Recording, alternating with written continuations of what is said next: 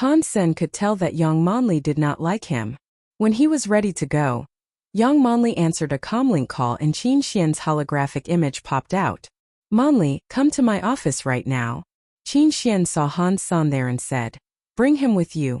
Han Sen followed Yang Manli to Qin Xian's office and saw Qin Xian watching a video from the Skynet. "Manli, come see this video." Qin Xian replayed it. Standing on the side, Han Sen secretly thought, "This is the video of me taking the physical test. Someone paid to record this. People must have found out that I'm $. There were so many halls in the test center, and it cost money to watch others taking the test. He thought no one would care about a nobody like himself and did not expect this to happen. If Son of Heaven knew $. Was Han Sen, he would be in a lot of trouble. Starry Group was powerful in the alliance, and there was no way Han Sen could compete with them. $? You know who he is?" Yang Manli was somewhat surprised to see the golden figure in the video. No. The video only covered the robot channel, and he was wearing beast soul armor the entire time. Couldn't tell who he is. Qin Xian's words suddenly sent Han Sen from hell back to heaven. He secretly wiped the cold sweat off his forehead. "I have to be more careful. This time I got lucky. Next time there may really be a leak." Han Sen secretly warned himself. "Excellent." Yang Manli only said one word after watching it. "Son of Heaven told me about this video. After watching this, we can be certain that $'s armor is a sacred blood beast soul. And he must be from a prominent family because he is definitely practicing an advanced hyper-geno art. Another clue was that he took the test on planet Roka. We must find him. He can be of great value to us," Qin Xian said. Yang Manli thought about it and said, "There are no prominent families on Roka. Maybe he was just passing by and has left by now." "I agree. Let's give it a shot. He's worth it," said Qin Xian. Han Sen was frightened that Qin Xian and Yang Manli might find out the truth. Han Sen cleared his throat and said, "$ was just relying on his sacred blood beast souls. He had no real skills. There's no need to look for him." Yang Manli gave Han Sen a hard look and said, "What do you know? The ability to get the beast souls is enough proof of his ability. Also, those beast souls can be of great use to Bullseye." "What ability?" Han Sen thought. "It's just pure luck." Manli is right. His armor brings amazing defense, and Bloody Slayer has strengthened his physical strength and speed. Coupled with his practice of advanced hyper-geno arts, he must be able to contain most sacred blood creatures, and that's very useful to us, said Qin Xian. "If we have him in our gang, we won't have to collaborate with Son of Heaven and Fist Guy anymore to hunt sacred blood creatures," Yang Manli said with great hope. "Wow. You just wanted me to risk my life as your tank. How vicious," thought Han Sen, drinking from a cup to cover up his fear. "Agreed. So do your best to find him," Qin Xian nodded. "But since he's from a prominent family, even if we find him, he may not be willing to join us," Yang Manli sighed. Qin Xian blinked and joked, "I know you like a strong man like him. Try to seduce him." Ahem. Han Sen choked on the water he was drinking. Yang Manli gave Han Sen a fierce glare, and Han Sen quickly took another sip from his cup. "I don't mind seducing him. I'm only afraid he isn't man enough." Ahem. This time Han Sen choked so hard that he was almost in tears. Yang Manli looked at Han Sen with disgust. "Fortunately, $' won't be a scum like him." "Hey!" yelled Han Senator. Yang Manli shut the office door and completely ignored him. "Station Master, your minion is too arrogant. I'm your guy and she shouldn't talk to me like that," Han Sen said with anger. "Transfer me to another team. I don't want to be in Bullseye where she is the leader." Han Sen was a little worried that Yang Manli would see that he was $' if he stayed close to her for a long time. Qin Xian patted Han Sen on the shoulder. "You were a scum, but you can change. Follow Manli's lead. Although you may never be like $, you could stop being a scum. There is still hope." Sending Han Sen out, she did not give him a chance to speak again. Han Sen left the teleport station, went back home and checked out the video on the Skynet. He then found out that the video had more than 100 million hits. Han Sen made sure that he couldn't be identified from the video and felt relieved. Seeing the compliments under the video, he was quite pleased with himself. "Looks great indeed." The next morning, Han Sen entered God's sanctuary and saw the copper-toothed beast had become purple all over except for the tip of its tail. He was happy to know it was about to become a sacred blood creature in a day or two. Watching the beast over and over again, Han Sen left for the bullseye training camp. When Han Sen arrived, he met an acquaintance, Su Xiaoqiao. Han Sen was surprised to see Su Xiaoqiao, who was wiping the bows and arrows at the shooting range. "Freak, how do you know me?" Su Xiaoqiao was also surprised. "How do I not know you? Everyone was calling Dollar Doll because of you." Han Sen smiled while secretly hating Xiaoqiao. Thanks to him, Han Sen had such a strange nickname. Su Xiaoqiao was very proud. "If it wasn't for me, Dollar wouldn't be as popular as he is now. Good job." Han Sen gave him a thumbs up, while thinking, "You little bastard. Brother, why did you choose to enter bullseye?" Su Xiaoqiao asked Han Sr. "Because you can stand away from the creatures to reduce risks. Safety first," laughed Han Sr. Great minds think alike. Su Xiaoqiao felt like he finally met someone who understood him. "The only good thing about bullseye is safety. I wouldn't come here in a million years if it wasn't for this. The team leader Monli looks great, but she is a sadist. You know what we call her behind her back? Nazi." Su Xiaoqiao and Han Sen suddenly shuddered as they were talking. They turned back and saw Monli standing near them. She must have heard everything they said. Han Sen and Su Xiaoqiao were petrified. Su Xiaoqiao quickly put on a smile. "Monli, I was just teasing the new guy. In fact, you are so charming that. Use a 7-0 practice bow. You each have to shoot 1,000 arrows. Don't leave until you are finished," said Yang Monli coldly and turned away. "My God. 7-0 practice bow 1,000 arrows? Why doesn't she just kill me?" Su Xiaoqiao's smile collapsed. "She won't be here anyway. She wouldn't even know how many arrows we shoot," said Han's senior brother. "You are too naive. Of course Nazi has thought of this. There are people who are in charge of counting arrows. You can't shoot standing over the line.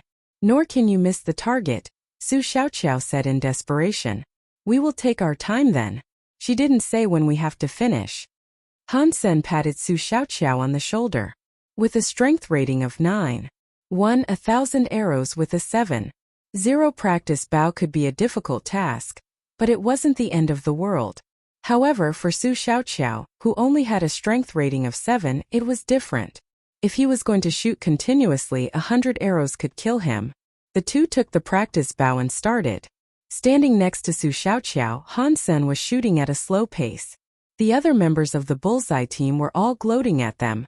Several bullseye members carried a few bundles of practice arrows, and one of them said to Su Xiaoqiao, "Xiaoqiao, keep practicing. We will hunt the sacred blood creature tomorrow." "Another sacred blood creature found? When? Why didn't I know?" Su Xiaoqiao said with wide eyes. "Son of Heaven's gang found it. They couldn't find it again themselves, so they asked us to help. We will leave in the morning to hunt, but you won't be able to make it. 1,000 arrows will take you at least 3 days, the team member said with a grin. "Enough said. Xiaoqiao, go practice," yelled an angry young man, the deputy head of Bullseye. After the other members had left, Su Xiaoqiao begged the angry man, "Hongtao, please ask Monli to let me go tomorrow. I will double my practice time when I come back." "You think this is a farmer's market where you can bargain?" Monli said, "Shoot 1,000 arrows, so you can't miss even one." Lu Hongtao gave Han Sen a hard look and said, "And you don't think you can get away with anything here just because you know Qin Xian? This is just a small lesson. Don't let me catch you or you will regret it. Lu, you know we meant well. Please help us out." Su Xiaoqiao passed a pile of cash to Lu Hongtao. Lu Hongtao threw the money on the floor and rebuked Su Xiaoqiao. "You think you can bribe me? Rules are rules. You can't go anywhere unless you finish shooting 1,000 arrows." Lu Hongtao turned away after his speech. Han Sen was a bit surprised and asked Su Xiaoqiao, "Are the rules really so strict at Bullseye?" "Strict my ass. Lu always takes money from us." Su Xiaoqiao gritted his teeth and said. "Why didn't he this time?" Han Sen was confused. Su Xiaoqiao looked at Han Sen and whispered, "You better be careful now. I think Monli is very upset with you and Lu likes Monli a lot. He must be deliberately messing with you. Or else you are supposed to still go hunting even when punished." Han Sun suddenly realized why Lu Hongtao had looked at him with disgust and hatred. This is my fault. But no worries, we can still go tomorrow. Han Sen patted Su Xiaoqiao on the shoulder. What if we can't finish 1,000 arrows? Su Xiaoqiao sighed and suddenly thought of something. Brother, are you sleeping with Qin Xian? If it's true, just talk to her and we can definitely go. Even if I am sleeping with Qin Xian, I wouldn't bother her with this. Moreover, there is really nothing going on, explained Han Senior in our gang. Monli would only listen to Qin Xian. So, unless she helps us, we won't be able to go tomorrow. Su Xiaoqiao held Han Sen's hand. Brother, dignity is worthless, but the sacred blood creature is priceless.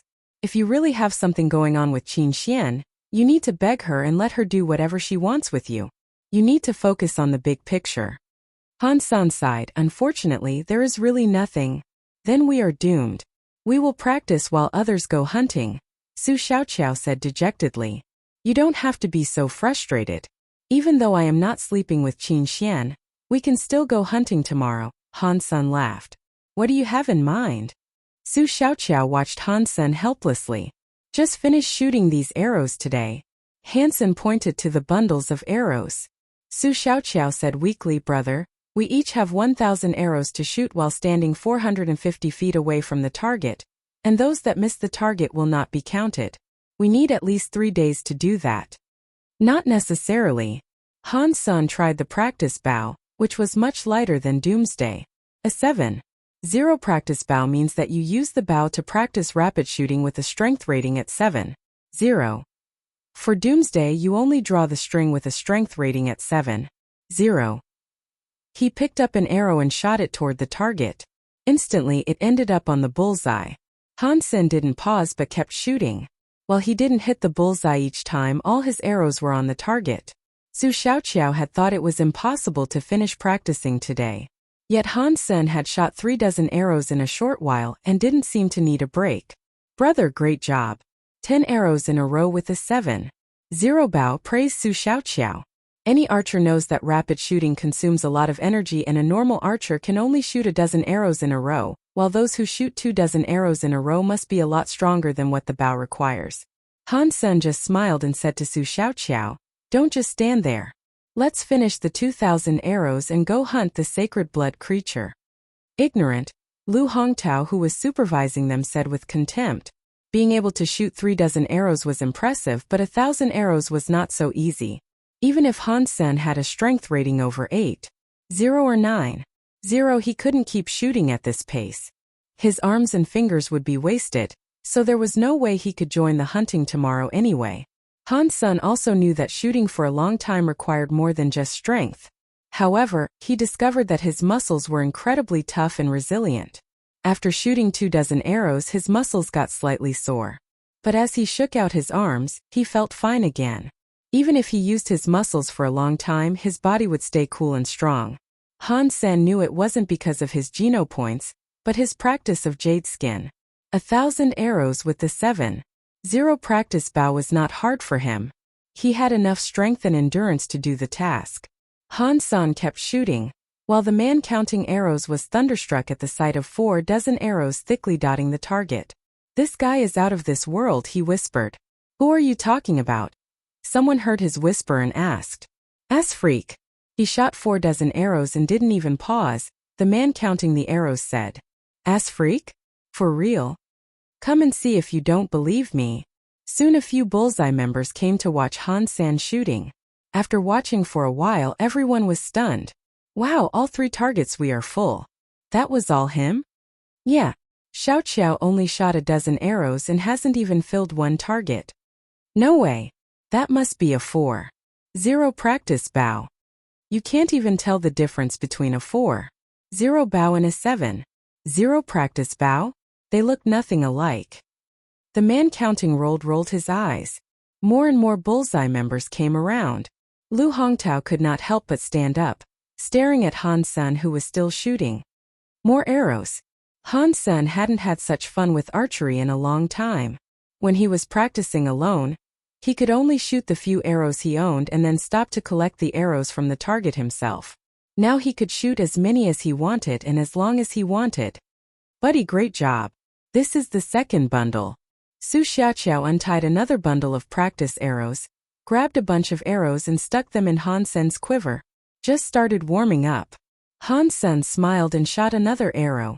Brother, if you shoot all the arrows and we can go hunting tomorrow, I will do anything for you. I'll even do your laundry, cried out Su Xiaoqiao. Forget about laundry. How about cash? Laughed Han Sr. Talking about money would hurt our friendship, replied Su Xiaoqiao. Han San paused every 50 arrows and used only his right hand to draw the string, instead of using both hands in turn. What is the noise outside? Young Monli heard it getting more and more noisy outside her office as she was reviewing the data of the sacred blood creature sent from Son of Heaven. Young Monli asked twice but no one answered. She frowned and went to find out. Almost the entire bullseye team was at the shooting range, cheering from time to time. Young Monli took out a telescope. Most of high-tech products lost their function in God's sanctuary, but primary instruments like the telescope still worked. Young Monli, starting to feel skeptical, put down the telescope and went to the shooting range. As Freak, a real man, he's been going at this pace for so long. His endurance is invincible. I think 1,000 arrows was too light a punishment for him. He can probably finish before dinner. The bullseye team saw young Monli coming over, and quickly ran back to training. They were not afraid of Lu Hongtao, but terrified by young Monli. Those arrows were all shot by him? Young Monli asked Lu Hongtao. Except for target 9 and target 10. Lu Hongtao felt somewhat reluctant to answer her. I see. Young Monli did not say anything and turned back to the office. Lu Hongtao did not know what young Monli was thinking and quickly asked, Monli, the punishment is too mild and it would set a bad example. Should we add another 1,000 to their punishment? No. Young Monli left. Back in the office, young Monli took out Han Sen's profile and reviewed it. Great endurance, good geno point count, strength rating is probably at 9.0. Integrated compulsory education, graduate with excellent scores. Young Monli carefully read the profile, pondered for a moment and muttered, I'll give him a chance, even just for the station master. Han Sen stopped after 500 arrows and rested for 2 hours before he resumed shooting. Although he could continue, he was afraid to scare everyone, so he took a break. By midnight, Han Sen and Su Xiaoqiao had shot 2,000 arrows. Han Sen had become famous in bullseye and all members had changed their view of him. Anyone who could shoot 1,000 arrows in a day deserved respect. Sen, I'm not easily impressed, but you are amazing. Although most of the arrows were shot by Han Sen, Su Xiaoqiao was also sore and tired. He put his arm around Han Sen's neck and gave Han Sen a thumbs up. Don't mention it. Do you know what kind of sacred blood creature we are going to kill tomorrow? Asked Han Sen. I'm so handsome that Monli's assistant couldn't resist my charm and told me everything. Su Xiaoqiao said triumphantly. So what is it? Han Sen didn't care for his bragging. It seems to be a flying creature. There aren't many archers in Son of Heaven's gang, so they want our help, replied Su Xiaoqiao. Han Sen frowned. A sacred blood creature that can fly. That's tough. Sacred blood creatures were strong enough. If they had the ability to fly, it would be even harder to hunt them. After all, the range of the best alloy bows was only about half a mile and only a few people in First God's Sanctuary could even draw the string of those bows. If the sacred blood creature flew too high, arrows wouldn't do it much harm. Also, the skin of sacred blood creature was so stiff that even the tip of saber arrows couldn't cut through. Han Sen knew that bullseye must have beast soul bows and arrows. And there must be alloy arrows better than saber arrows as well. But he didn't think that young Monli would give him access to those. If he couldn't even pierce the skin of the sacred blood creature, even if this opportunity was heaven sent, he had no means to grasp it. Seems that I should buy a Z-steel arrow, Han Sen pondered. Z-steel was not steel but a kind of metal humans discovered 50 years ago. Its characteristics were similar to steel, but its toughness were far beyond steel. The toughness of an alloy arrow could be greatly improved by adding just a little Z-steel. And all alpha alloy had Z-steel added. Doomsday and the broadsword Han Sen seized from Lu Feng had Z-steel in them, but the content was quite low. The broadsword contained 0.3% Z-steel while Doomsday contained 0.4% Z-steel in its body and 0.5% 5% Z steel in its string. If a weapon contained more than 10% Z steel, it could cut through the bones of mutant creatures. And if a weapon contained more than 60% Z steel, it would be as strong as the bones of sacred blood creatures. However, Z steel was extremely rare and therefore its price was quite high. The Alliance also had strict control over its production, so any alloy with more than 1% Z steel would be hard to find. Although the tip of saber arrows contained a little Z steel, it would not exceed 0.1%. Hence to hunt a sacred blood creature with saber arrows was next to impossible, even if he could shoot the arrows directly into a wound. Han Sen's ideal arrow was the Z steel arrow, which was 1% Z steel. However, it was so expensive that even with all the money he had at the moment, which was around $300,000, he could only afford one arrow with about 0.6% of Z steel. Han Sen went home at night and logged into Polar Night Forum. If he couldn't find the right second-hand goods, he would have to buy a new one at the store. In Polar Night Forum, there was a post that claimed to sell weapons with 1.2% Z steel. Han Sen noticed that the post was from an owner whose store had no license or legal permit. On the web page of the store there were only holographic images of the products and a comlink number. Han Sen took a closer look and saw that there were holographic images of weapons in the making, which proved that the weapons were all handmade. After reviewing the images, Han Sen dialed the number on the web page. Someone answered but didn't allow video chat. Han Sen could only hear his voice. "How can I help you?" the owner asked in a low male voice. "I saw on the forum that you sell weapons. Do you have arrows with higher percentage of Z steel?" Han Sen did not expect that the content of Z steel could really reach 1.2%. He'd be happy if it reached 0.8%. "I have 2 arrows made by myself. 1.2% Z steel. 300,000 each," replied the man. "I want one. Where can I check it out?" asked Han Sr. "I'll tell you the address." The man gave him an address and hung up. Han Sen followed the address to a red light district. Although it was already the middle of the night, the streets were still crowded. Han Sen waited for a while at the agreed spot and saw someone waving at him across the street. Han Sen warily walked over to him. "You want to buy an arrow?" asked a guy in sunglasses and hoodie. Han Sen could only tell he was a middle-aged man. Yes, Han Sen nodded. The man took out a box and placed it in front of Han Senator.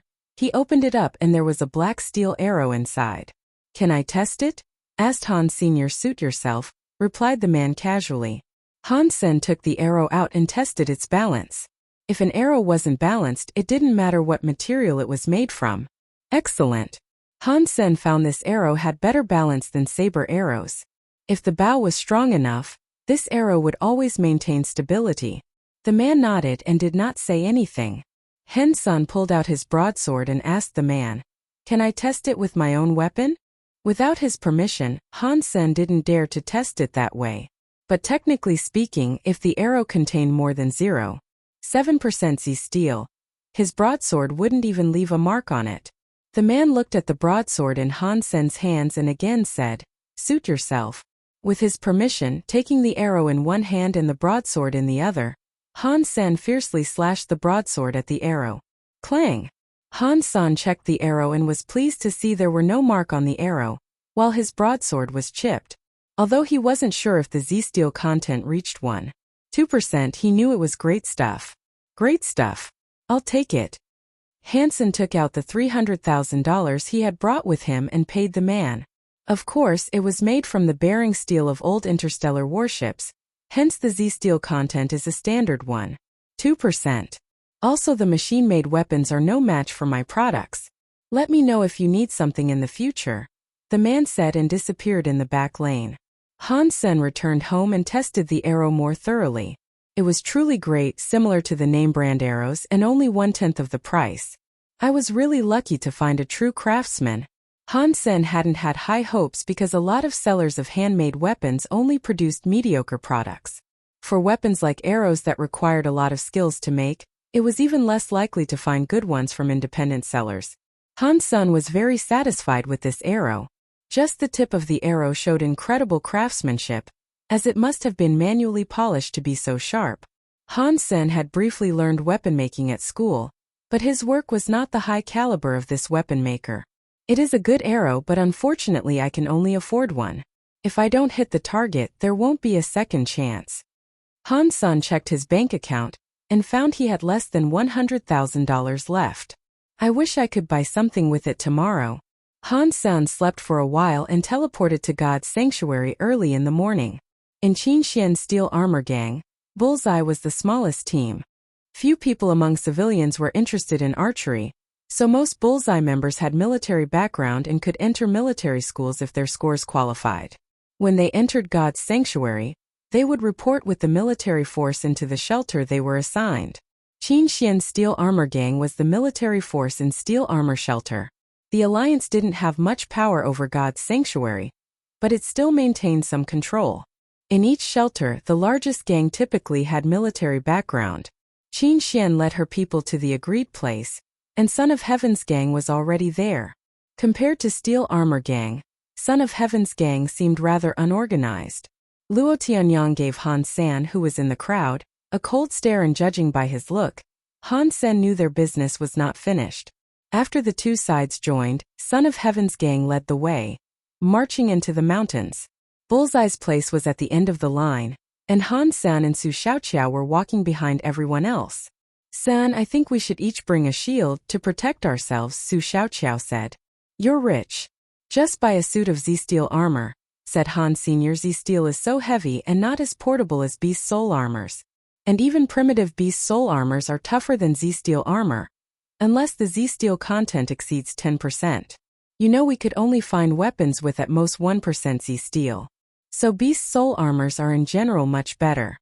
Su Xiaoqiao continued to say, how nice if I could have the same Beast Soul armor as dollars.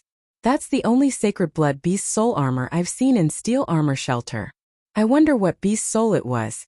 From its look, I think it must be a fierce and mighty Beast Soul. Another Bullseye member jumped in. That goes without saying. It must be a from phenomenal Sacred Blood creature. Others agreed. Han San chuckled silently and wondered what they would say had they known the armor was from the weakest creature, Black Beetle. The two gangs had marched more than half a month before they reached a mountain Han Sen had never been to. On the way, Han Sen had truly understood there was strength in numbers.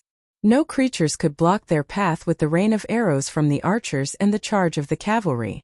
Of course, the scouts would inform them if there were herds of strong creatures ahead of them, and they would take a detour. At the destination, Bullseye hit on a cliff and was ready to shoot the Sacred Blood creature drawn out by Luo Tianyang's team. The rest went under the cliff and was ready to chase the creature. In addition to Bullseye, Son of Heaven and his henchmen also stayed on the cliff. Han San knew they must also be good at archery because he had witnessed Son of God almost killing the Bloody Slayer with an arrow before he snatched its beast soul. Son of Heaven looked at Han Sen coldly as he had heard rumors about Han San being Qin Xian's boy toy, which annoyed him. Son of Heaven, where are the arrows you've agreed to offer? Asked Yang Manli. It was Bullseye that Son of Heaven really needed this time. As normal arrows wouldn't harm a Sacred Blood creature at all, and Z-Steel arrows were too expensive, Son of Heaven had agreed to provide Bullseye with the arrows needed this time. Son of Heaven smiled and waved his hand. His henchmen then carried a box down from the back of a mount. They opened the box and it was filled with starlight arrows, each worth more than $1 million. It was made by Starry Group with 1% Z-Steel. Manli, here are 100 starlight arrows we agreed on. Would you distribute them among your best archers? Son of Heaven smiled. Young Manli turned around and started calling out names. She had good arrows herself, so did Lu Hongtao. Hence, she planned to pick 5 other members of Bullseye out to use the starlight arrows. Soon she had 4 people picked out and with some thought, she looked at Han San. And you? Han San was slightly surprised, as he did not expect Yang Manli to choose himself. But this was a good thing, and Han Sen quickly stepped up and stood together with the other 4. While Yang Manli was preparing to distribute the arrows among the 5, Son of Heaven suddenly said grimly, Manli, are you sure about the archers? What is the problem? Yang Manli looked to Son of Heaven. How is someone like him qualified to use the starlight arrows? Asked Son of Heaven coldly, pointing to Han Sr. I chose him, and that's why he's qualified, replied Yang Manli. Son of Heaven looked at Han San disgustedly and said to Yang Manli, I am not questioning your decision, but this person just will not do. Please replace him. Yang Manli frowned, but she knew this campaign was dominated by Son of Heaven, since he had provided everything. Bullseye was just here to help, so she couldn't refuse him. Zhaohua, come here. Yang Manli had to let Han Xin return to the team, and called out another name. Son of Heaven continued to stare at Han San coldly. San, you are really unlucky. You had the opportunity to get 20 starlight arrows and kill the sacred blood creature. Now it's all gone, said Su Xiaoqiao with regret. Han Xin shrugged. Although it was a shame he didn't get the 20 starlight arrows, he had an even stronger arrow in his quiver. He still had a chance. The archers each took position on the cliff and prepared their bows and arrows, waiting for the sacred blood creature to fly out from below. Han Sen and Su Xiaoqiao found a comfortable spot, and Son of Heaven suddenly walked over and said, What are you useless scums doing here? Go away. Then Son of Heaven's henchmen shoved Han San and Su Xiaoqiao aside. Su Xiaoqiao fiercely stared at them with anger. Han San tugged on his arm and said, It doesn't matter. Let's go over there. They are pushing too far, said Su Xiaoqiao bitterly. Revenge is a dish best served cold. Just wait until you see Son of Heaven's face when we kill the sacred blood creature, smiled Han San while walking to the other side with Su Xiaoqiao. It's not that easy. This cliff is wide and Son of Heaven's men are waiting on the other side. If the sacred blood creature went to their side, it would be too far from us. Even if it were only 300 feet from us, we couldn't even injure it without starlight arrows. Basically, we are just a decoy, a distraction, Su Xiaoqiao smiled wryly. You have money. Why didn't you buy a few starlight arrows? Han Sen looked at Xiaoqiao puzzled. He remembered Su Xiaoqiao to be very rich. 1 million should be nothing for him. What do I need those for? It's outrageously expensive and you may not even be able to recover it. 1 million each, and you probably need to shoot 7 or 8 before you could hit something. No guarantee of killing anything either. I'd rather spend the money purchasing mutant creature meat. Then Su Xiaoqiao lowered his voice and said, Now Z steel is extremely overvalued. As the young master of Starry Group, Son of Heaven owns mines and factories of Z steel. So, he doesn't need to spend much on these arrows, as the cost of each arrow is at most 10,000. Such huge profits? Han Sen was surprised. Well, now Z steel mines have been monopolized by a few groups. Also, the manufacturing technologies are not ready for producing alpha alloy with more than 5% Z steel. For some reason, the alpha alloy will become as brittle as glass if Z steel content exceeds 5%. Su Xiaoqiao explained to the Han senator while the two were chatting. They suddenly heard a howling like dragon under the cliff. Grabbing their bows, they looked down from the cliff. Such a gigantic lizard. Su Xiaoqiao saw the creature under the cliff and let out a cry. Han San also saw what the sacred blood creature looked like, a huge lizard covered in purple scales, flying out from the deep valley with a pair of feathered wings. The sacred blood creature was closer to where Han San was, but still about 250 feet away. With the order of Yang Manli, everyone started shooting down at the sacred blood creature that was trying fly up from the valley. The arrows rained on it but couldn't even hurt the feathers on its wings, let alone the scales on its body. Even the starlight arrows could only leave some sparks before they fell. As the tips of the arrows were turned, its features remained intact. Han Sen had already put his arrow with 1.2% Z steel on the bow but did not shoot it out. This was the only arrow he had, and it would be useless if he didn't have the best angle. Its feathers and scales were too tough. Our arrows are useless unless we could shoot it in the eyes. Su Xiaoqiao also shot a few arrows which were completely wasted. As Su Xiaoqiao was talking, Son of Heaven had summoned his eagle beast soul bow, and a beast soul arrow in the shape of a wolf tooth. Aiming at a wing of the sacred blood creature, Son of Heaven made his shot. Han San saw that the beast soul arrow Son of Heaven used this time was much inferior to the sacred blood six-winged wasp arrow he used last time. So it must either be a mutant or primitive beast soul. The beast soul arrow flew across the sky like a black lightning bolt, cut through the purple feathers and nailed on the wing of the creature, making the creature utter a roar. Yang Manli also summoned a white pigeon-like beast soul bow, along with a blue swordfish-like beast soul arrow. As she made the shot, the arrow also pierced the purple feathers and blood started to flow down the arrow. Neither Son of Heaven's arrow nor Monli's arrow was one use this time. After the arrows hit the target, they summoned them back to their hands. This means infinite arrows. Beast soul arrows are so much better than Z-steel arrows in this sense. Han San was green with envy, wishing he could grab the beast soul arrow from Son of Heaven's hands. It must be a mutant beast soul, or else it wouldn't have penetrated the wing of a sacred blood creature so easily. Son of Heaven and Yang Monli both knew the wings were the weakest part of the creature and aimed again at its wings. The creature took another 2 shots and flew away from the cliff. Son of Heaven's beast soul bow was obviously stronger than Doomsday. When he made a shot 600 feet away from the creature, the arrow still went through its wing. Everyone was desperately shooting at the creature, while the injuries they made were still not fatal. The creature escaped and flew away. Go after it. Its wings were hurt so it can't go far. Son of Heaven gave the order and those who had beast soul mounts all summoned their mounts and chased after the creature. Han San and others who had no mounts could only follow by running, and were soon left behind by the mounts. After all, those with 2 legs could never outrun those with 4. In a while, they could no longer see the mounts and suddenly heard the thud of hooves. It was Qin Xian and others who were attacking in the valley. Up! Qin Xian called to Han San when her mount passed by him, considering her mount could take a second person and Han San was a good archer with Doomsday. Han San was delighted and quickly leapt on the mount. He thought his chance had gone, but now Qin Xian would take him, so he had a second chance. Qin Xian followed the hoof prints and went ahead. Sitting behind her, Han San had to put his arms around her to keep himself on the mount. She was in beast soul armor, so he couldn't really feel a thing. In addition to the hoof prints, there were also traces of blood on the ground, which must be from the sacred blood creature's wounds, proof that they were in the right direction. After 8 hours of chasing, Qin Xian finally saw Son of Heaven, Yang Monli and others ahead of them. Son of Heaven stopped in front of a mountain, and looked up at the top of the mountain. Qin Xian and Han San approached. The mountain was like a sword plugged into the ground, standing at least half a mile high.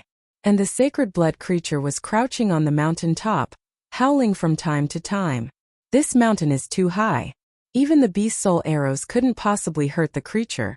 Seeing Qin Xian, Yang Monli said. Son of Heaven also looked to Qin Xian and saw Han San sitting behind Qin Xian with arms around her waist. Suddenly he had an urge to kill Han Sr. We must try to climb up to kill it as soon as possible, or we can chase it down. With the self-healing ability of a sacred blood creature, its wounds will heal in a few hours and we could no longer kill it by then, said Qin Xian, staring at the mountain top. Then we will climb up and kill it. Son of Heaven put away his mount. This mountain is too steep. If we were attacked halfway, we would die, Yang Monli objected. We could send a few people up and we will watch here. If it attacked, we would shoot it dead. Son of Heaven said calmly. Who should go up? Qin Xian looked at Son of Heaven and frowned. Obviously, whoever going up will be in great danger, and no one would not want to take the risk. Only Monli and I could threaten it with arrows. And we need you, Qin Xian, to stay and give orders. The rest should all go up. We've come too far to give up. Whoever goes up can have a bigger share of its meat, so it is fair, right? Son of Heaven's gaze swept across the faces of the men in front of him and turned cold when it met Han Sr. Son of Heaven's proposal was a risky one, but it was indeed their best chance to kill the sacred blood creature. The creature was now lying on the mountain top bleeding, its wings hardly moving. If they missed this opportunity, they might never be able to kill it. Finally, Qin Xian agreed with Son of Heaven, but she decided to go up the mountain, leaving Son of Heaven and Yang Monli, the only 2 mutant beast soul arrow owners, at the foot of the mountain. Xian, no need to go up yourself. Just give orders from down here, Son of Heaven advised. There are no orders to be given. Since I have no mutant beast soul arrow, I might as well go up. Qin Xian started climbing as she spoke. The crowd was divided into 7 groups, and each group was climbing toward the mountain top from a different direction. Han San immediately followed Qin Xian. He noticed Son of Heaven's cold stare at him and knew Son of Heaven was about to stab him in the back. Probably it would be Han Sen himself instead of the sacred blood creature who got shot at first. Hence Han Sen had made up his mind to follow Qin Xian everywhere, so that Son of Heaven had no chance to play dirty. Indeed, Han Sen was right. Son of Heaven had the idea of shooting Han Sen dead from the moment he proposed everyone to climb up. On the slope, Han Sen would have nowhere to hide and thus be doomed. But now Han Sen was always following Qin Xian. If Son of Heaven made any move, Qin Xian would save Han Sen for sure. However, Son of Heaven didn't give up just for this. Instead, he now had an even stronger desire to kill Han Senator. All he needed was a moment when Qin Xian went away from Han Senator. Although the slope was steep, the groups were all equipped with a full set of climbing tools and they soon climbed halfway. The sacred blood creature was severely hurt. When it noticed the climbers, all it could do was howling at them as it was unable to go down and attack or fly away. As Qin Xian and others approached the top of the mountain, the creature tried to fly away by flapping its blood-stained wings, while it immediately fell. All groups were overjoyed and started to shoot at it with arrows. Although they couldn't harm the creature, it was infuriated. Suddenly, the sacred blood creature flapped its injured wings and pounced on the closest man. The man had no place to hide on the slope and helplessly hacked his blade at the sacred blood creature. His blade cut the creature on the head, but didn't even leave a trace on its scales. The man himself was bitten by the sacred blood creature and torn into two halves. His blood sprayed everywhere, which scared people off. Everyone started to climb down. It would be hard to go down the mountain, but luckily they had secured ropes on the slope when they were climbing up. Everyone just ended up using the ropes to slide down. Seeing the sacred blood creature being lured down and madly chasing after the climbers, Son of Heaven and Yang Manli quickly raised their bows and continuously shot their arrows at the creature. Son of Heaven shot 2 arrows and both missed. He was more interested in shooting at Han San than the creature. However, Han Sun was sly and kept following Qin Xian, giving him no chance to make an insidious attack. Coward! Son of Heaven secretly cursed and again shot at the sacred blood creature. At this point, everyone knew that the sacred blood creature was a spent bullet. It had bled too much and could hardly fly. If it came down now, it wouldn't be able to fly back up. Despite the casualties, they were going to kill this sacred blood creature. Not able to find a chance to kill Han San, Son of Heaven had to take it out on the sacred blood creature. Arrow after arrow, the sacred blood creature was in more pain and howled harshly. Flapping its bleeding wings, the creature wanted to return to the mountain top, but it was hurt too badly to fly. With its desperate flapping, it was still falling. Suddenly, it flew to the slope and gripped on a stone with its claws as its fingers cut 4 holes in the stone as if it were butter. The sacred blood creature gripped harder and started to climb up the mountain. We cannot let it climb up. Qin Xian summoned her beast soul and shapeshifted into a golden lion, climbing up using the holes left by the creature. Han Sen was anxious. If Qin Xian went away, he would become the target of Son of Heaven. Han Sen reached out to grab the lion's tail and was suddenly dragged up. Qin Xian gave him a fierce gaze, but he pretended not having seen it and still held on to her tail. Qin Xian had no time to beat Han Sen up, and just chased after the creature at full speed. Seeing the sacred blood creature going out of his shooting range, Son of Heaven put away his bow and arrows and suddenly shapeshifted into a black ape more than 9 feet tall. Son of Heaven quickly ran to the slope and started climbing at a speed much faster than the other climbers. It was as if he were running on the ground. "Let go!" cried Qin Xian. She couldn't keep up with the sacred blood creature as Han San was tugging at her tail. Han Sun quickly let go of her tail. Son of Heaven was in a rush to kill the sacred blood creature, so he had no time to harm Han Sr. Son of Heaven is a real asshole. He has such a strong mutant beast soul. Yet he still sent us up and put us in danger. Han San felt jealous as he saw the ape climbing up at an incredible speed. He did have the bloody slayer, but its strengths were its galloping speed on the ground and the dexterity of its human hands. For mountains as steep as this one, the bloody slayer could never climb up with its 4 hooves. Son of Heaven soon went ahead of Qin Xian the golden lion and was directly behind the sacred blood creature. The creature that was already on the mountain top clawed at Son of Heaven as it saw him. Han Sen found a place that was not so steep and held Doomsday in both hands while watching the fight on the mountain top. Pulling out a skyfall arrow from his quiver, He shot it at the sacred blood creature. He barely hurt the sacred blood creature with his arrows, and 2 were shot at Son of Heaven, who was fighting the sacred blood creature. Of course, Skyfall arrows wouldn't hurt Son of Heaven either. It was so badly made that it wouldn't even pierce the skin of mutant creatures. Hansen was just warming up. After all, he only had one Z-steel arrow and wanted to make sure he would succeed with it. Damn it! Do not shoot if you don't know how to use your bow. Put away your useless arrows, growled Son of Heaven, who had been shot twice by Han. Senator Qin Xian rushed to the top and started to attack the sacred blood creature. Others also climbed back to the top and started shooting at the creature. Although the sacred blood creature was dying, it was still powerful. Howling on the mountain top, it forced everyone back. Neither Son of Heaven nor Qin Xian could approach it. Suddenly, Son of Heaven shapeshifted back into his own body. He had only shapeshifted for an hour, although he could have shapeshifted longer than that with his Geno points. As Han Sen was wondering what Son of Heaven was trying to do, he saw Son of Heaven summoning his red beast soul sword and slashing it at a bloody wing of the creature. Qin Xian also shapeshifted back into herself, summoned her malicious butterfly dagger, and stabbed it at the creature. Several others on the mountain top also used their own weapons to attack the sacred blood creature. The creature was injured heavily, and Son of Heaven made a foot-long wound on its wing. The creature was bathed in its own blood. Qin Xian took the chance to stab her dagger into the creature's wound, and its blood suddenly turned black as it was poisoned by the dagger.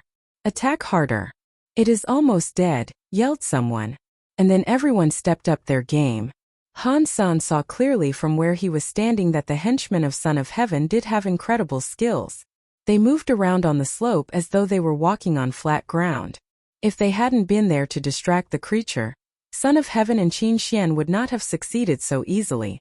Seeing that the sacred blood creature was almost gone, Han Sen grabbed Doomsday and stared at the creature, looking for a chance to make the shot.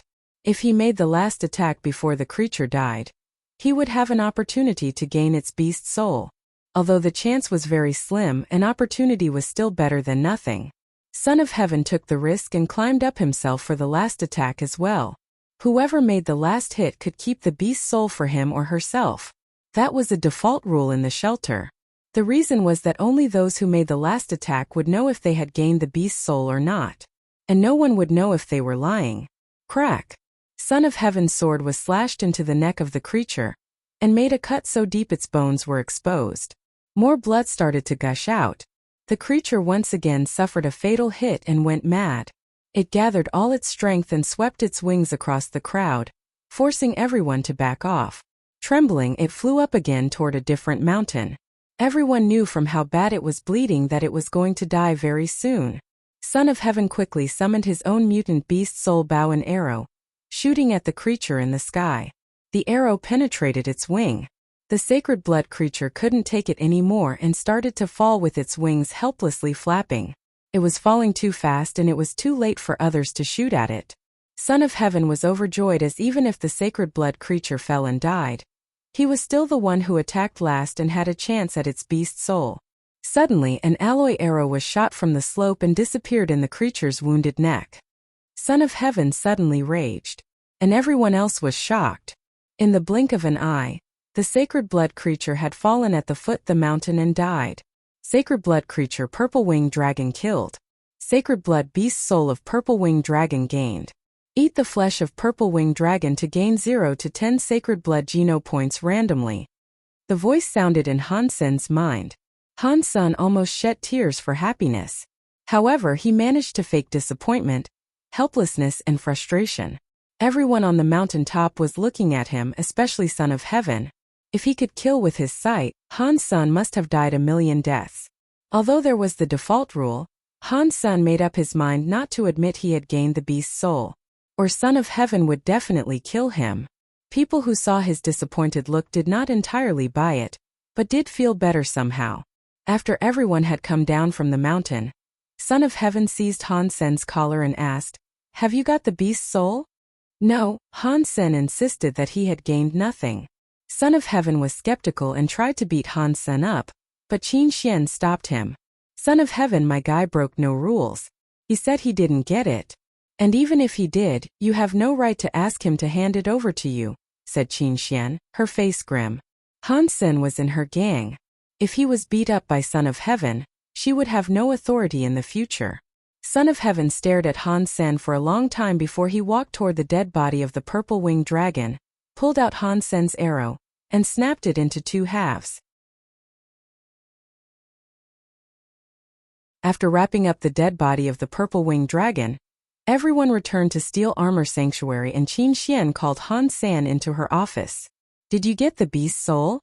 Qin Xian stared at Han Senior Station Master. I really did not get the beast's soul. Had I known this I would never have shot the arrow, said Han San wryly. Qin Xian didn't believe him. Stop acting. If you have gained the beast's soul, I will not take advantage you either. If you want to sell it, I'm willing to pay. I can even pay you up front. Station Master, I'd be a fool if I don't want to earn the money. I really did not get the beast's soul. If I could show you I would. Han Sen looked depressed. Qin Xian felt Han Sen's emotions were authentic.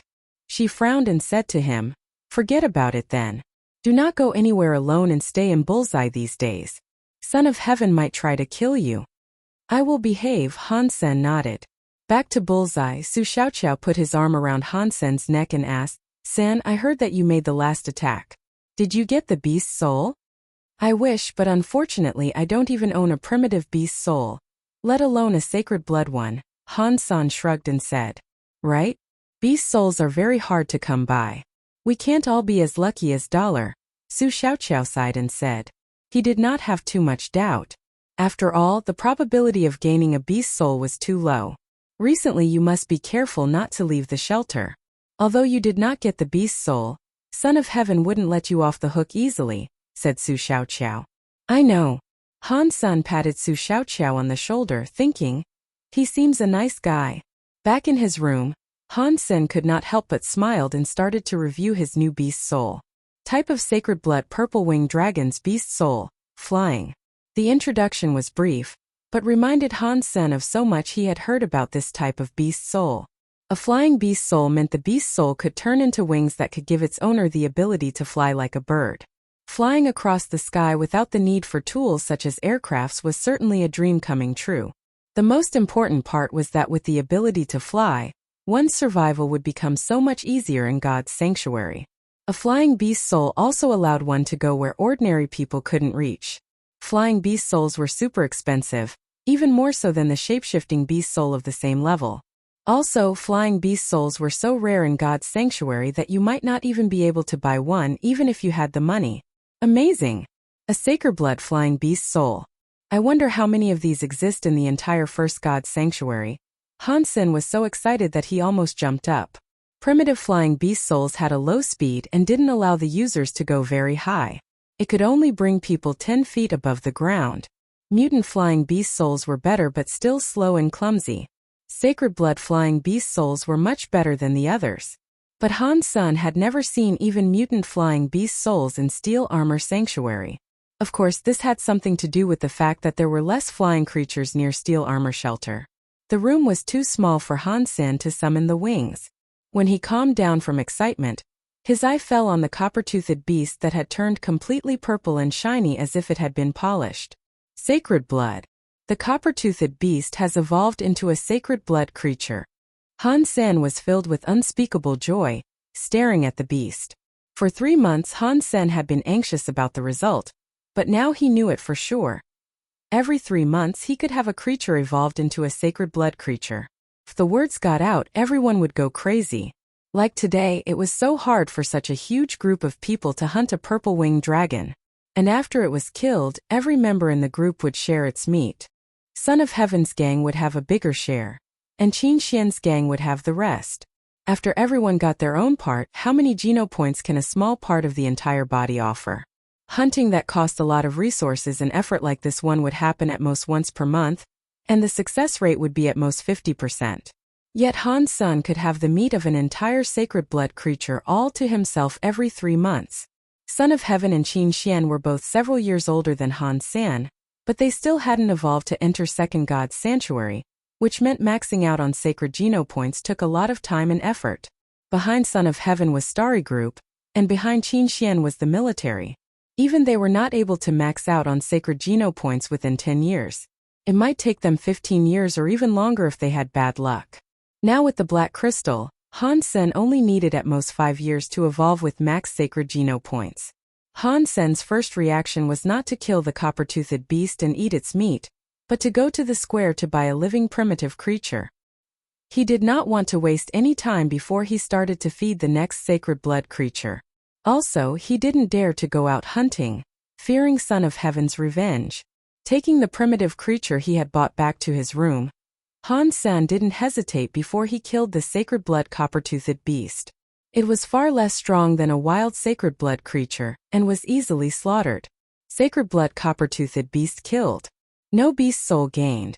Eat its meat to gain 1 to 10 sacred Geno points randomly.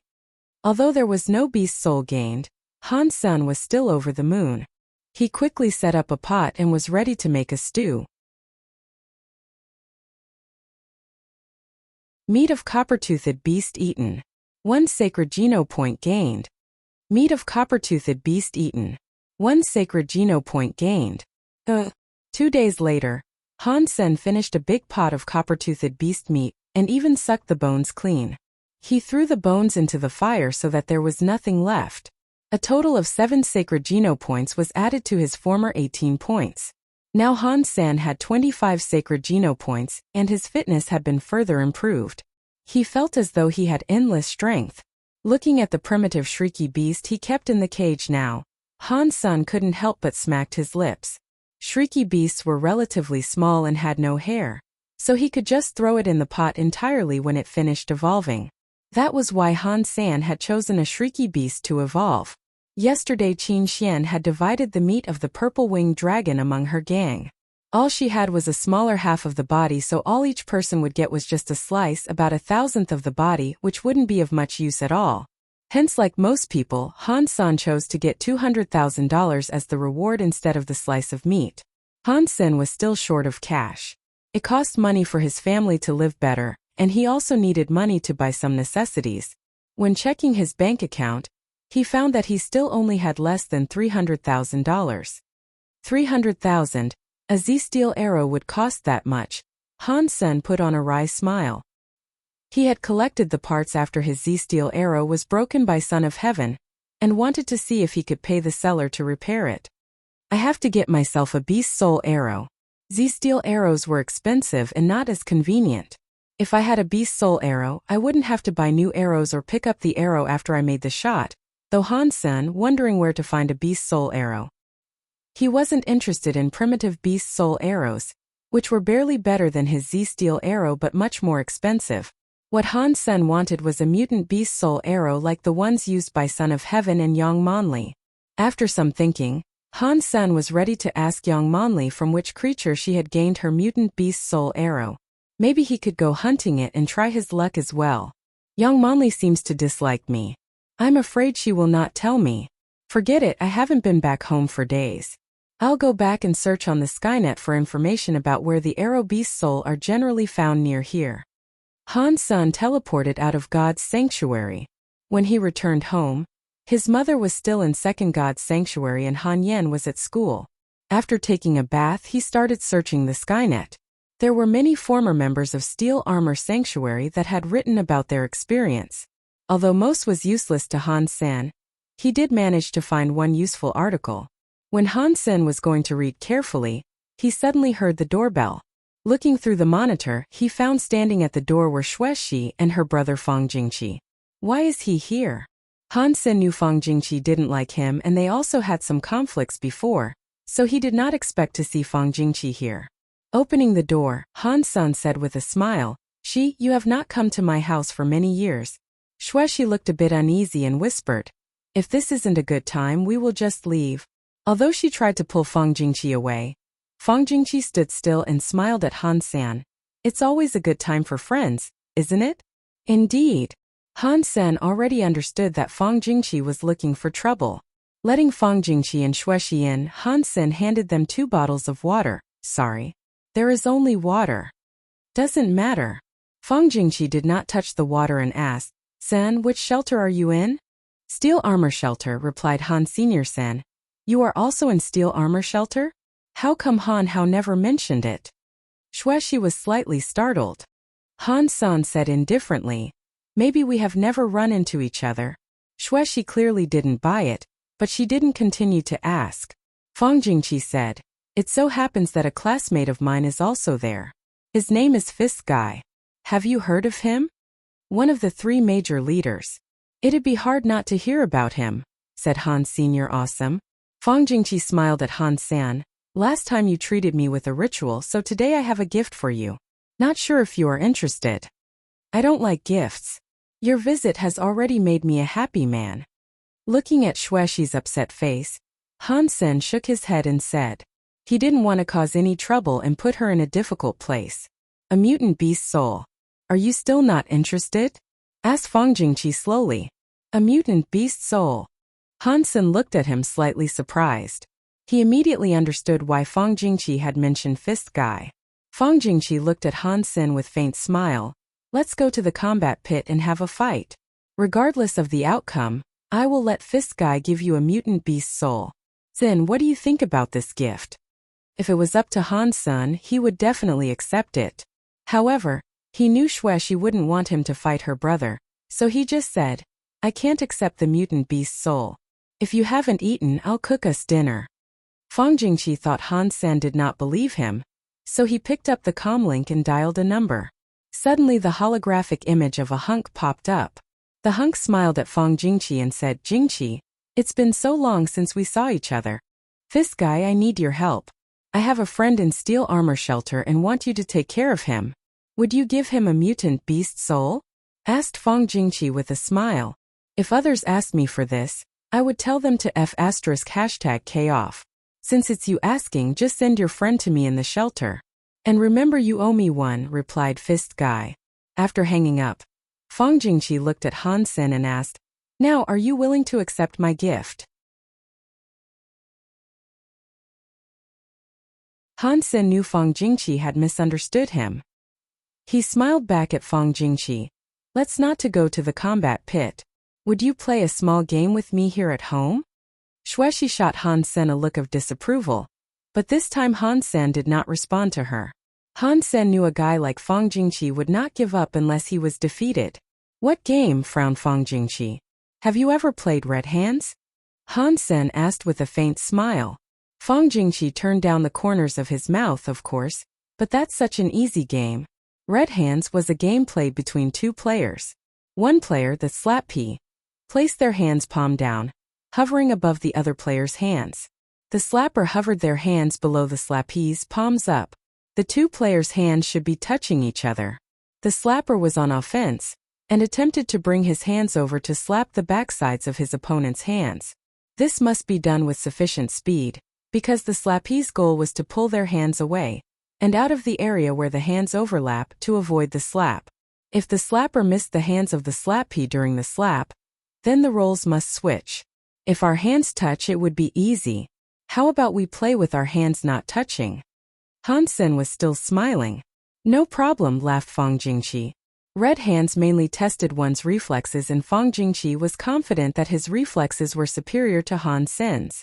Also, Fang Jingqi was glad that the rule of this game was that as long as the slapper was able to hit the slappee, their roles would never change. Fang Jingqi wanted to take advantage of this rule and slap Han Sen so hard on the hands that he couldn't raise his arm. So, as long as the slapper's hand moved, it would be counted as a slap and he could not take it back. Han Sen first set the rules down. Okay, I will let you slap first. Fang Jingqi was very confident and reached out his arms.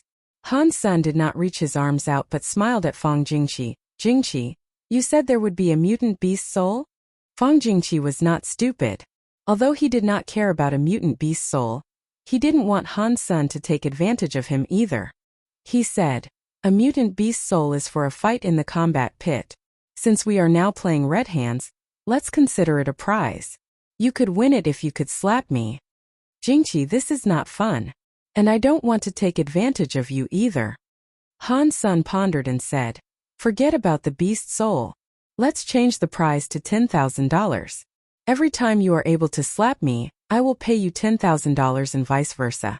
What do you think? The mutant beast soul pet Meowth that Han Sen got from Qin Xian was useless and ate a lot. Han Sen had thus learned a lesson and asked for cash as he didn't know what beast soul it would be. Fair and square. I'm beginning to like you. But 10,000 is too little.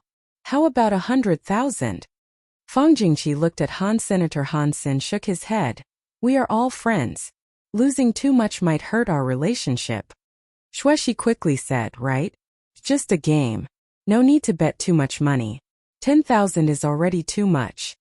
Since you are afraid to lose, then we will stick with 10,000, Fang Jingqi shrugged. Han Sen did not say anything but kept smiling at Fang Jingqi.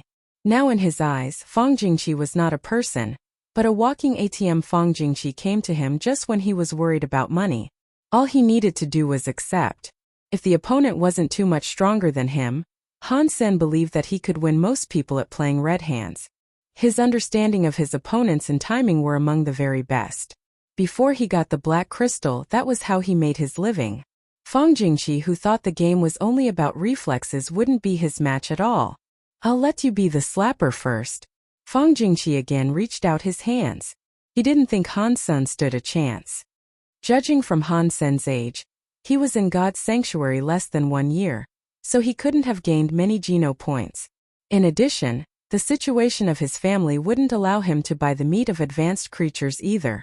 Fang Jingqi himself had already been in God's sanctuary for several years, and had gained many Geno points. So, his fitness and reflexes must be far better than Han Sen, and Han Sen wasn't likely to be able to hit him. Alright. Han Sen reached his hands under Fang Jingqi's hands and kept a little distance from them.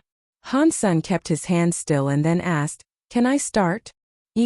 Han Sen's hand slapped on the back of Fang Jingqi's hands before Fang Jingqi could finish his reply. 10,000, Han Sen said. Write it down. Write it down. Fang Jingqi gritted his teeth and said to Xueshi. Xueshi quickly opened the holographic note board on her comlink and drew a line. Again. Fang Jingqi reached his hands out. Can I start? Han Sen asked again. Fang Jingqi just nodded, staring at Han Sen's hands wholeheartedly without blinking. With the lesson learned, Fang Jingqi swore he would not be tricked by Han Sen again. Han Sen didn't rush this time and turned to speak to Xueshi. Do you want to hear a funny story? Now. Xueshi was surprised. Han Sen nodded and started. A lovely puppy was traveling in the desert. It had brought enough water and food, but still died after 2 days. Can you guess why it was? Was there a sandstorm? No, the weather was fine. Because it was lost? There was plenty of water and food, so it would not die even if it got lost, Han Sen said. I cannot guess. Why did it die? Xueshi didn't want to guess anymore, because she was nervous about the result of red hands. Because that cute puppy could not find a utility pole in the desert, so its bladder exploded, laughed Han. Senator Xueshi blushed. San, that's so corny. Vulgar. Fang Jingqi said with his face grim, and suddenly felt a pain on the back of his hands. Snap. Fang Jingqi regretted his own carelessness as his face turned red. He also blamed his loss on Han Sen's slyness. If Han Sen didn't tell Xueshi the vulgar story, he would not have been distracted and gave Han Sen the opportunity. Another 10,000, said Han Sen to Xueshi. Again. Fang Jingqi reached his hands out. When Han Sen was ready, he said to Xueshi, Another lovely puppy was traveling in the desert with plenty of water and food. It found a utility pole but it still died. Can you guess why? Why?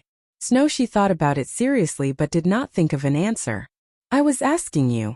Han Sen ignored Fang Jingqi and turned to look at Xueshi. I don't know the answer, Xueshi said. Alright, I'll tell you. It is because there was a sign on the pole that said no peeing zone. Then the puppy's bladder exploded again. Xueshi burst out laughing. Fang Jingqi knew that it was Han Sen's trick to get him distracted. But he couldn't stand Han Sen ignoring him and said to Han Sen, Would you rather tell stories than? Snap. Han Sen's hands once again slapped him on the back of his hands, which had turned red after 3 slaps. However, Fang Jingqi's face was redder than his hands. Come again. Fang Jingqi gritted his teeth and stretched out his arms again. Han Sen put his hands back and continued his story. Another lovely puppy was traveling in the desert with plenty of water and food, and it found a utility pole with no sign on it. But it still died. Can you guess why? Fang Jingqi was focused on Han Sen's wrists. Neither talking to nor looking at Han Senator, he would give Han Sen no chance to distract him this time. After Han Sen told Xuexi the answer, Fang Jingqi was still staring at Han Sen's wrists. Little brat, you will learn your lesson when it's my turn to be the slapper, thought Fang Jingqi. Seeing Fang Jingqi was still focused, Han Sen sighed and said, Jingqi, you are so calm. I've been the king of red hands for 2 decades, and no one could escape my storytelling yet. You are indeed impressive. Cut the crap. Fang Jingqi said and suddenly changed his expression. It was too late. His hand was once again slapped hard by Han Senator. Fang Jingqi bristled with anger. He hadn't expected to be tricked by Han Sen again. Fang Jingqi clenched his teeth and squeezed the word out, making Xuexi anxious on the side. Han Sen put his hands in position and didn't tell a story this time. He said to Fang Jingqi with a faint smile, Did you think I won just because you were distracted? Fang Jingqi ignored Han Sen, as if he couldn't hear anything Han Sen was saying. I won't move even if the sky collapsed, thought Fang Jingqi, determined to win this round and kick Han Sen's ass. When he became the slapper, he'd be the one telling Xuexi stories and hitting Han Sen on the hands. Having noticed Fang Jingqi was still focused, Han Sen sighed and said, Jingqi, you are indeed a genius in playing red hands. I will now focus and use up to 30% of my skills to deal with you. Seeing Han Sen putting on airs, Xuexi laughed out loud. Fang Jingqi was still staring at Han Sen's wrists. Attention, I will use the secret skill of Red Hands King. Han Sen suddenly roared. Well, I'll keep still and see what tricks you have, Fang Jingqi sneered and thought. Snap! Fang Jingqi couldn't escape when Han Sen made the move, although he was paying full attention this time. Again, Fang Jingqi refused to concede defeat, and wondered why he didn't dodge the slap. It must be some tricks used by Han Sr., let's call it a day. As the king of red hands, I don't want to bully you. Han Sen looked up and sighed. You think I cannot afford to pay? Next round. Fang Jingqi wanted to slap Han Sen in the face so bad, but he wasn't a sore loser. Don't blame me then. Han Sen stretched out his hands. Snap. Again. Snap. Again. Snap. Snap. Snap. Fang Jingqi went berserk, not accepting the truth that he simply couldn't move his hands away fast enough. Han Sen was nothing but cunning. How could he lose when he was paying attention? However, Fang Jingqi could not avoid the slap no matter how hard he tried. Snap. Snap. Snap. Crisp sounds kept ringing in the living room. Xuexi was shocked. She didn't expect Fang Jingqi to lose, let alone to lose in such a miserable manner. She had been worried about Han Sen, but found that she really should be worried about her brother. When Fang Jingqi left Han Sen's home, his hands were swollen like trotters and his face was pale from anger and shame. Jingqi, come to play red hands when you have time. Han Sen waved goodbye to Fang Jingqi with a stack of cash in hand. Fang Jingqi almost fell from the aircraft when he heard Han Sr., I'll be damned if I ever play red hands with you again. Han Sen had more comments, but the aircraft made a loud noise and went away at full speed. $1 million easily earned. Should have agreed with him and made the bet 100,000 each round. Han Sen licked his lips and took the money back to his room. Han Sen returned to his room and continued to read the article he had found on the Skynet. It was a post written by a Steel Armor Shelter member from a long time ago. He was once chased by a creature and had to run into Dark Swamp. Han Sen knew about Dark Swamp. It was more than 200 miles in the southwest of Steel Armor Shelter, and had lots of poisonous creatures in it. Almost no one would choose to go there. Even the big gangs did not dare to set foot in Dark Swamp. According to the poster, he was in a critical situation and had to escape into Dark Swamp. Fortunately, he eventually passed through Dark Swamp and got out.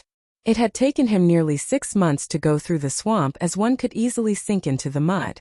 He also had to constantly change his route to avoid all sorts of dangerous creatures. It was indeed a miracle that he could come out. The poster shared a lot of his experience in the Dark Swamp. Once he had walked into a forest where the trees were sparse but very tall and thick. whose trunks would take several people to wrap their arms around. The soil under the trees was covered with a variety of beautiful flowers. As the poster thought he had walked out of the swamp, he found that it was only a strange area in the swamp. Hanging from the trees were a lot of huge hornets' nests, and even the smallest among them were the size of a queen-size bed. Each hornet flying from the nests were the size of a bat. He had killed a hornet, so he learned from the voice in his mind that the name of the hornet was Black Stinger, a type of primitive creature. And he was lucky to get its beast soul, which was in the shape of a sharp and poisonous arrow. The beast soul arrow was later purchased by someone with a high price. Although he didn't dare to go into the forest but chose to walk around it, he saw from afar a hornet's nest as big as a house hanging on an especially tall tree. The black stinger flying from that nest was in a red color. He guessed that those red hornets should be mutant black stingers. He had also posted the pictures of the black stinger beast soul that he had taken before he sold it. Indeed, it was a black arrow with an arrowhead the size of a mouse, glowing with a dark luster. You'd know it was poisonous from the look of it. That would be great to have, thought Han Senator. If it was before, he wouldn't dare to think about going to Dark Swamp, but now he had beast soul wings so he could fly into the swamp. In case of any danger, he also had his armor and bloody slayer, so this trip shouldn't be too risky. According to the poster, the poisonous creatures lurking in the mud were the most dangerous ones, and there were not many flying creatures there. He himself had only seen a few primitive carrion birds. I still don't know where the forest is in the swamp. It would take too much time to search for it after I got in the swamp, thought Han Sen, who then put the trip on hold and dialed the blacksmith's number and asked him to meet. When they were both at the agreed place, Han Sen showed the blacksmith the broken arrow and asked him if he could repair it. The blacksmith said indifferently, "Nope. You could weld the parts together with any welding machine, but the toughness and stability wouldn't be the same. The arrow is wasted." "Do you recycle the material?" "It has 1.2% Z steel, which is worth something, right?" asked Han Sr. $5,000, the blacksmith said. "I bought the arrow for 300,000, and the Z steel is only worth 5,000, asked Han Sen with his eyes wide. "Or you can keep it," the blacksmith simply said. "Fine, 5,000 it is." Han Sen secretly vowed to gain himself a beast soul arrow, as Z steel was not economical at all. He had already known from Su Xiaoqiao that the manufacturing cost of Z steel was in fact not high, and it was only expensive because of the monopoly. Han Sen gave the arrow parts to the blacksmith, who gave him a 5,000 bill in return. Han Sen put away the money and asked, "Do you have better Z steel arrows?" When he shot the arrow at the purple-winged dragon, the arrow only went 3 or 4 inches deep and the dragon still died from falling. If they were on the flat ground, he could by no means kill the dragon, so Han Sen was not satisfied with this arrow. "No. I have a dagger with 5% Z steel though. You want it?" replied the blacksmith. "How much?" Han Sen knew that 5% Z steel was the limit of the contemporary technology. Alpha alloy would become as brittle as glass if the percentage of Z steel was higher than that. 300,000, said the blacksmith. 300,000 for an arrow with 1.2% Z steel and the same price for a dagger with 5% Z steel? Han Sen looked at the blacksmith, puzzled. It was much more difficult to make the arrow than the dagger, the blacksmith explained. Deal. Han Sen handed over the money after inquiring about the size of the dagger. The blacksmith's price was high, but much more reasonable than the prices in regular stores, where a dagger with 5% Z steel would easily cost a few millions. Also, blacksmith's craft was excellent, as this arrow was a lot better than starlight arrows. "I don't have it on me. Come with me," the blacksmith said and went into the alley. Han Sen followed him through a few blocks and then into a dilapidated underground warehouse, where Han Sen saw a lot of manufacturing machinery and equipment, including a large punching machine, which could crush a small aircraft. Through the warehouse, the blacksmith showed Han Sen into a room. This room looked like an armory and Han Sen was dazzled. A variety of weapons were neatly arranged inside, their shining blades exuding a thirst for blood. The blacksmith grabbed an 8-inch dagger and threw it to Han Sen. "This is the one. Take it and leave." Han Sen's eyes were attracted to the knife on the north wall of the room.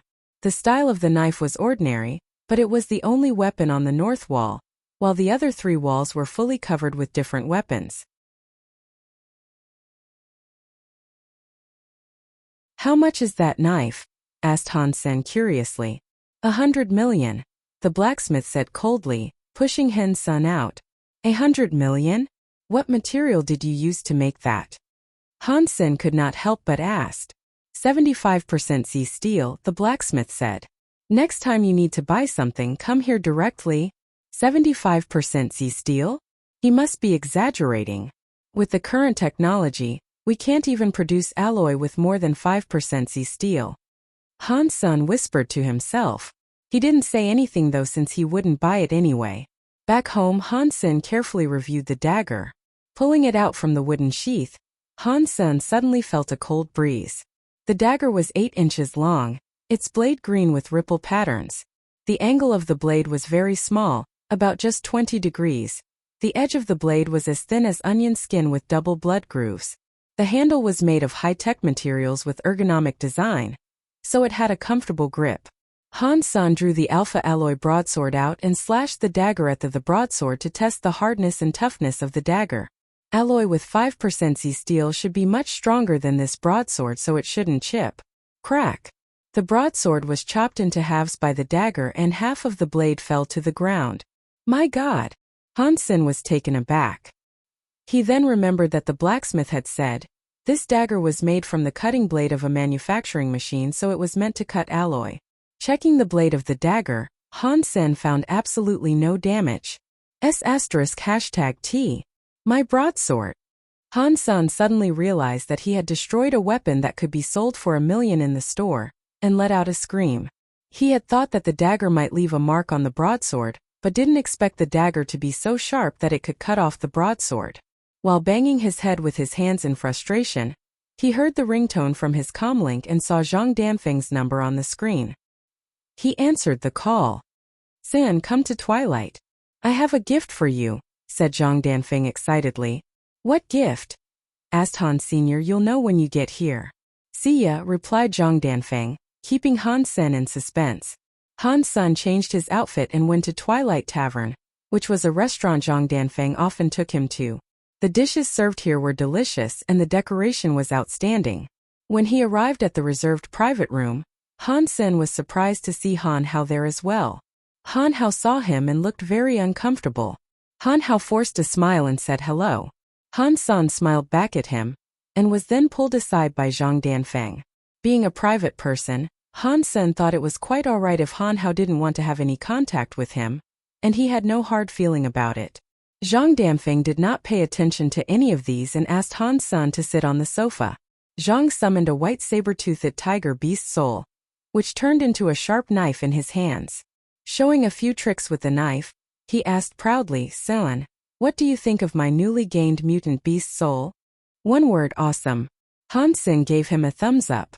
Han Sen had wanted a mutant beast soul weapon for a while, but he had no luck with beast souls recently. Old friend, now I have a new knife, so I want to give my old weapon to you if you don't mind. Zhang Danfeng slipped Han Sen an alpha alloy broadsword. Han Sen was a bit surprised to see the broadsword, which was of the same style as the one he just cut off. This broadsword. Han Xian was touched. Zhang Danfeng was such a dear friend that he would just give away a weapon worth $1 million to him. Before Han Sen had time to say something, the door of the private room was pushed open and a fat woman draped in jewels squeezed herself in. Son, I saw you when you came up here. You said you had important things to do when I asked you to go Mr. Hu's banquet. So, this is what you call important? What do you expect to gain from hanging out with these lads? Mr. Hu has invited his son's friends, who are all young leaders on planet Roka. You should make friends with them to succeed in the future. Han Yumei threw a rampage at Han Hao, taking him out.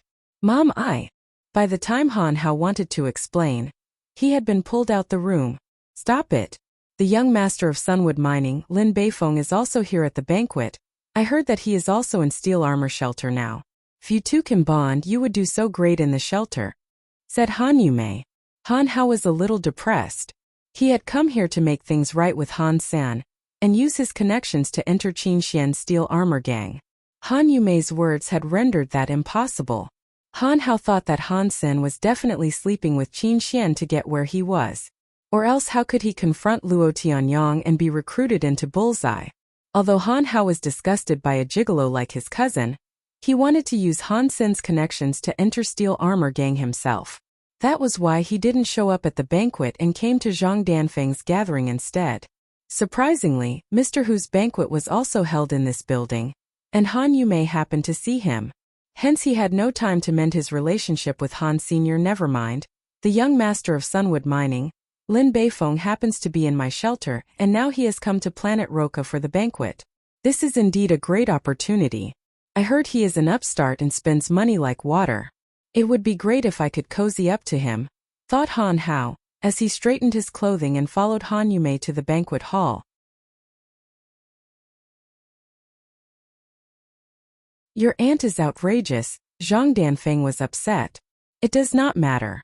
They are strangers to me, said Han Sen casually.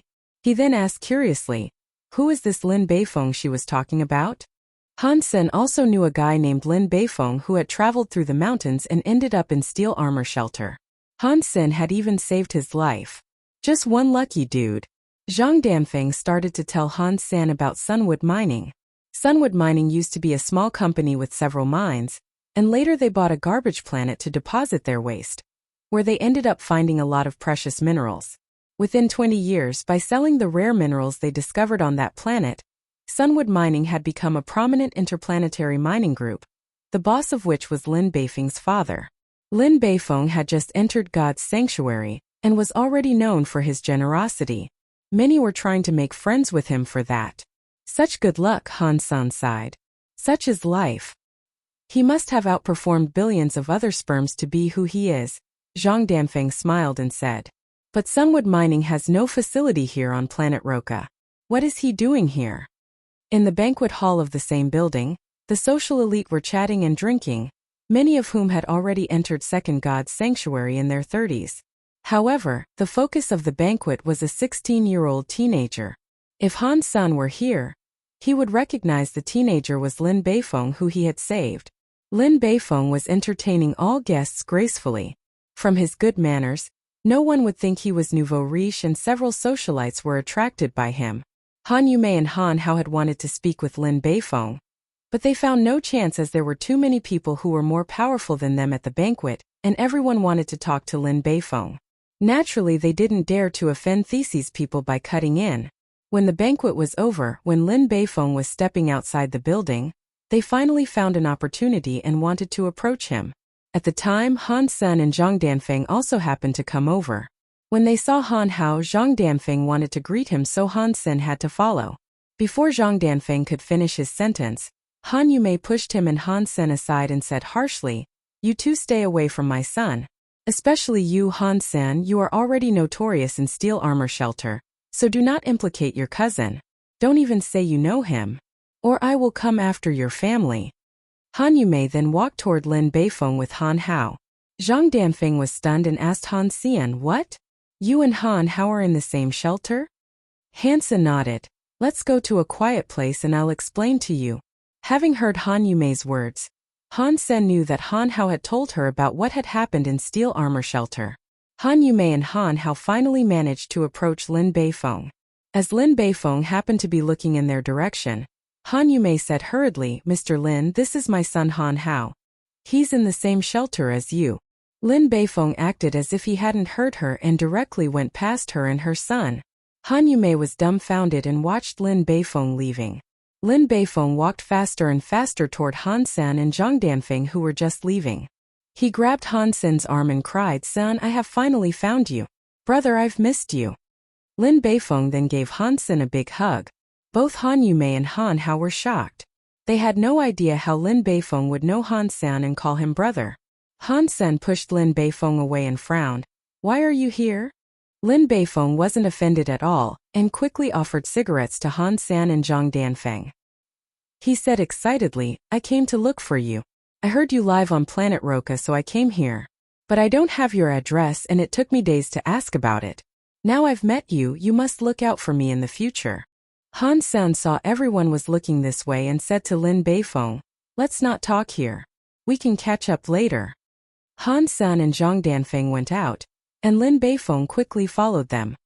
"Sen, my aircraft was parked outside. Let me give you a ride." Han Yumei and Han Hao watched Lin Beifeng cheerfully following Han Sen around, and couldn't believe him to be the elegant young master they saw at the banquet. Han Hao, it was indeed Han Sen who was talking to Mr. Lin? Han Yumei still couldn't believe her eyes and asked Han Hao after they were out of the building. Han Hao clenched his teeth and said, "Yes, it's him." "Why on earth did Mr. Lin know him and respect him like that?" asked Han Yumei. "Well, there is nothing remarkable about him. He's just a gigolo, using a woman's connections." Putting his cousin down, Han Hao was green with envy. "What? Didn't you say that he offended a powerful lady in steel armor shelter and was having a hard time?" asked Han Yumei. "If he weren't Qin Xian's boy toy, how would Mr. Lin know someone like him?" Han Hao then bitterly recounted Han Sen's experience, adding his imagination here and there. No wonder he could come up with $2 million. A gigolo. I've always known he was a scourge, a disgrace to our name. Our ancestors would be so mad had they known, said Han Yumei viciously. Filled with jealousy and hatred, the mother and son left the building. Seeing Lin Beifeng opening the door of the aircraft for Han Sen and Zhang Danfeng, their faces darkened further.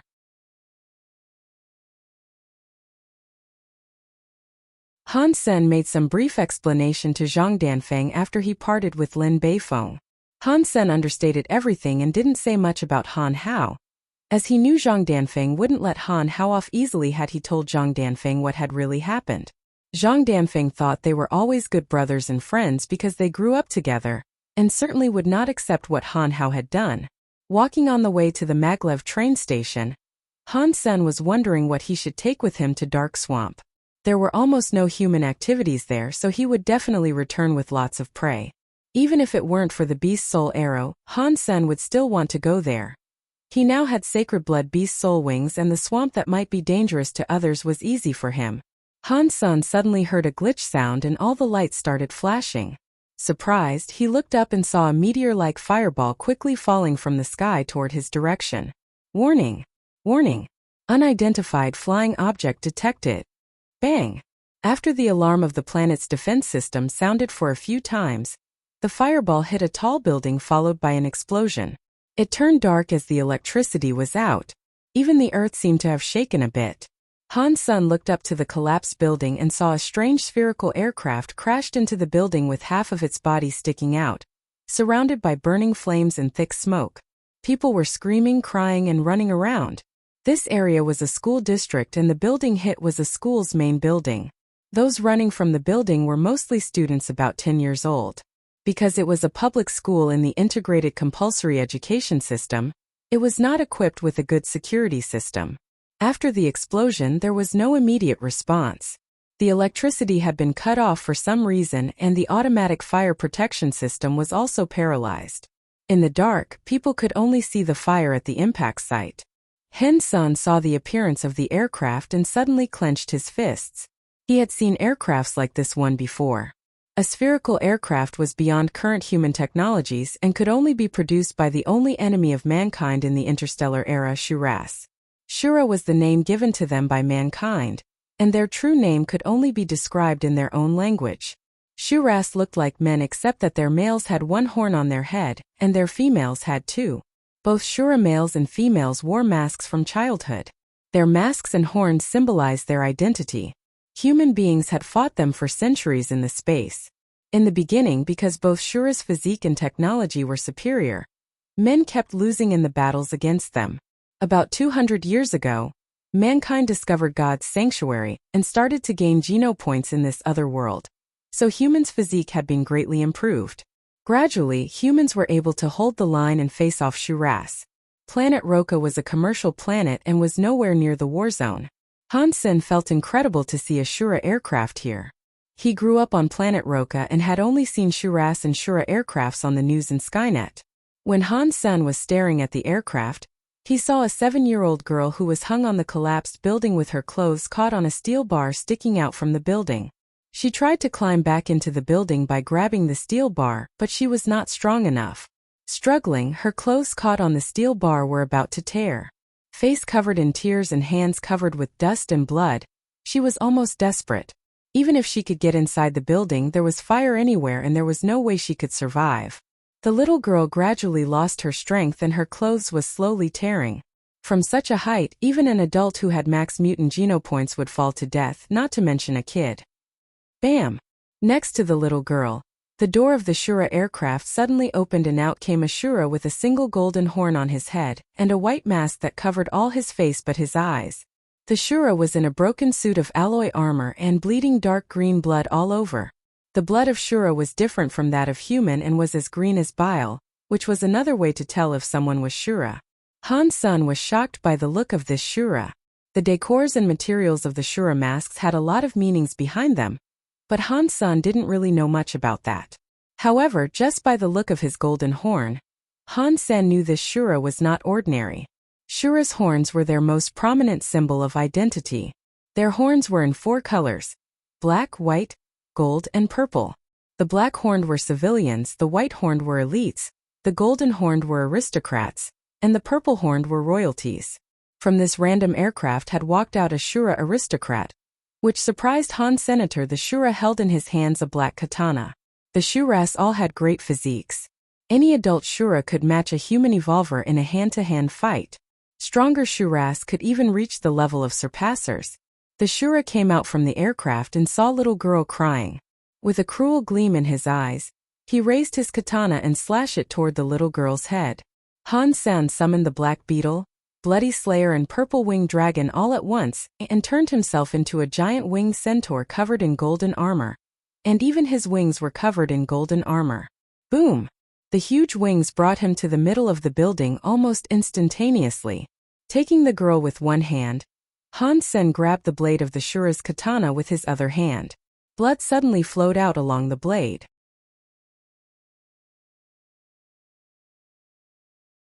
Fong Mingquan had been very depressed recently. As a reporter, he had been in charge of a program about God's sanctuary on Skynet. Although it was not super popular, the program was gaining momentum and he was considered a minor celebrity. Because of a decision made by the management, he was transferred to a remote planet, Roka. His job was so-called new market development, which actually meant that he was pushed out because he was in the way of others. As Fong Mingquan understood, now his program belonged to a recent graduate who was related to a board member.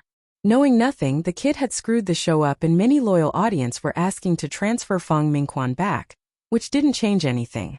Fong Mingquan knew clearly that he could never go back. Planet Roka had very few resources and was far away from the economic center, so there was really no breaking news to be covered.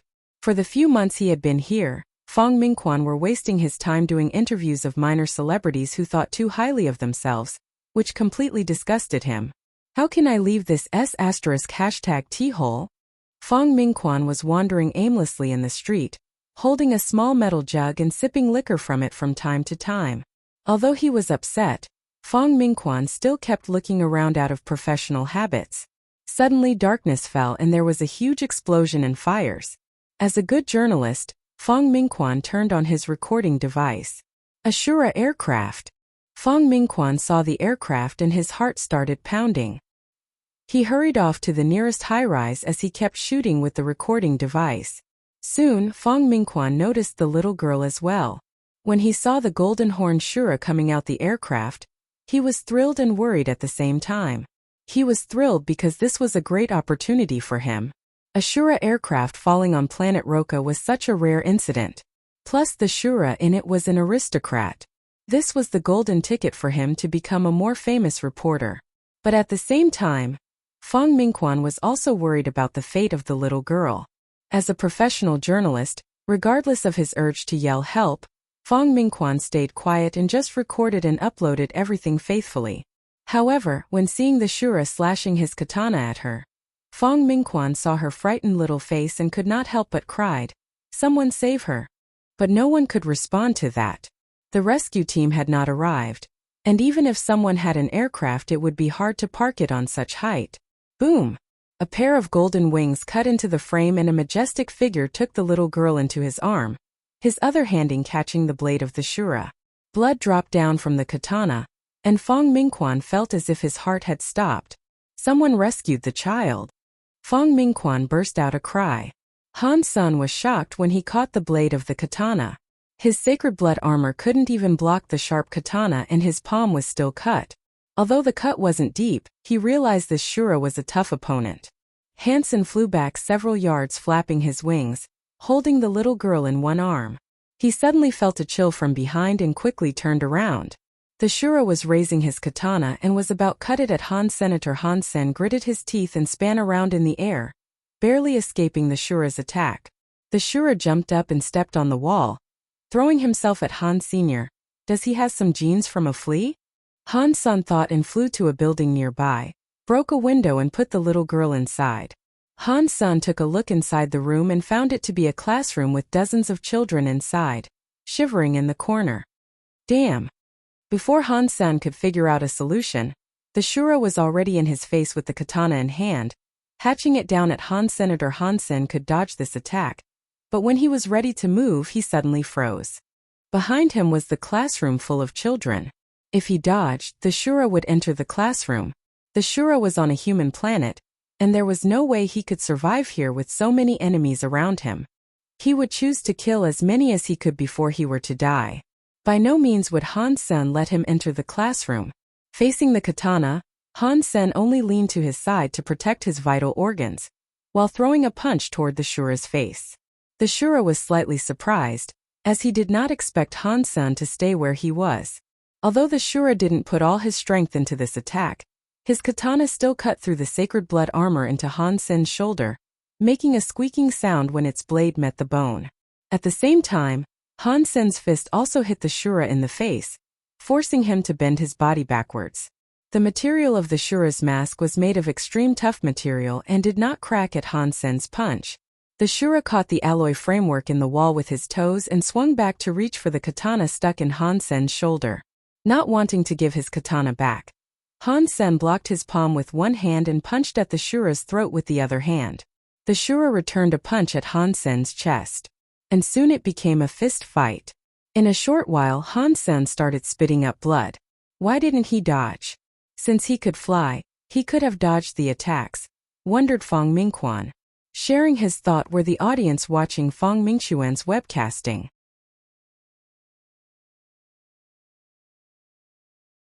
Fong Mingquan's new program didn't have much popularity yet, but there were still some old fans who had followed him here.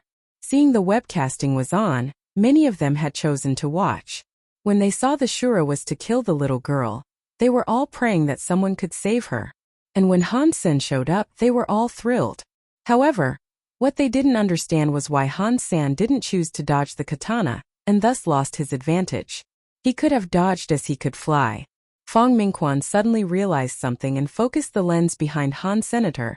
Everyone suddenly saw that the room was a classroom with dozens of shivering children in it. Fong Mingquan and the audience had thus realized why Han-sen didn't dodge. If he had dodged, the Shura would have entered the classroom and caused unimaginable damage. Although the Shura was stopped outside the classroom, Han-sen had been severely injured in the shoulder and were still bleeding, which rendered him the losing side. But this was an adult Shura with a golden horn. Even if he hadn't practiced any skills yet, his physique would be as strong as an evolver, if not stronger. Dollar. It's Dollar. The audience recognized him and left many comments under, reminding more people that it was Dollar. Fong Mingquan had long recognized Dollar. After all, he was working in journalism. The video of Han-sen passing the robot channel was such a hit that he had watched it as well. Because he had watched the video, he knew that Han-sen was still unevolved while his opponent could at least reach the level of an evolver, so this was not a fair fight. So were the audience aware of this? This is not good. Dollar has not become an evolver yet. Could he stop the Golden Horn Shura? Dollar, hold on. Damn, why am I not there? I would love to help him kill the Shura. Shay. Bang. Hansen took another hit in the face. Although there was his armor, his head was still ringing and his eyes even went blind for a second. Feeling a churning in the chest, he spilled up another mouthful of blood. Han-san was very clear that he was far weaker than the Shura even after he had shapeshifted into the Bloodslayer. If the Shura hadn't already been hurt badly, Han-san probably couldn't last this long at all. Fortunately, he had been practicing Jadeskin for a long time and had gained lots of Geno points which allowed him to fight until now. Bang bang. Each time Han Sen's punched at the Shura, he could only force the Shura to bend backward, while when the Shura punched at him, he would definitely bleed. But Han Sen knew that he could not step back. Seeing the malice in the Shura's eyes, Han Sen knew he had been eyeing the children in the classroom. Using his majestic body to block the window, Han Sen was hit in the head several times. He suddenly lost control of his body and leaned his shoulder toward the Shura, which allowed the Shura to pull out his katana from Han Sen's shoulder. Blood was splashing as the black blade was pulled out. Die! The Shura scowled as he hacked at Han Sen, both hands on the katana and eyes bloodshot. It was a gut-wrenching scene for Fong Mingquan and the audience to watch. The tender-hearted ones could not even bear to watch. Step back. You have tried. No one will blame you. Some even said, as they could not bear to see Han Sen killed by the Shura. But with a gleam in his eye, Han Sen moved forward instead of backward when the katana fell, and threw himself at the Shura. Although the katana had hit Han Sen on the head, as the distance was shortened and the Shura's body had bounced off in the middle of his hacking, the speed of the katana was not high, and it only broke Han Sen's helmet and left a shallow wound on Han Sen's scalp. Without a pause, Han Sen flapped his wings and moved behind the Shura. He locked the Shura with his own body in the air so that the Shura could make no moves. Ghost Haunt had worked wonders. Han Sen was able to lock down the Shura, who had much greater strength than himself. As he knew his shapeshifting time was almost up and his body would probably suffer permanent damage if he went over the time limit, Han Sen tumbled upside down with the Shura locked between his arms and jumped, speeding up toward the ground with his wings moving. "You are crazy!" cried the Shura with horror in his voice. At this moment, everyone seeing this was stunned and the comments online had stopped. Fong Mingquan's lens followed the golden meteor falling rapidly toward the ground. Because other buildings had blocked the view, the golden meteor disappeared at the 6th floor of the building. All that could be heard was a bang, followed by silence. After a long time, a new comment appeared, $. Then there was a burst of comments, which were posted so fast that the words became a blur. Not in the mood to check the comments, Fong Mingquan desperately ran to the spot that Han Sen was falling to. He could vow that this was the fastest he had ever run in his life. When Fong Mingquan got there, there was already a crowd. The Shura was on the floor with his limbs twisted, and there were even spiders cracking on the pavement made of high-tech materials. But he did not find the majestic golden figure here. $. Did not die. Where did he go? As the comments were posted under the webcasting, Fong Mingquan looked around and asked people nearby, and no one had seen $. The spot was in an alley and no one was here before they fell.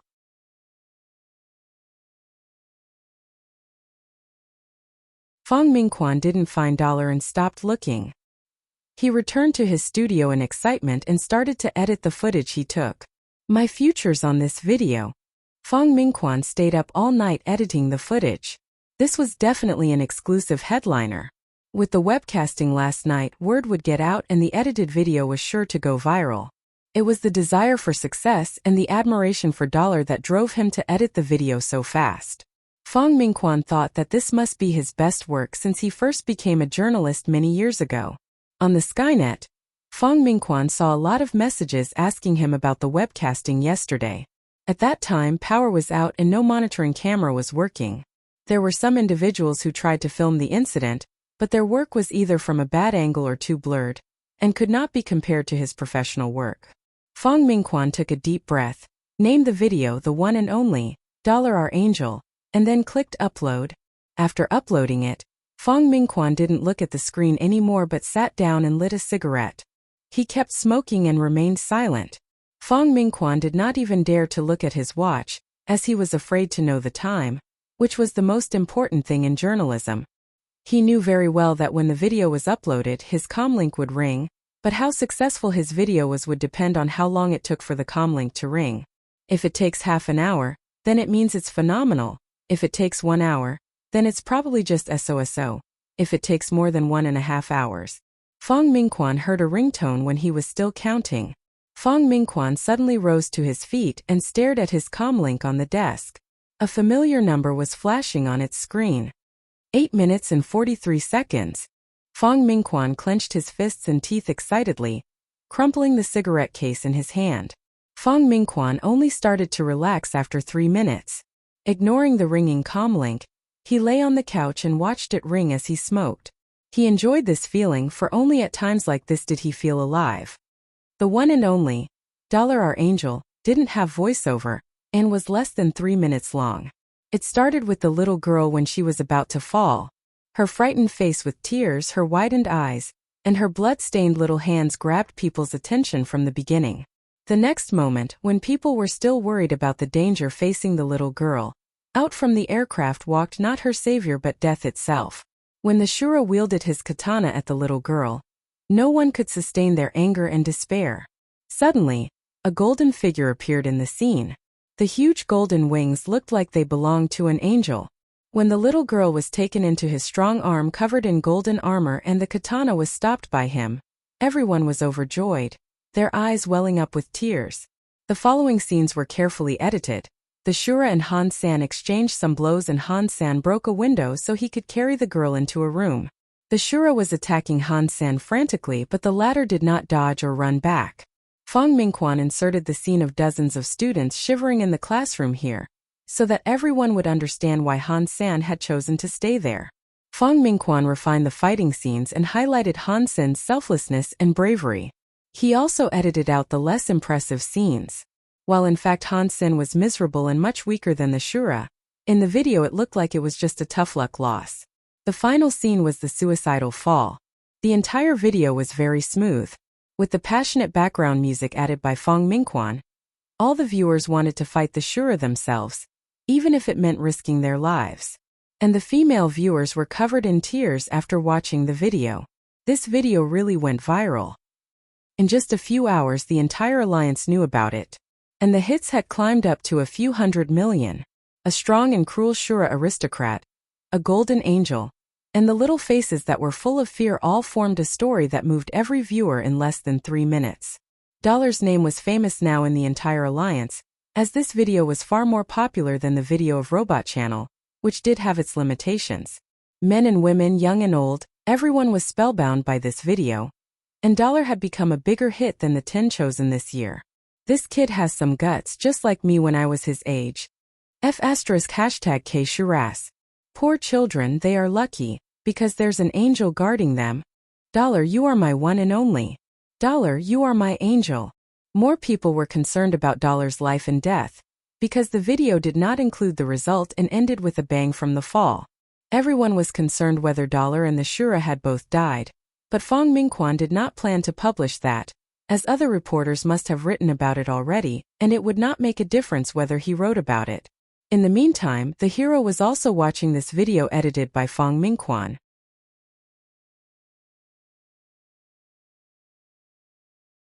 That's really me? Han-sen couldn't believe he looked so good. The way the video was edited made him blush a little.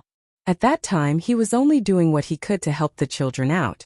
Although the fall in the end looked tragic, he was in fact able to kick the Shura off him and fly away when they were about to hit the ground.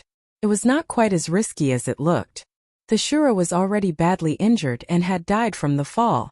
Han-sen knew that he just got lucky. If the Shura hadn't already suffered severe injuries, Han-sen would probably have fled or died. Moving his body around, it still hurt so much that Han-sen had a hard time breathing. He didn't dare to go to the hospital, but luckily it wasn't too bad, for none of his vital organ was hurt. Having taken some medicine, he was recovering slowly but steadily. Han-sen had gained something from it as well. The katana belonging to the Shura was taken home by Han-san, which was so much better than the weapons made by human. Shuras were much more advanced in making alloy weapons than human. Han-sen had heard since a long time ago that Shura's katanas were awesome. Even the Blackhorn Shuras used better katanas than Z-steel weapons. Now what Han-san had was a katana from a Golden Horn Shura, which should be the best of the best. There was simply no product of the same level as this katana. Han-san wielded the katana and felt that it was frighteningly sharp, as it felt as if it could break the air. Han-sen no longer dared to try the katana out with any weapon, for he knew the katana was probably even sharper than his Z-steel dagger. The video was so widespread that Han-sen was also worried that people might recognize the katana and thus himself to be Dollar. So he had decided to make some changes to the katana, which were mainly to change its color. He spray-painted the katana in a golden color so it looked as if it were made of brass. He also ordered a cheap but flamboyant sheath on the skynet so no one could tell it was a Shura katana when it was in the sheath. In fact, Han Sen did not intend to use it in front of others. These were just precautions he took. Han Sen had also wanted to replace the hilt of the katana to make it even less recognizable, but was unable to remove the hilt. However, he found a bead embedded in the hilt and took it out. To his surprise, the bead was hollow. Inside the bead, there turned out to be a small memory chip. Han Sen inserted the chip into his device, trying to figure out what was stored there. What he didn't expect was that there was a Shura's martial art recorded in the chip, which was called Bladestorm. The description said it was the top secret of a Shura aristocratic family. Can a human learn Shura's martial arts? Wondered Han Senator after reviewing Bladestorm. He was convinced that he could learn it as long as his physical fitness level was high enough. Han Sen started to try and practice Bladestorm and didn't encounter too much obstruction, which meant his physique had reached the prerequisite of Bladestorm. Bladestorm sounded like weapon skills, but it could also be used without any weapon. The key was to fully explore the potentials of one's body in order to launch swift and powerful strikes. If one became skilled in Bladestorm, one could launch those strikes with any part of one's body. Han Sen hadn't recovered at the moment anyway, so he didn't go back to God's sanctuary and stayed home practicing Bladestorm. Lin Beifeng was the only one who called daily to check when he would go back to Steel Armor Shelter and start to hunt. Qin Xian thought he was just hiding from Son of Heaven, so she didn't call. Han Sen checked his ringing comlink and it was Lin Beifeng again. He hesitated before picking up. "Sen, how come you are still not in God's sanctuary? I've been waiting for you," lamented Lin Beifeng. Han Sen didn't even turn the video chat on because he was depressed enough just by listening to Lin's voice. "I will not hide from you. The truth is that I am recently preparing for a big campaign," Han Sen said mysteriously. "What kind of campaign do you have in mind?" "Count me in," said Lin Beifeng eagerly. "I won't disclose the details now, but at least we'll be able to hunt mutant creatures." Han Sen was telling the truth. He was planning to go into Dark Swamp as soon as he recovered. He couldn't guarantee sacred blood creatures, but there would surely be mutant creatures. "Sen, you must count me in," said Lin Beifeng hurriedly. "I'm working with others on this, so the team members are fixed and I cannot add anyone in." Han Sen kept Lin Beifeng in suspense before he continued. "But I'm short of money recently, and if you can provide me with some Z-Steel arrows with 5% Z-Steel, I will send you part of my share of the praise, and it won't be less than an entire mutant creature." "Excellent. I'll send you those arrows right now," replied Lin Beifeng without demur. "Hang on. I'm busy at the moment. Just have the arrows ready and I'll contact you when I'm ready," said Han Sr. "It's a deal then." "Don't eat your own words." Lin Beifeng still felt insecure. "You can rest assured that you will get your share." Han Sen had been concerned where he could get some nice arrows. Now that Lin Beifeng was willing to sponsor him, he was all set. It was mutually beneficial as well. He would give Lin some mutant creature meat when he came back. In the worst-case scenario, if he couldn't hunt anything, he could still evolve any creature into a mutant one using the black crystal in a few days and pay Lin with that. Han Sen rested at home for a dozen days before he fully recovered. While he was resting, he did nothing other than practicing Jadeskin and Bladestorm. Eventually he could start to use Bladestorm.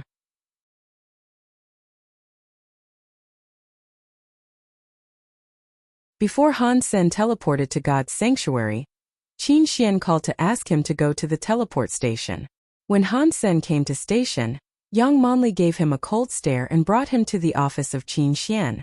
Qin Xian was taking care of some business when he came in, so Han Sen had to sit aside and wait. After dealing with everything on hand, Qin Xian looked at Han Sen and said, "I plan to recommend you to Blackhawk Military Academy." "Recommend me to Blackhawk Military Academy?" Han Sen wasn't sure what she meant, as one could apply to military schools oneself and take the exam, no recommendation needed. Qin Xian knew what he was thinking and went on, "Blackhawk Military Academy has special quotas every year for those specialized in archery. But even the specially recruited students must pass the entrance exam and fulfill certain requirements. You are good at archery, so it's alright if you are lacking in fitness. That's why I plan to recommend you." Entering military school at an early stage and going through formal training will do you good. Han Sen was wondering what to say to decline Qin Xian. On the one hand, he wasn't really interested in going to military schools. On the other hand, he had to leave Planet Roka if he was admitted to Black Hawk. And he couldn't leave his mother and sister behind. But Han Sen found Qin Xian was very enthusiastic to get him into a military school. If he didn't give her a reasonable explanation, she probably wouldn't let go of the matter. Also, she meant well, so Han Sen also felt obliged to give her an explanation. Station Master, you are too kind, but I already have an ideal military school in mind and I'm afraid I have to let you down, Han Sen frowned. Oh, which military school do you have in mind? Asked Qin Xian curiously, surprised by his sudden motivation. I want to apply to Roka Military School, replied Han Sen, sticking out his chest. Qin Xian and Yang Manli both looked at him as if he were an idiot. Yang Manli said grimly, Black Hawk is in top 50 in the alliance and you are comparing it to Roka Military School, which is not even among top 1,000? Qin Xian advised Han Sen you should really think about it. Roka Military School is no match to Black Hawk whether in faculty or facilities. You can't even practice operating warframes and warships in Roka Military School, and you won't have good coaches in martial arts. If you graduate from Roka Military School, you won't have a bright future in the army. Why would you want to do that? Han Sen smiled wryly. He could not tell Qin Xian that he would like to enter Roka Military School just because it was close to home. Yang Manli said, You were not qualified to be recommended by the station master, but she broke the rules for you because she saw something in you. You need to think carefully. Ready to reply her, Han Sen heard a knock on the door. Station Master, your data analysis is ready. Great, send it over. Qin Xian turned on a smart device and a video was displayed. Han Sen took a look and was slightly surprised, as the video was his fight with the Golden Horn Shura. It was not, however, the edited version, but Fong Mingxuan's original footage. A comprehensive data analysis was made in each movement of dollar, and the Shura was accompanied with detailed real-time combat stats including the agility, punching speed, critical strike and damage. There was also the scene of the dead Shura in the end. When the display was over, Qin Xian asked Yang Manli, What do you think of dollar? Stupid, was Yang Manli's reply. Han Sen, who was secretly proud and ready for Yang Manli's compliments, almost choked on his own saliva. Please explain. Qin Xian did not seem to be surprised. Yang Manli said, Dollar's strength and speed are very good. Although we do not know his exact fitness rating, he is definitely among the top in First God's Sanctuary when he shapeshifts. However, his strength and speed are still much weaker than the Shura. We could even estimate that he would have died 1,000,000 times if the Shura weren't badly injured already. Qin Xian nodded, agreeing with Yang Manli. Yang Manli continued, Dollar's wings look like advanced flying beast soul. Judging from his speed, it's very likely a sacred blood beast soul. With such a flying beast soul, a fleet-footed shape-shifting beast soul, and great speed, he is the ideal archer. He should shoot arrows from afar instead of engaging himself in a stupid fist fight. Qin Xian smiled, You are right. But it was an emergency and it looked like Dollar wasn't good at archery. He has never used bow and arrows before and has always been fighting head-on, the complete opposite of this one. Yang Manli knew Qin Xian was referring to Han Sen and said, If Dollar can become an archer, he will be the best archer in First God's Sanctuary. His moving and flying speed will help him maintain his distance from the enemy, and his strength will allow him to shoot fast and powerful arrows. That's why he would be perfect. Yang Manli did not mention Han Sen at all. Apparently, she doesn't think Han Sen could even be compared to Dollar. Moreover, Yang Manli might think Dollar's way of fighting was somewhat stupid, but it didn't change the fact that he was a respectable man, unlike Han Sen, who was a coward with some talent. Qin Xian sighed, Unfortunately, there was a blackout in the area because of the damage caused by the Shura aircraft, so we didn't get anything that can reveal the identity of Dollar. Although we have Dollar's blood sample, everyone's genes are changing rapidly these days as they gain geno points. So, by comparing the DNA in the sample and in our database, it's almost impossible to find out who he is. He has appeared on planet Roka twice. Maybe it's not a coincidence. Yang Manli thought about it and suggested, I have checked the population on planet Roka, and there isn't anyone that fits the profile. Roka is just a fifth-tier commercial planet. It's highly unlikely that someone like Dollar lives there. Even less likely than winning the lottery. Qin Xian shook her head. Han Sen was secretly relieved that the two did not associate the unambitious Han Sen with Dollar at all. He was afraid that the wings might remind them of the purple-winged dragon, but his caution proved to be unnecessary. The beast's soul wings didn't look the same as the dragon's wings, and they were also covered in the black beetle armor, so it was difficult to associate the two together.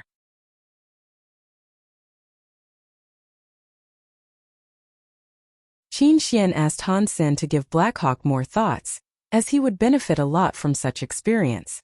Han Sen left Qin Xian's office thinking to himself, Qin Xian is really kind, but how can I leave Mother and Yen now? Before I turn 20 when I have to serve, I need to constantly go home and take care of them. In the meantime, I must earn enough money so that when I'm off to the army, they could live a good life without care. After he got home, Han Sen contacted Lin Beifeng and asked him to send the Z-Steel arrows over. He wanted to go to Dark Swamp as soon as tomorrow. After all, improving his own physique was his priority. Young Monli was right about the fact that the beast souls he owned now would make him a great archer. And right now what he lacked most was a good beast soul arrow. Son, I have 10 sniper arrows with 5% Z-Steel. Please take them. Lin Beifeng put a box of 10 sniper arrows in front of Han Senya. I'll take 2 and I'll give them back to you if I'm able to retrieve them, Han San said. Take them all. You can give me a bigger share of mutant creature meat in return. It would be even better if there is scared blood meat, Lin Beifeng smiled and said. Don't be greedy. All I can spare is probably 1 mutant creature. You can take the rest of the arrows back. Han Sen took out 2 arrows and pushed the rest back in front of Lin Beifeng. Son, just take them all. You can give them back after. These arrows are nothing to me. Don't you know what business my family does? Lin Beifeng insisted, offering Han Sen the arrows again. Your family owns these steel mines? Han Sen looked at Lin Beifeng surprised. Lin Beifeng shook his head. We do not have Z-Steel mines, but we do have some collaboration with groups that produce Z-Steel alloy. We have a mine of a rare mineral, which is a must to increase the percentage of Z-Steel to 7 or above. This mineral is very expensive and those groups are always in demand of it, so they sell me Z-Steel weapons at production cost. These didn't cost me much, and feel free to let me know if you need anything in the future. You rock. Han Sen gave Lin a thumbs up. Lin Beifeng shook his head and said, in fact, Z-Steel alloy is great for large-scale military use, but too heavy for individuals.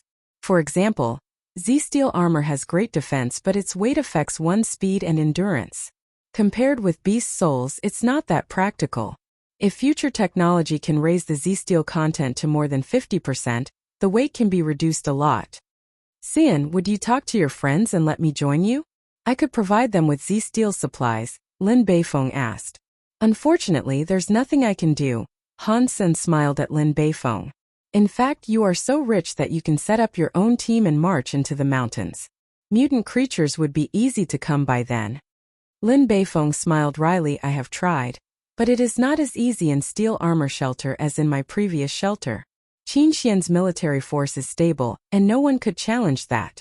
Those who can be bought with money are in Son of Heaven's gang already. Although I am rich, I don't dare to provoke a monster like Starry Group. The rest talents are all controlled by Fist Guy. So, there is no talented freelancer at all. I basically have nowhere to spend my money.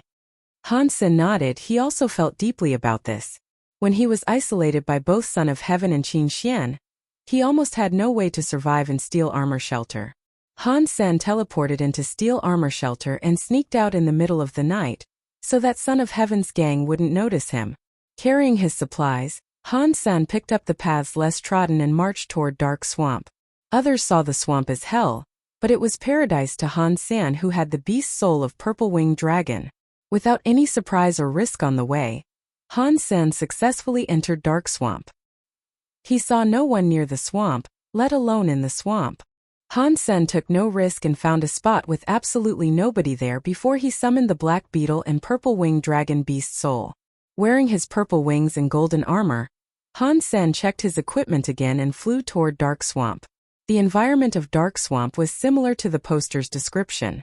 There were indeed very few flying creatures. Occasionally he saw a few carrion birds, for which he didn't even use arrows.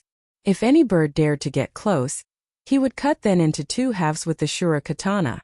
There were many poisonous beasts and insects in the swamp. Having flown less than a day, Han Sen saw a mutant creature. It was a scary-looking three-footed toad the size of a truck crouching in the mud, covered in lumps and exuding green gas. Han Sen was not interested in it at all. Even if he killed this thing, it was too huge for him to carry its meat out. And it would take him months to finish eating the meat, which was not worth it for a few mutant geno points. This is indeed a paradise. After flying for more than 2 hours, Han Sen saw another mutant creature. Surrounded by a group of black and white snakes, a blood-red snake king was swimming in the reeds. Han Sen did not approach it but hovered in the air, flapping his enormous wings. The snakes did not notice his presence at all. Pulling out a sniper sword from the quiver, Han Sen put a thread into the hole on the knocked the arrow and aimed at the foot-long snake king. Suddenly, Han Sen narrowed his eyes and the sniper arrow flew across like a lightning bolt. The blood-red snake king was just opening its mouth, about to swallow a mouse-like creature. Just when it opened its mouth, a black shadow disappeared there and went into its stomach, piercing its belly. The snake king suddenly twisted its body in agony, hissing desperately. The black and white snakes surrounding it all went crazy, but could not find where the enemy was. The snake king bleeded heavily through its pierced belly and stopped struggling after a while. Mutant ghost-toothed snake king killed. No beast soul gained. Eat its meat to gain 0 to 10 mutant geno points randomly. The wonderful voice sounded in Han Sen's mind. He excitedly pulled the thread and dragged the body of the ghost-toothed snake king up in the air.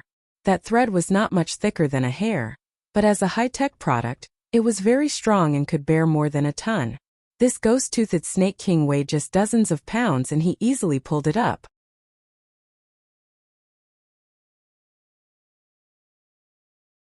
Han Sen found a safe spot, picked up some branches and made a fire. Boiling a pot of water, he threw some pieces of snake king meat into the water and cooked slowly. The snake was not too big. After thoroughly boiled, there were only about 2 bowls of soup left. Han Sen poured them out from the pot and gobbled the meat up.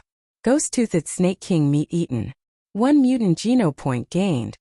After drinking the soup, Han Sen got another mutant geno point. Han Sen dried the rest of the snake meat and made it into meat jerkies to bring along with him. Although the snake wasn't too large, he couldn't finish it at once, so it became his field rations.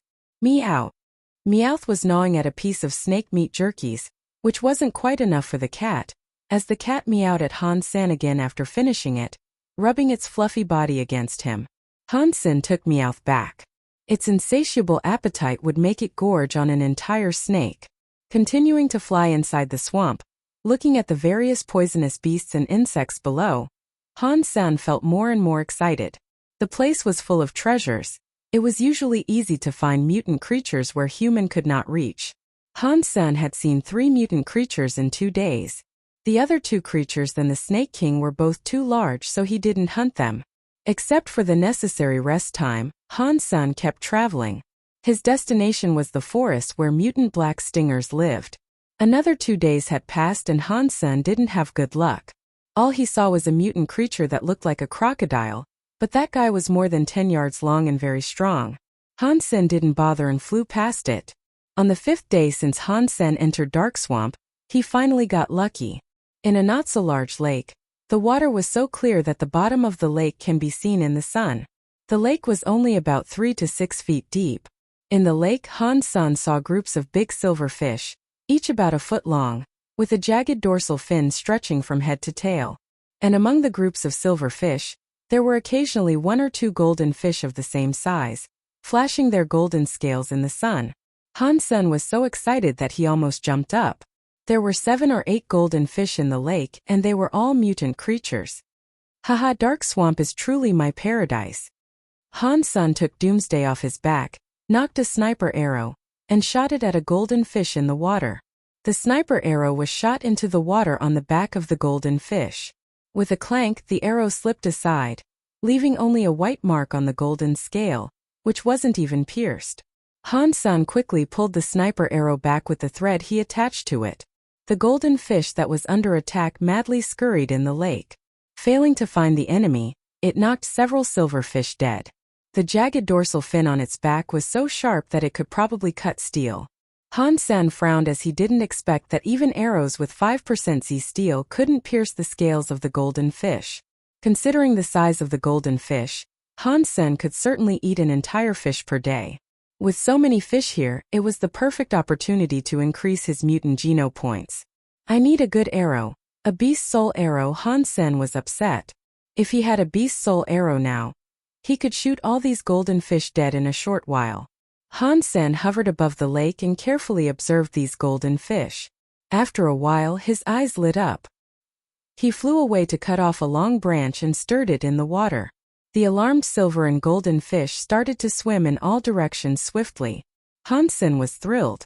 Because their dorsal fin was too stiff, these fish could hardly bend their bodies. Therefore, although their speed was high, they could hardly change their directions or jump. Han-sen was thrilled as he could now approach the lake and didn't need to worry about being attacked by the fish. Z-steel arrows could not hurt the fish, but he had a katana that was sharper than Z-steel arrows. If he was close enough to a fish, he could probably kill it with the katana. The katana was, after all, a short weapon 4 inches long. Hence Han-sen cut off a 6 feet long branch as thick as his arm and fixed the shura katana to one end of the branch, making a long spear. Han-sen hovered closely to the surface of the lake and observed for a long time. When a golden fish swam up to the surface, Han-sen swiftly poked the katana down like how a fisherman would spear a fish. The katana cut through the scales of the golden fish into its body. Han-sen was overjoyed. He pulled the katana back and flew back up in the sky. After all, the katana was fixed on a branch. If he continued to fight with the golden fish, the brittle branch might break and he didn't want the katana to fall into the lake. The injured golden fish scurried madly in the water, hurting numerous silver fish in its way. Soon it lost its strength and floated to the surface upside down. Mutant sawfish killed. No beast soul gained.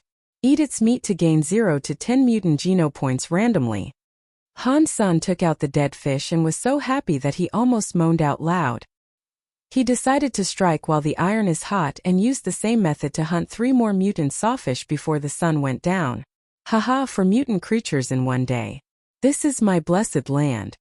Han-sen found a safe place by the lake and cut off all the meat from the mutant sawfish. He cooked some and used salt to preserve the rest. Mutant sawfish meat eaten. 1 mutant geno point gained. Mutant sawfish meat eaten. 1 mutant geno point gained. Delicious fish in his mouth and wonderful news in his ear. Han-sen felt over the moon.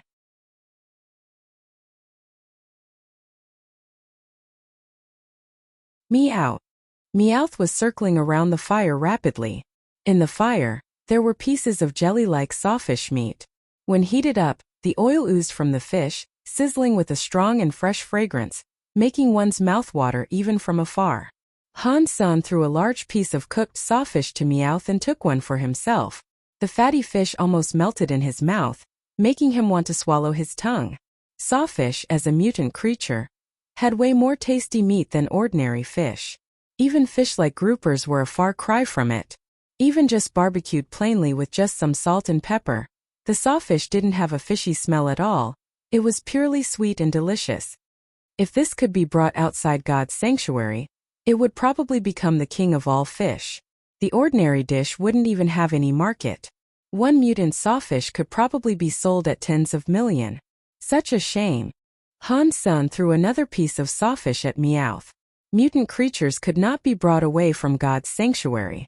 Also, he didn't have the energy to take all the sawfish he had hunted out of Dark Swamp. There were more sawfish in the lake than he had imagined. He had killed 15 these days. After eating several, his mutant geno points could no longer increase from eating sawfish. Since he couldn't bring it all out, he decided to feed it to Meowth. My mutant geno points are 31 now. Such a fruitful trip. Dark Swamp is too dangerous for ordinary people, so there live so many mutant creatures. Probably I could even max out on my mutant geno points on this trip. Han-sen was in a great mood and rewarded Meowth another piece of fish. The rest of the sawfish meat was made into jerkies by Han Senator before he left. He took another look inside the lake, to check if there was any fish that he had missed. Seeing another mutant golden sawfish, Han's son killed it in the same way. Mutant sawfish killed. Beast soul of mutant sawfish gained. Eat its meat to gain 0 to 10 mutant geno points randomly.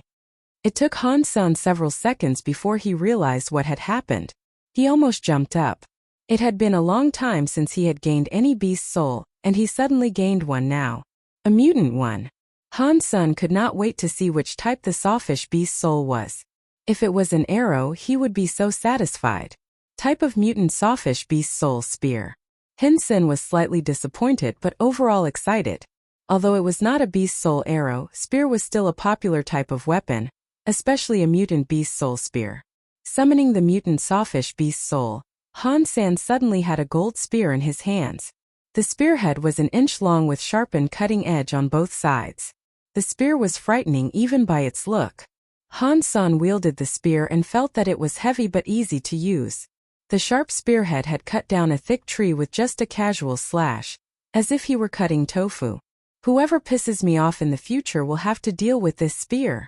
Hansen tried the spear for a while, and didn't take it back until he had sweat on his forehead. A mutant beast soul weapon had already made his trip to Dark Swamp a success. This spear was enough to make an ordinary household rich. After all, beast soul weapons did not need to be repaired and was easy to carry.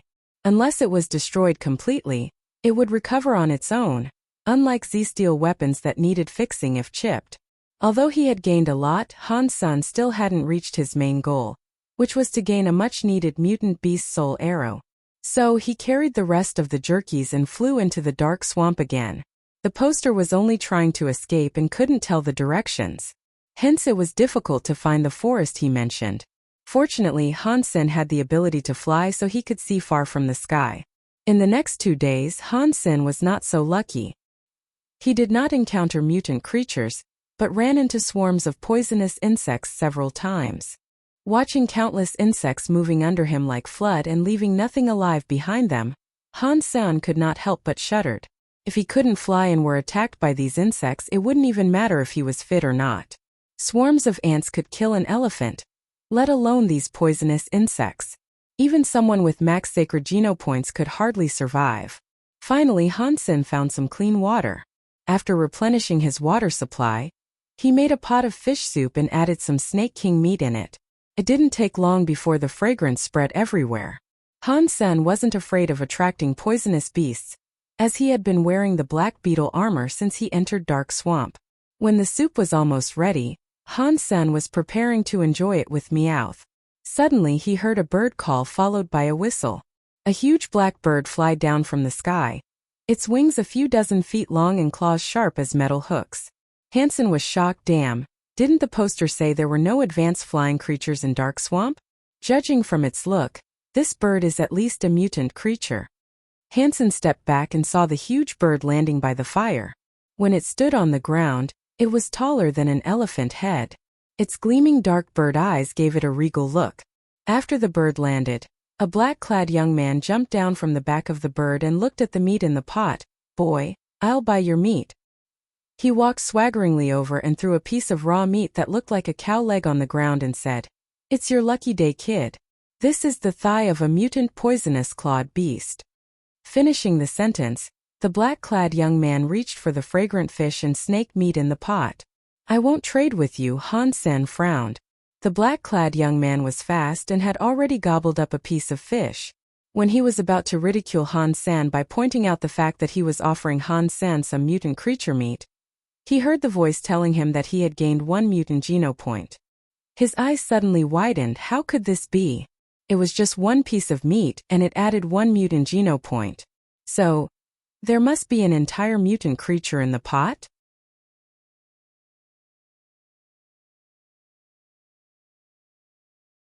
Lu Weinan was sick of eating the meat of poisonous clawed beasts these days. Relying on his mutant iron-feathered bird beast soul, he flew into Dark Swamp to hunt mutant creatures and only killed this 1 poisonous clawed beast in days. This beast was larger than a cow, and he had been eating its meat for more than half a month and still had a thigh left. He had only gained 5 mutant geno points from it so far. Just now, he had gained 1 mutant geno point already by eating just a piece of meat from the pot. He suddenly understood why Han San didn't want to trade. Although both were mutant creatures, the thigh he had was worth much less than what was in Han Sen's pot. Lu Weinan looked at the pot of meat eagerly, and then his eye fell on Han Senator, a knife in hand. He blew a whistle. The iron-feathered bird beat its wings and hovered over his head. Do you want to trade? Or let me beat you up before I eat your stuff? Lu Weinan was ready to dine and dash. There was no one in Dark Swamp, and no one would even know if he killed Han Senator since he had the iron-feathered bird mount. No one would be his match here. #K off, Han Sun said quietly. You asked for this, humiliated, Lu Weinan yelled and hacked his knife at Han Senator. Although he had gained the beast soul of mutant iron-feathered bird, he apparently didn't have the same luck in beast soul weapons. His knife was one with 5% Z steel. Han Sun was wearing sacred blood armor, so he was not afraid of such weapon. He didn't even shapeshift into the bloody slayer, but just summoned his mutant sawfish spear and wielded it at Lu's knife. Crack! The sawfish spear cut the knife off as if it were made of tofu and continued to stab at Lu. #T, thought Lu Weinan. He twisted his feet like a snake and barely escaped Han Sen's attack. Without a pause, Lu Weinan quickly ran back with strange but smooth body positions. Han San missed several stabs in a row, and Lu swiftly jumped on the back of his bird mount and rose in the air. How dare you challenge me? I'll just kill you, said Lu Weinan triumphantly, taking his bow and arrow to shoot at Han San, who was on the ground. Wings suddenly grew from Han Sen's back, and he rose in the air higher and faster than the iron-feathered bird. Damn! Lu Weinan was dumbfounded. How could he know this guy could also fly and even had wings instead of a mount? Subconsciously, Lu Weinan ordered the iron-feathered bird to go higher. Even if what Han San had were mutant beast soul wings, he wouldn't be able to fly too fast or too high. The iron-feathered bird should be able to get rid of him. But soon Lu Weinan found himself completely wrong. His enemy could fly not only very high, but also very fast, catching up with him in the blink of an eye. Who is this monster? His wings couldn't be sacred blood, right? Lu Weinan almost burst into tears. He didn't expect his enemy to be so strong. With his wings and his golden armor and spear, Han Sun looked more like an angel than a human. Having caught up with Lu Weinan, Han Sun poked the spear at him. All Lu wanted to do was to knock his own head on a wall. Why on earth did he try to escape on the back of the iron-feathered bird? Now he couldn't even use his body positions. Sitting on the bird, he had nowhere to hide. If he moved around, he would fall. Whoosh! The spear was poked into Lu Weinan's, but leaving a long wound. Lu's soft armor didn't stop the spearhead at all. Brother! Brother! Calm down. This is just a misunderstanding. Lu Weinan shouted hurriedly. Han Sun ignored him and stabbed at him again, making a symmetrical wound on the other side of his butt. Blood started to ooze from the wounds. Big brother, uncle, I was wrong. Stop poking or I will die. I surrender. Lu Weinan screamed while begging for mercy. Han Sun ignored him and kept poking. Lu Weinan saw the horrifying and shining gold spear and cried, Big brother, please slow down. We are both men. It will do you no good if you kill me. You see, I have a flying mount, which will be of some use to you if you need me to run some errands for you. Ouch! Lu Weinan was stabbed again and his face had turned pale. He was bleeding too much and he would die before long. He looked down at himself and saw he was wearing black all over. Lu reached into his clothes and ripped off his white underwear stained with blood. Waving his underwear in one hand, he cried, Big brother, don't poke. I surrender. We can have a discussion. Isn't it true that we have a policy in the Alliance to offer good treatment to the captives? Han Sen was silent all the time. Lu Weinan thought Han Sen couldn't hear him because the wind was too loud in flying. That's why he thought of the universal way of surrender, to wave a white flag. Han Sen saw Lu Weinan waving his ripped underwear and almost laughed out loud. Fly back. He held his laughters back and ordered. Lu Weinan was suddenly overjoyed, and quickly ordered the mutant iron-feathered bird to go back where he met Han Senator. When they were back to the place where the fire was made, the pot of meat was still there. Lu Weinan fell to the ground and screamed as he pulled the wounds on his buttocks. So tell me, how are you going to compensate me for my loss? Han Sen smiled and looked at Lu Weinan, who was covering his ass with both hands. Lu Weinan's face suddenly went stiff. Big brother, I'll give you whatever you want, except for this iron-feathered bird. You can take your pick. He summoned several beast souls and said bitterly, these are all I have. Please forgive me. Han Sen checked the 7 or 8 beast souls summoned by Lu Weinan, and there was even a mutant beast soul. He knew Lu was definitely holding back. But since Lu had summoned a mutant beast soul, it meant that he would like to give away the mutant beast soul for his life. At the same time, he was using this beast soul to decline Han Sen's asking for the iron-feathered bird before Han Sen even asked. He was depending on the bird to survive here and wouldn't give it up for the world. That mutant beast soul. And you, before I leave Dark Swamp, you have to follow my command. Han Sen thought this kid could be of some use. Also, Han Sen didn't want him to wander alone. If Lu found the forest first and killed the mutant black stingers, Han Sen's ultimate purpose of this trip would be defeated.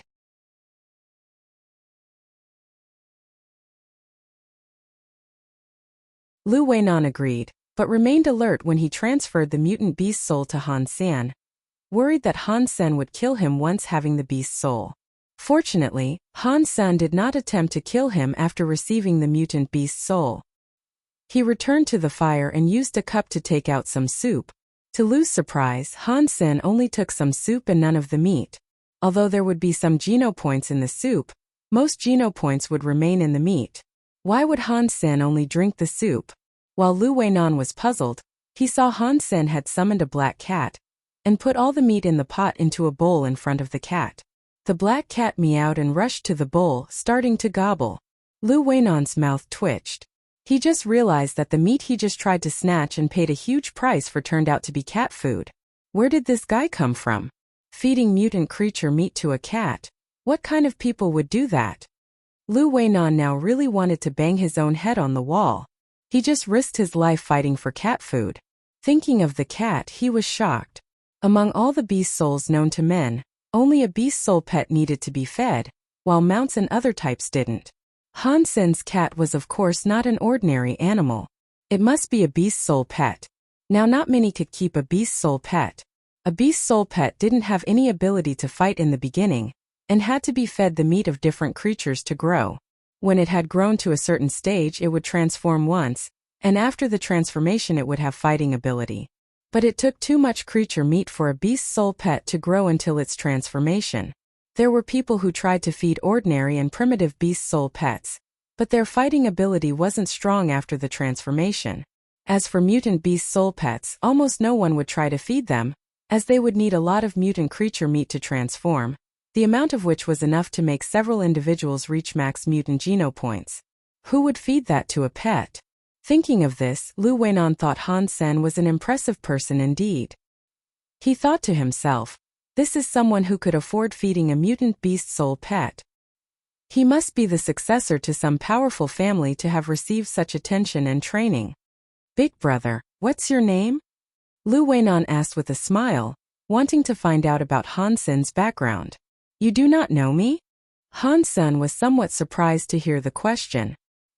He felt odd as Lu Weinan didn't find out from his armor that he was Dollar. Even after seeing his wings, Lu still didn't recognize him, which meant Lu really didn't know about Dollar. We have seen each other before? Lu Weinan looked at Han Sen puzzled, misunderstanding Han Sen's reply. No. Han Sen continued to drink his soup. Lu Weinan suddenly understood that Han Sen was saying that he should have recognized Han Sen, which meant Han Sen was someone famous, which convinced Lu that Han Sen was from a prominent family, or else he wouldn't have made such an arrogant remark. Lu suddenly looked at Han Sen more eagerly.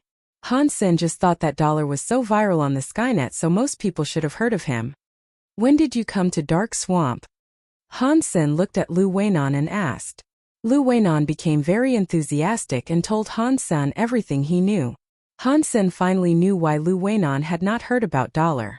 This young man had never teleported back since he entered God's sanctuary a year ago. It looked like he had done pretty well for himself too. Han Sen looked at Lu surprised. He could not believe that Lu Weinan would be so capable. Lu Weinan knew what Han Sen was thinking from his looks. He blushed and quickly said, "We the Lu specialize in practicing body positions. There is no one that could compare with us in this field. Although I, my humble self, have no special capabilities, I would love to carry the torch. Since I entered God's sanctuary, I've been pushing my limits until I reached the threshold transcendence. Be concise. Han Sen gave him a cold stare. Ahem, the truth is, we the Lus have great skills of escaping that were handed down in the family, and we knew how to run from danger. Lu Weinan cleared his throat and said. Han Sen now remembered that Lu Weinan's body positions were strange indeed. If Lu Weinan hadn't fled into the sky using his bird mount and lost his advantages, Han Sen wasn't sure whether he was able to hurt Lu.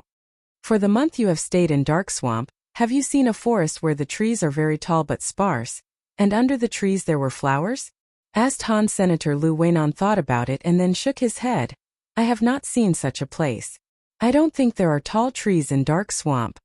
Not knowing if Lu Weinan had told the truth, Han Sen did not ask again. He rested for a while, and hit the road again with Lu after dawn. Lu Weinan's wounds on the butts had not recovered yet. Luckily he had a flying mount, so he was fine. Every time when it was time to eat, Lu Weinan would stare at Han Sen feeding Meowth with dried fish piece after piece and sigh secretly, feeling himself inferior to a cat. Maybe luck had finally come. At the end of the day, when Lu was complaining that they hadn't seen a single mutant creature the whole day, Han Sen spotted a black hornet the size of a fist in the grass. Black stinger. Han Sen was surprised and quickly made a gesture to ask Lu Weinan to remain silent and watch the hornet from here. Watch the poisonous hornet. Do not disturb it, and do not let it leave your sight. Han Sen said and flew into the sky to look around, as it was often foggy in Dark Swamp. He saw no tall trees or hornet nests in 20 miles. It seems that the black stinger's nest is not near. Follow it and we may be able to find its nest, thought Han Sen as he flew to Lu Weinan's side and gestured him to quietly follow the black stinger.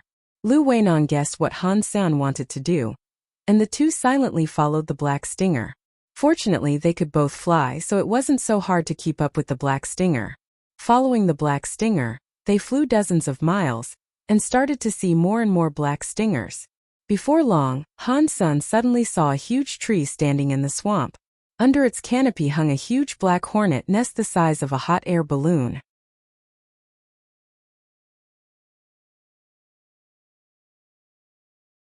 Swarms of black stingers flew in and out the nest, and there were at least tens of thousands of them, filling Han Sen and Lu Weinan with dread. Big brother, you do not mean to kill all these hornets, do you? Looks like they are all primitive creatures. There are so many of them and they can fly. It'd be hard for us to get out safely. Lu Weinan swallowed and said. Han Sen was happy to see the towering old trees and the flowers on the ground. He thought the poster did not lie. There is indeed such a place. After watching for a while, Han Sen said to Lu Weinan, let's go farther. Lu Weinan had to follow Han Senator. They didn't dare to approach the nests, so they flied high in the sky. The flower field was dozens of miles long and there were tall trees everywhere. There was a huge hornet nest on almost every tree. No one knew how many black stingers there were in this area. It was scary just to think about it. Soon after, Han Sen saw a giant tree that was more than twice as tall as the others. The hornet nest on this giant tree was the size of a castle, and there were scarlet black stingers the size of a pigeon flying in and out from time to time. Lu Weinan looked at the nest eagerly and said, are those scarlet hornets all mutant creatures? How many of them must there be? Han Sen was also a bit dumbfounded. The poster said he had seen one.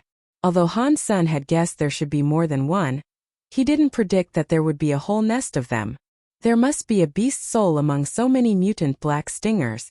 Han Sen was excited, realizing it was difficult to handle so many mutant black stingers at the same time. The needle of the mutant black stinger was blood red and at least 2 inches long. It looked very sharp as well. No one could resist the poison on it if stinged. After all, they were mutant creatures. Han Sen didn't want to depend on his sacred blood armor completely. Once the armor was pierced, he would be risking his life. The only fortunate fact was that the closest primitive hornet nest was a mile away, so the primitive black stingers didn't dare to get too close to this area. Comrade Lu, it's time to test your loyalty. Han Sen patted Lu Weinan on the shoulder. Lu Weinan suddenly changed his expression. Big brother, You do not want me to lure the mutant black stingers away, right? I will die. Do not be so pessimistic. Well, you do not really need to go there yourself. Just use your iron-feathered bird to attract their attention, and I'll use that opportunity to ruin their nest. When the mutant hornets run wild and scatter around, we could just kill some of the single ones. Han-sen said with a smile. Han-san said before Lu Weinan could say anything, do a good job, and I will give you 2 mutant hornets when the plan goes through. Think about it, boy. In order to keep Lu Weinan in line, Han-sen promised him the reward first. Lu Weinan suddenly swallowed the reply he had, patted his chest and said, It's my honor to risk everything for you. Tell me what to do, big brother. 2 mutant hornets could gain him quite a few mutant geno points. Very good, I am seeing great things in you. You are responsible for directing your iron-feathered bird to poke at the nest and attract most hornets away. But don't let the bird fly too high. If the hornets couldn't follow, they would return to the nest. Try to keep them away as long as possible, and I'll take care of the rest, Han-san said. Lu Weinan looked surprisedly at Han-san. Even if I can get most of the hornets away from the nest, there are certainly some remaining inside. Are you going to be fine walking over like this?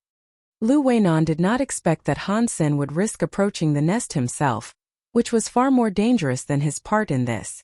He wasn't in direct danger by using the iron-feathered bird to lure hornets away. If things got bad, he could also take the beast soul bird back. The fortress-like hornet nest was connected to the tree trunk, and it wouldn't be easy to take down. I have a plan. Just buy me some time and do not let those hornets come back too fast, Han-san said calmly. As long as the majority of mutant black stingers were lured away, he wasn't afraid of a dozen that might still be in the nest. Will do. Lu Weinan hid behind a boulder with Han-san and commanded his iron-feathered bird to seize a large stone with its claws and flew above the nest. Bang! The iron-feathered bird dropped the stone at the nest and the 3-foot-long stone made a big hole in the nest. With a buzzing sound, mutant black stingers rushed out from the nest madly toward the iron-feathered bird like a scarlet cloud. Lu Weinan quickly commanded the iron-feathered bird to lead the mutant black stingers away. Han-sen was watching the nest closely all the time and saw almost no mutant black stingers around the nest. When the mutant black stingers were led dozens of yards away, Han-san suddenly summoned the beast souls of the purple-winged dragon and bloody slayer. With the mutant sawfish spear in hand, he flew toward the nest, looking like a winged centaur warrior from the myth. Almost just in the blink of an eye, Han-san threw himself at the nest, breaking the nest badly. Swinging the spear into a storm, he tore the nest apart as if it were made of paper. Some mutant black stingers were trying to attack him, but were all killed with the spear in a short while. None could stop him. There was a mutant black stinger that approached him, and its sting didn't even pierce his armor, leaving only a small white mark on it. Lu Weinan was shocked. He knew Han-sen was strong but didn't realize Han-sen had such great shape-shifting beast soul. When the better half of the huge hornet nest had been destroyed by Han-sen, a hornet twice the size of a mutant one flew out, its whole body transparent as red crystal. The moment this biggest hornet flew out, all the mutant hornets that were lured away by the bird all flew back to the nest, as if they could feel something. Be careful. The hornets are all back. That may be their queen. Lu Weinan roared.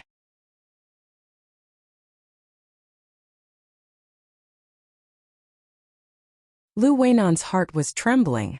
The swarm was only about 600 feet from Han's senator. With the speed of the hornets, they could make it back in seconds. In addition, the queen hornet, which could be sacred blood, was eyeing Han's senator. His situation was critical. Looking at the queen hornet flying over, Han Sen narrowed his eyes, stepped back and threw the mutant sawfish spear at it. The queen was too fast and dodged the spear at a short distance. When Lu Weinan was lamenting the loss, Han Sen's majestic golden figure had rushed to face the queen, hacking a gleaming katana at the queen hornet. That katana was so swift that even the sacred blood queen hornet couldn't dodge it, and was cut into halves by Han Sr., sacred blood black stinger killed. No beast soul gained. Eat its meat to gain 0 to 10 sacred geno points randomly. With that wonderful voice, Han Sen rocketed into the sky without any pause. The swarm chased Han Sen into the sky, but could not to catch up with him or fly any higher than half a mile above the ground. Han Sen turned beautifully and made a big circle before he returned to the side of Lu Weinan. Lu Weinan was very impressed. From destroying the hornet nest to killing the queen to getting rid of the swarm, Han Sen's movements were so smooth and clean that he felt like he was watching an action movie. Awesome, really awesome. Lu Weinan gave Han Sen a thumbs up. He was sincere. Just my routine. Han Sen laughed but kept his eyes on the swarm. He didn't have the time to get the body of the queen hornet out, but it was fine. The nest was destroyed and the queen was killed. These hornets would go through a chaotic phase, which would be Han Sen's best opportunity. Sure enough, after suffering major blows, the swarm was a mess. Many mutant black stingers had left the swarm. You continue to harass the swarm with your iron-feathered bird, and I will go hunt the single black stingers. Han Sen flapped his wings and approached a mutant black stinger flying away from the swarm. Although his shapeshifting time was up, Han Sen was still able to use Bladestorm with the Shura katana to kill the mutant black stinger. Just now he was only able to kill the Sacred Blood black stinger with one blow because he used the strength of Bladestorm to cut on its fragile waist. Mutant black stinger killed. No beast soul gained. Eat its meat to gain 0 to 10 mutant geno points randomly. Although he hadn't gained a beast soul yet, Han Sen was not worried at all as there were at least thousands of mutant black stingers here, and he would surely get a beast soul sooner or later. Taking the dead black stingers back, Han Sen directly gave them to Lu Weinan. He didn't want to bother preparing the body. As the black stingers were poisonous, only parts of the body were edible and the rest had to be removed. Although it was nothing difficult, it was quite troublesome. Han Sen continued to fly out to kill more single black stingers. With the collaboration with Lu, Han Sen hunted more than 20 black stingers in a day. The only pity was that Han Sen still did not get a beast soul. Han Sen was not in a hurry. The iron-feathered bird was constantly harassing the hornets, which made it difficult for them to rebuild their nest. The two men had enough time to hunt. For several days, Han Sen had been hunting mutant black stingers. On the fourth day, he finally heard the voice saying, "Mutant black stinger killed. Beast soul of mutant black stinger gained. Eat its meat to gain 0 to 10 mutant geno points randomly." Finally, Han Sen thought in ecstasy, though not showing it on his face or summoning the black stinger beast soul. He did not want others to see Dollar shooting arrows and thus connect Han Sen with Dollar. These mutant black stingers are quite enough. We could not carry more anyway. On the fifth day, Han Sen had hunted nearly 80 mutant black stingers. Han Sen gave Lu Weinan the 2 mutant black stingers he had promised. Lu used the bird to lure the swarm away several times and had done a good job. Han Sen was quite satisfied. Great! Lu Weinan nodded, regretting not having asked for more mutant black stingers. Han Sen had dozens of them and all he got was 2. But even so, it had been a great trip, much better than his own gain in Dark Swamp. Use the iron-feathered bird to drive the hornets away one more time and I will go get the body of the queen, said Han. Senator Lu Weinan quickly nodded, and Han Sen retrieved the 2 parts of the queen hornet. Lu enviously watched Han Sen putting the body away. Not knowing if the queen hornet was sacred blood, he was still coveting it. Han Sen quickly prepared the queen hornet's meat, took out the poisonous and inedible parts and made a pot of broth. Eating it up, Han Sen heard the voice 4 times. Sacred blood black stinger meat eaten. 1 sacred geno point gained. Sacred blood black stinger meat eaten. 1 sacred geno point gained. The queen black stinger had contributed 4 more sacred geno points. This is the end of our collaboration. You take care. Han Sen took his own mutant black stingers and got up to leave. These days he ate a lot of mutant black stingers and now had 47 mutant geno points. With 4 more sacred geno points from the queen, his sacred geno points were now 29. It had been a fruitful trip and now he needed to prepare the dead mutant black stingers he had and trade them for cash. Brother, can we continue to collaborate? I'll follow your lead. No question asked. Lu Weinan quickly got up and said. He had tasted sweetness from this collaboration and trusted Han Sen as well. He would never suffer losses from working with such a person. Looking at Lu Weinan, Han Sen pondered and said, I do not have much time to hunt together. If I'm recruiting people to join me, I will tie a piece of cloth with my name on it to the crooked tree on the west side of Steel Armor Shelter. If you are interested in participating, Just go to Zephyr Valley and wait for me. Brother, you have not told me what your name is? Lu Weinan quickly asked. Go back and go on the Skynet. You will find out. Han Sen smiled, took his own package and flew away.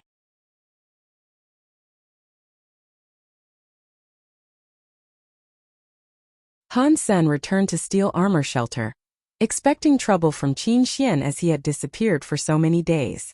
However, he did not see Qin Xian at all. Not just Qin Xian, there was almost no one on the streets. The entire Steel Armor Shelter seemed empty.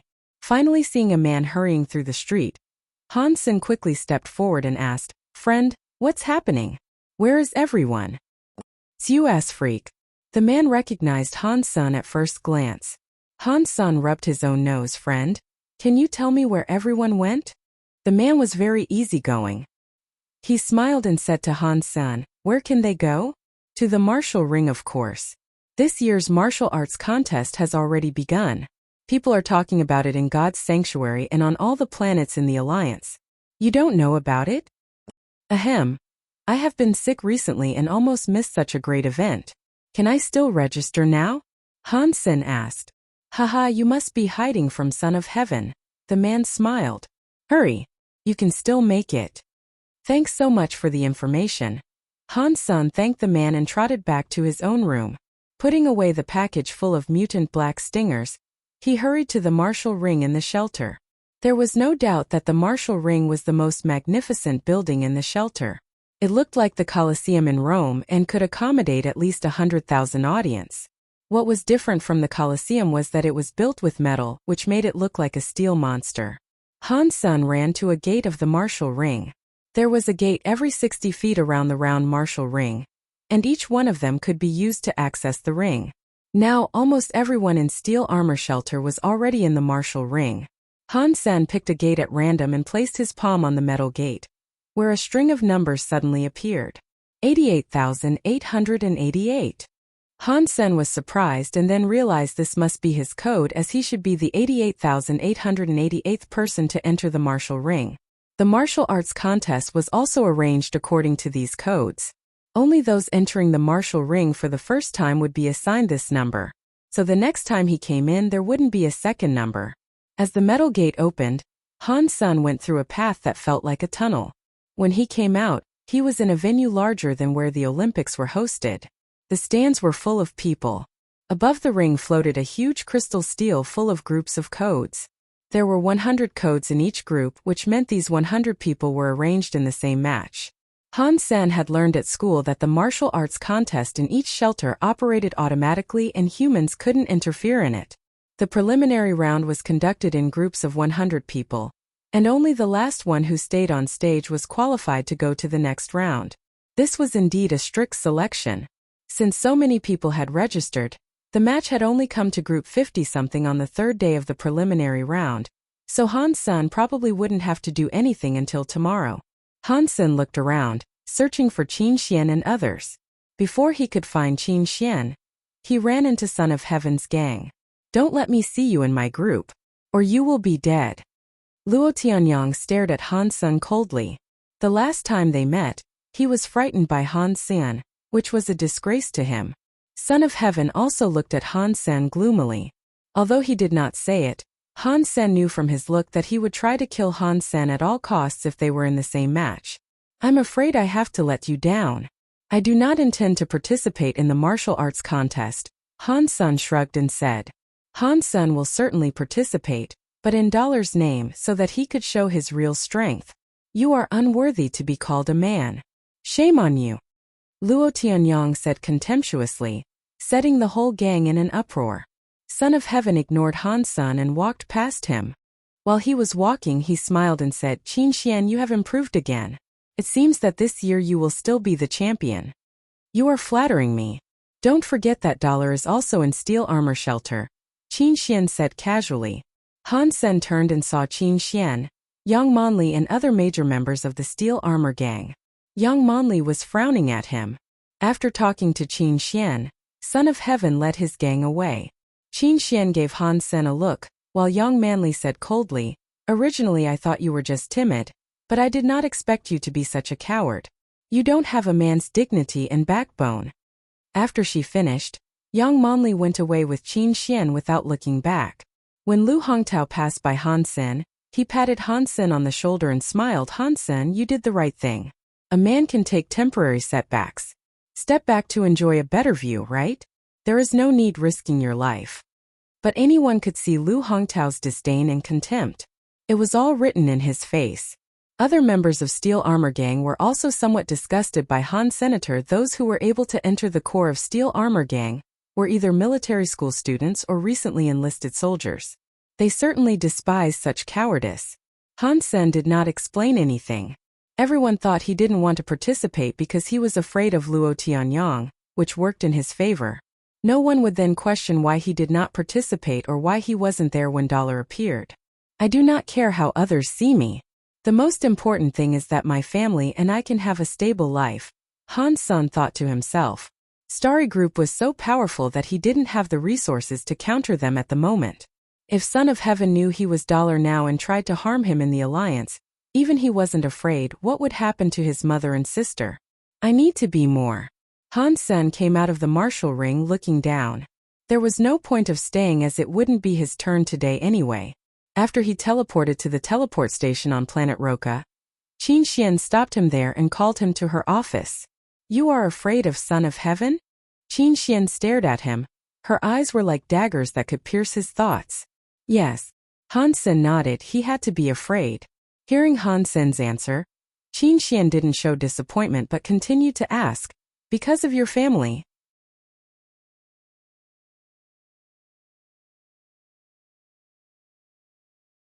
Surprised, Han Sen looked to Qin Xian. She smiled and said, listen to me, go apply to Black Hawk. If you could be admitted, I guarantee that Son of Heaven would not dare to touch your family. How can you guarantee that? Han Sen stared at her. Every time we fought, I recorded and observed your combat data. I could tell you for sure that you have the talent to be a great sniper or archer. Your timing and prediction of your opponent are outstanding, Qin Xian said. Han Sen did not speak. These words of praise were not what he wanted to hear. In the army, in addition to being the station master, I am also responsible for organizing a special squad. I think you are someone I need. As long as you join the squad, your family can get protection from the military.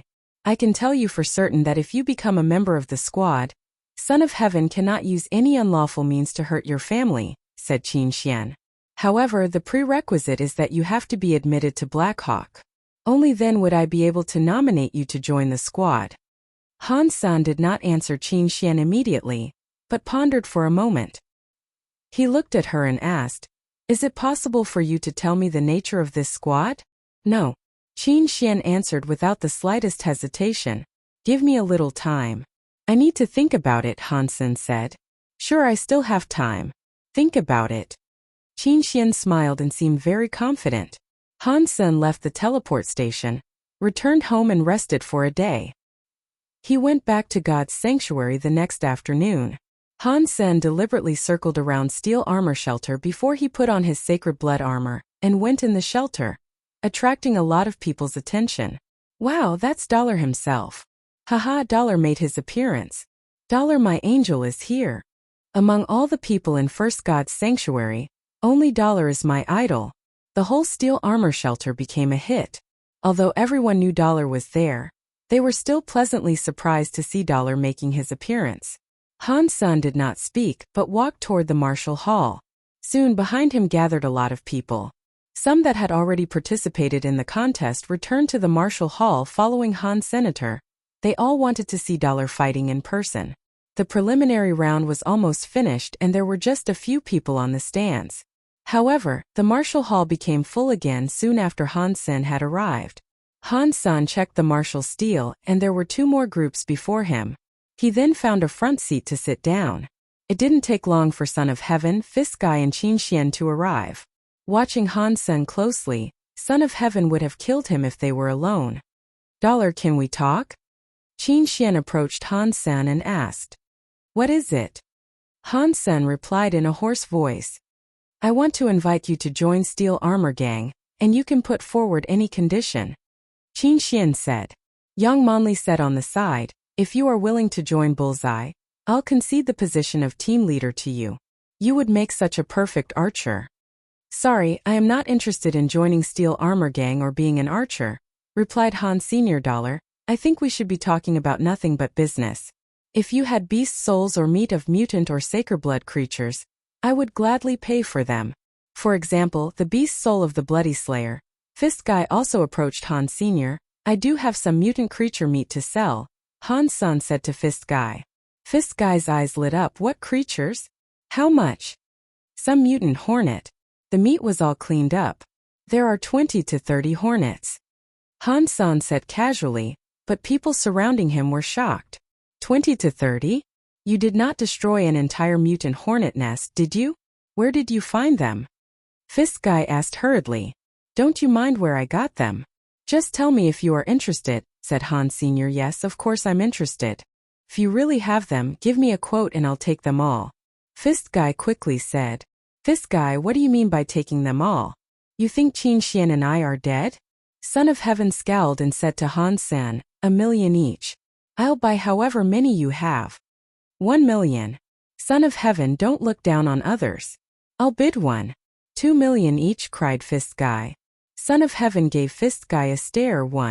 5,000,000. Do you think you could keep up with me? Being rich does not mean you'd be willing to bid 6,000,000, replied Fist Guy, not to be outdone. Don't bid yet. I don't intend to sell these separately, nor will I trade them for money, Han San said. Name your price. Although Son of Heaven wanted to kill Han San right now, seeing a large amount of mutant creature meat of rare hornets, he would not let others beat him to it. I want to exchange these mutant creatures for an S-Class license for St. Hall, Han San said quietly. Hearing Han Sen's words, both Son of Heaven and Fist Guy looked reluctant. St. Hall was a research institution of martial arts. Most of the popular hyper-genoarts were developed by St. Hall. St. Hall also sold some advanced hyper-genoarts, but there were restrictions on the purchase, especially for the most advanced S-Class hyper-genoarts. Ordinary people were not eligible to purchase even if they had money. Han Sun wanted to buy an advanced hyper-genoart for his mother and sister to practice, as he didn't dare to show jade skin to anyone before he knew where this hyper-genoart came from. Your price is too high. I'll buy all your mutant creatures at 2,000,000 each. Plus I will let go of our previous grievances, said Son of Heaven, staring at Han Senior. Sorry. I want nothing but the S-Class license for St. Hall. You can think about it. Han Sun rose and walked onto the stage. It was his group's turn. Watching Han San coming, others in the group felt bitter, as they knew it was impossible for them to pass the preliminary round now that Dollar was here.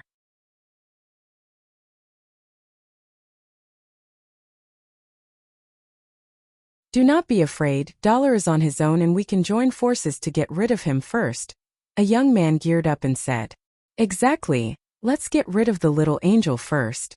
Someone looked at Han San greedily, as if he were looking at a naked woman. Haha, Dollar. I am a big fan, so I'll try to be gentle with you. Dollar, do not run, take my punch. Suddenly nearly 100 people on the stage all threw themselves at Han San while yelling frantically. #T. What the heck? Shouldn't my fans be protecting me rather than beating me up? Thought Han San bitterly. Although these people looked menacing, they weren't using any weapon.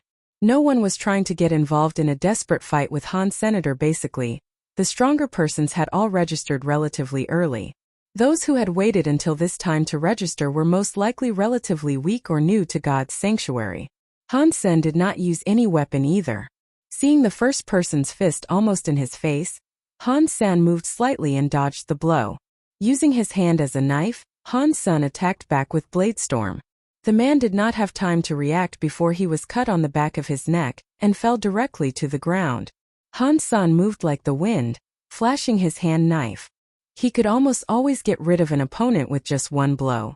Wherever he went, people were thrown off their feet and it was like the scene after a tornado. The best thing about learning Ghost Hunt was that Han Sen now knew the various aspects of the human body very well. Although he didn't use Ghost Hunt, he was still able to use Bladestorm appropriately so that no one got seriously hurt when they were defeated. Watching nearly 100 opponents knocked out by Han San, many smiled and chose to quit after they got back on their feet. Dollar is out of this world. Dollar, my angel, you are so handsome. I want to bear your children, Dollar. On the stands, the audience was roaring in excitement. When the last opponent got off the stage, Han Sen was pleased with himself while waving at the audience. He thought, it seems I also have the potential of being a star. Should I say give me 10 more now? Never mind, what's 10 to me? I've already defeated 100. Han Sen automatically got into the next round. Just when he walked out of the martial hall, he saw a few young girls running to him, offering him a pen. They asked in slightly trembling voices, Dollar, can we have your signature? Han Sen paused as he didn't expect this. Fortunately, it took him only a second before he took the pen and said yes. But the next second, Han Sen was embarrassed. These little girls only gave him a pen, but did not give him any kind of paper. Where should he sign? Where do I sign? Han Sen asked in a hoarse voice. Dollar, can you please sign here? A plump girl stuck out her breasts, stretching out her blouse. Han Sen was just a young man, and his nose almost bled from the view. Practicing jade skin secretly, he calmed himself down and signed Dollar on the girl's tight outfit. Dollar, Dollar, sign here. More and more girls squeezed over, scrambling. Some even stuck out their butts for him to sign. After signing for a few, Han Sen turned around and saw himself surrounded by a crowd. A man nearly 6 feet tall raised an arm and flexed his muscles at Han Sen, crying in a muffled voice, Dollar, sign here please. Han Sen finally got out of the martial hall, and was surprised to see Son of Heaven, Fist Guy and Qin Xian waiting for him there. Dollar, other than the license to purchase at S-Class section, would you consider other options? I can trade mutant beast souls and some money with you, Fist Guy said. Sorry, I won't consider anything else, Han Sen said. Son of Heaven stood aside and did not speak. Although he had what Han Sen wanted, he was not willing to trade it for mutant creature meat. If it was sacred blood creature, it might be different. Dollar, if you have 30 mutant creatures, I will make the deal with you. How do you like to proceed? Asked Qin Xian. If you trust me, you can first transfer to me the license and I will send the goods to you later. If not, we could schedule a time privately to trade in person, replied Han Sr. Okay. Let's schedule a time then. I need some time to get you the S-Class purchase license, Qin Xian said. Great, Han Sen nodded. Then let's talk about it on our way back. Qin Xian was thoughtful to ask her gang clear the path for Han Senator after making the appointment with Qin Xian. Han Sen was already outside steel armor shelter. He thanked Qin Xian, summoned the wings to fly into the mountains and soon disappeared. Han Sen did not doubt Qin Xian's ability to come up with an S-Class license. After all, Saint Hall was semi-military. With her profound military background, it should be easy for her to get a license. After walking around in the mountains for a while, Han Sen used his own identity to go back in the shelter. He went back to his room and repackaged the meat of 30 mutant black stingers in a bag, ready to trade with Qin Xian tomorrow. The rest of the black stinger meat was dried by Han Senator. He did not plan to sell it as he will keep it for Meowth. The transaction was very smooth. Han Sen got the S-Class license and teleported out of God's sanctuary. He wanted to buy an advanced hyper-geno-art for his mother and sister to practice. Back home, Han Sen logged in on the Skynet and entered the site of St. Hall. Using the S-Class license, Han Sen entered the official online community of St. Hall, which was inaccessible to most. He then entered the most advanced section, S-Class section. There were many hyper-geno-arts in the S-Class section. Although their content couldn't be browsed, there was a detailed description of each. Han Sen carefully read the descriptions. Each license could only be used to purchase one hyper-geno-art, so he had to think carefully. Mutant black stingers could only be sold this once, as the value would decrease if there were too many on the market. Even if Han Sen hunted more mutant black stingers, no one would be willing to use an S-Class license to trade for them again.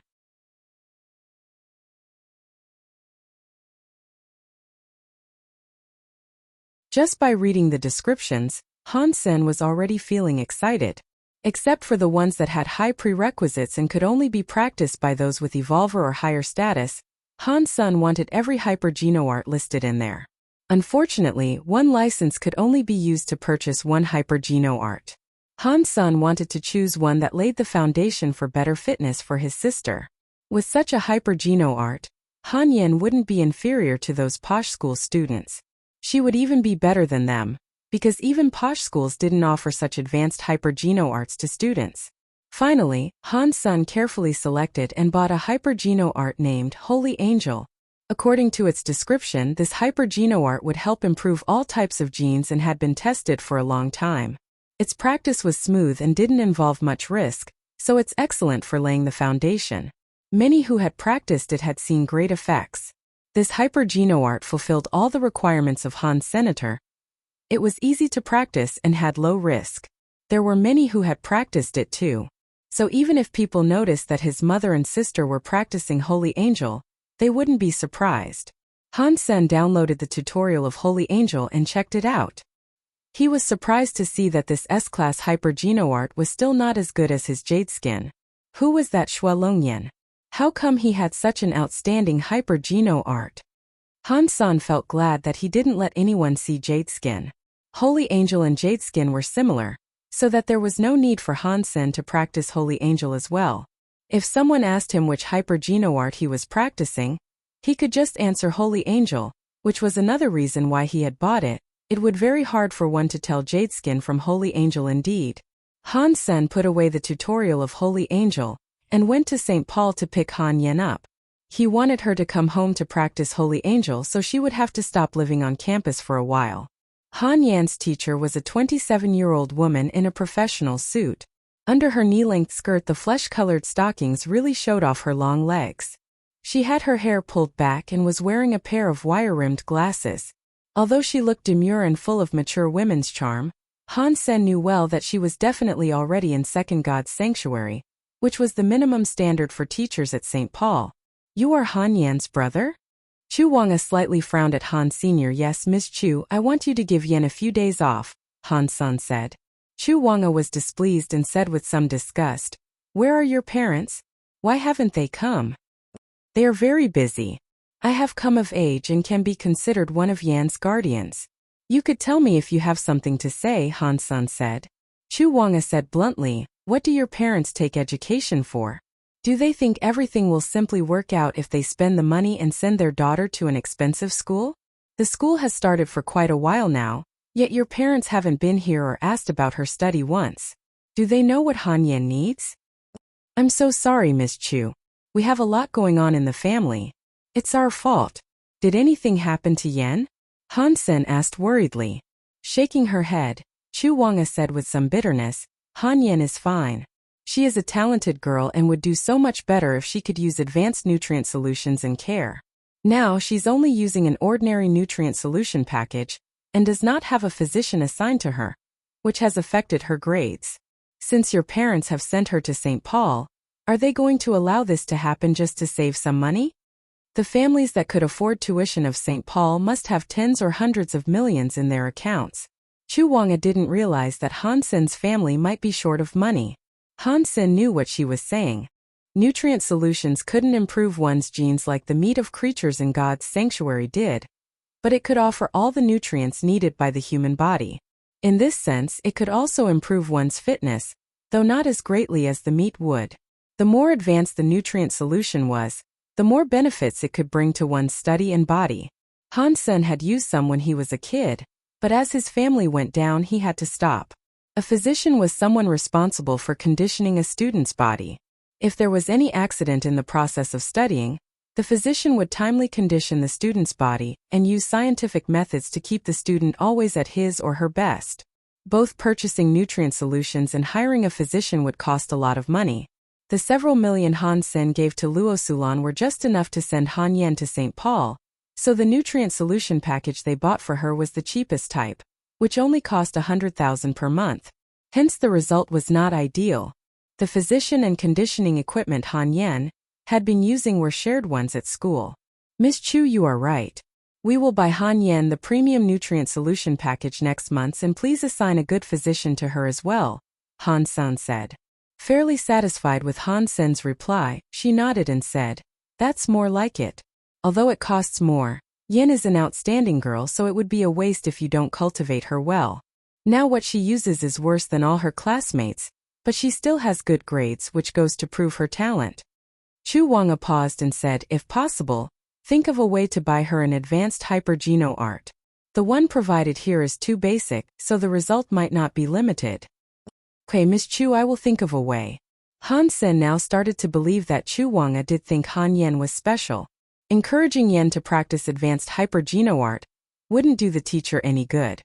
While she could probably earn a referral fee from recommending nutrient solutions and physicians, the most expensive nutrient solution package cost $1 million per month. A senior physician plus professional equipment would cost a few $100,000 per month. Han Sen had no money before, but now he could earn a lot. Of course he would want the best for his sister. Chu Wanga put away her things and rose to feet. Let's go. Yen should be out of class soon. Let's pick her up and I'll give you a ride home. Han Sen said no need, but Chu Wanga clearly saw him as a teenager. Han Yen was ecstatic to see Han Sen, but she remembered to greet her teacher politely before she ran into her brother's arms. Holding Han Yen in his arms, Han Sen followed Chu Wanga out of the school. At the school gate, he saw two familiar persons waving at them.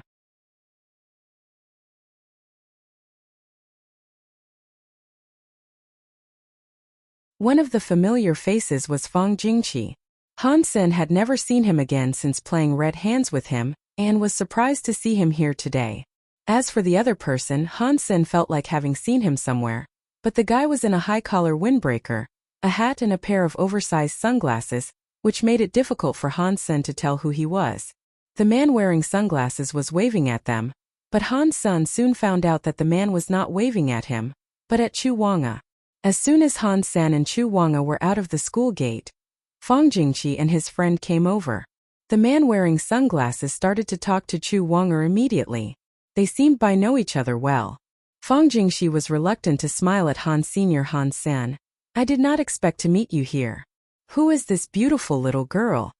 This is my sister Han Yen. I came to pick her up. I'll let you guys talk, Han Sen said. You did not come in an aircraft? Let me give you a ride, said Chu Wanga when she saw Han Sen leaving for Maglev Station with Han Yen in his arms. The man in sunglasses said reluctantly, since you all know each other, let's go to dinner together. I will not bother you.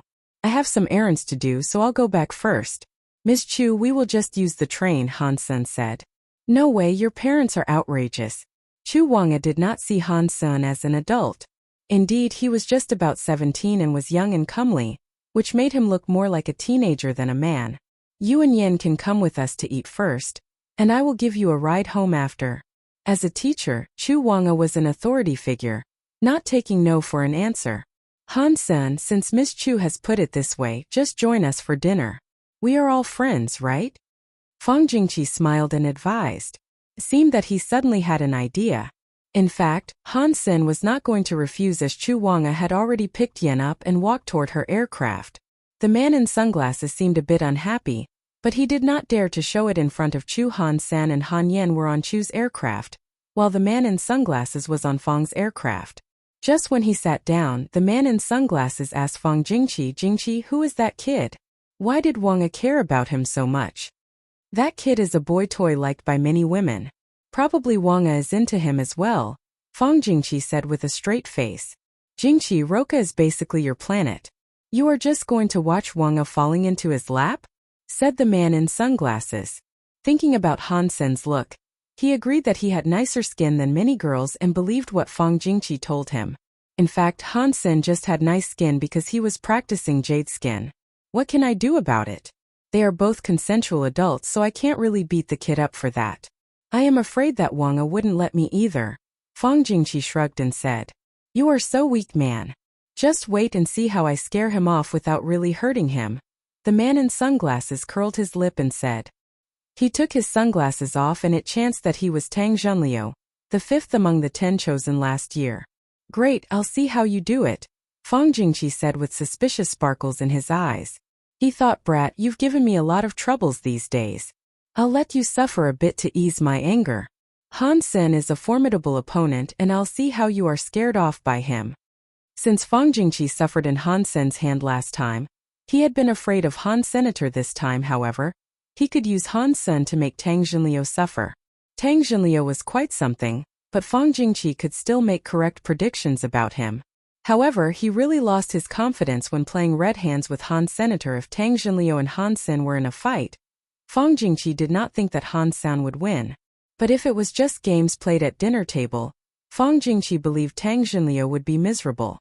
Fang Jingqi also wanted to see Tang Jinliu completely defeated by Han Xian, so that Tang wouldn't brag about himself all day, as if everyone should worship him because he was the chosen. The place they were heading to was a club exclusive to the distinguished and aristocrats. Han Sen and Yan weren't qualified to enter, but since the rest of the party were all VIPs there, they could be the plus ones. Inside the private room, Tang Jinliu took off his sunglasses and hat, smiled and reached out a hand to Han Sr. Haven't introduced myself. My name is Tang Jinliu. Tang thought to himself while smiling. Tang Jinliu, the star is here. You must be stunned by my name. It would be great if you and your sister happen to be my fans and ask for my signature. My name is Han Sr. Han Sen shook his hand and said, unimpressed. He did recognize Tang Jinliu, but he wasn't really interested in stars. He was always busy making a living, and had no time to gather information about the stars. That was why he wasn't starstruck at all. Tang Jinliu felt at loss. Even if Han Sen wasn't a fan, he should still have a bigger reaction than that. But he acted as if he had just seen a passerby. Is he an alien? He does not know me. Me, Tang Jinliu. Tang wanted to grab Han Sen and tell the kid his name again. The only reason he wasn't doing it was Chu Wanga, who was sitting at the table. Fang Jingqi almost laughed out loud. He naturally knew what Tang was thinking. Soon the waiter brought them a variety of food and drinks that looked expensive. Han Sen and Han Yan had never had any of these before. Since it was someone else's treat, Han Sen ate without manners and was putting nice food into Yan's plate from time to time. Yan did not engorge like her brother did, but also enjoyed the food quite a lot. Chu Wanga was displeased with Han Sen's rudeness, but liked Han Yan more and more. Fortunately, Han Yan was sent to St. Paul and made my student, or such a good girl as her would be ruined by her family. Chu Wanga was secretly determined to teach Yan well, and keep her away from her brother.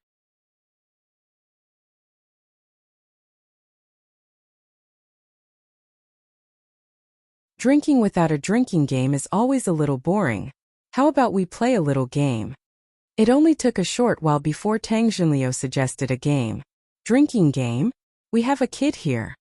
Chu Wanga rolled her eyes at Tang. Tang winked at Fang Jingqi and the latter smiled and said, Wanga, no worries. Nothing over the line. We are kid-friendly here. Fang Jingqi turned to ask Tang, how about red hands? When Fang Jingqi said these words, Han San was slightly startled. He thought that Fang was trying to set him up, but in fact it seemed that he was setting Tang Jinliu up. Tang frowned. Red hands is too easy to play and not good for drinking. Let's play pouring the wine. Pouring the wine, suggested by Tang Jinliu, was a game where two players sat across a table with a cup of wine and a plate on it. The two would play rock, paper, scissors first, and the winner should grab the wine and pour it at the loser's face. The loser needed to grab the plate and block the wine with it. Is this game appropriate? Fang Jingqi only knew Han Sen was good at red hands but wasn't sure if he'd be good at this game. Well, you three play. I'll take Yan to the gym.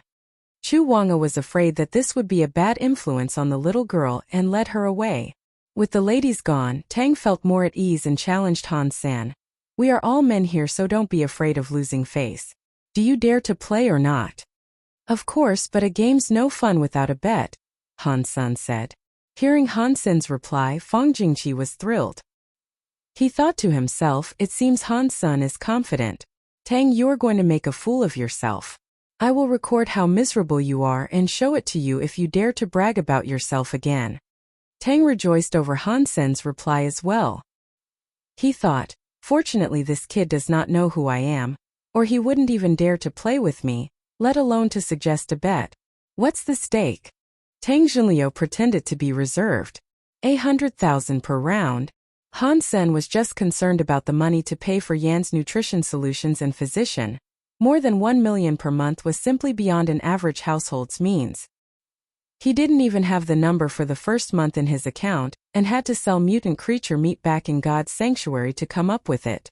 But all he had left was mutant black stingers, and he didn't really want to sell more after the 30 he sold to Qin Xian. If the same creature appeared too often, its value would drop and people might think it was easy to hunt that creature. So Han Sen did not intend to sell mutant black stingers anymore unless he had to. Good. I really like playing with a straightforward guy like you. 100,000 per round it is. Tang was overjoyed inwardly. He was just thinking it wouldn't be satisfactory enough just to pour wine on Han Sen's face, and it chanced that the kid had offered money as well. You will have to wait 10,000 years before you could win money from me. I am the king of rock, paper, scissors and I can win 9 of 10 rounds. I will wait to see you cry. Tang wanted to give Han Sen a banner for being a great citizen. He was just so nice to offer Tang both his face and wallet. The three soon decided on the rules. To win rock, paper, scissors didn't count as winning the round. A winner must also successfully pour the wine on the opponent's face. You guys can start. I'm terrible at rock, paper, scissors, so I'll first observe. When they were deciding which two were to play first, Fong threw his hands up. He had no intention to play and just wanted to record the game. Alright, you can play when we get tired. Tang was pleased by Fong Jingqi's quitting as it gave him more time to kick Han Sen's ass. Tang laid the plate and a glass of wine on the table. The glass was an ordinary one and could hold about 5 ounces of wine. Shall we use water instead? Proposed Han Sr. He was afraid that Tang would be soaked in wine and it wouldn't be safe if Tang caught on fire. Water is boring. Wine it is. Tang wouldn't miss an opportunity to humiliate Han Sen more. Han Sen did not speak. Tang Junliu said to Fong Jingqi, Fong, you call it so that it is fair. I am afraid someone may challenge the result otherwise. Okay. Fong Jingqi agreed, stood between the two, cleared his throat and called rock, paper, scissors. When Fong Jingqi said scissors, Han Sen and Tang Junliu almost reached out their hand at the same time. Han Sen used scissors while Tang used rock. Excited that he had won, Tang grabbed the glass of wine and poured it at Han Senator. Unfortunately, Han Sen had put up the plate with some panic and blocked the wine. Could Han Sen actually be bad at this game? Fong Jingqi hesitated as he did not expect Han Sen to lose. Looking at Han Sen's smiling eyes, Fong could not help but wince. No, Han Sen is ruthless. He is just trying to get more from Tang. Having understood what was going on, Fong Jingqi grinned and thought, Tang, you are doomed tonight. I will try to record everything. Han Sen was of course setting Tang up, since he had asked for it himself anyway. And Tang was rich enough as well. Others might not be able to come up with the stake, but since Tang could earn more than 10 million with one performance match, he probably would feel nothing from losing a few million. The game itself was a test of reflexes and timing. Both rock, paper, scissors and fetching the object one should choose was highly demanding for one's reflexes. The one who could respond fast had a great advantage in the game. However, what was more important was the ability to predict the opponent's next move, which was the essence of rock, paper, scissors.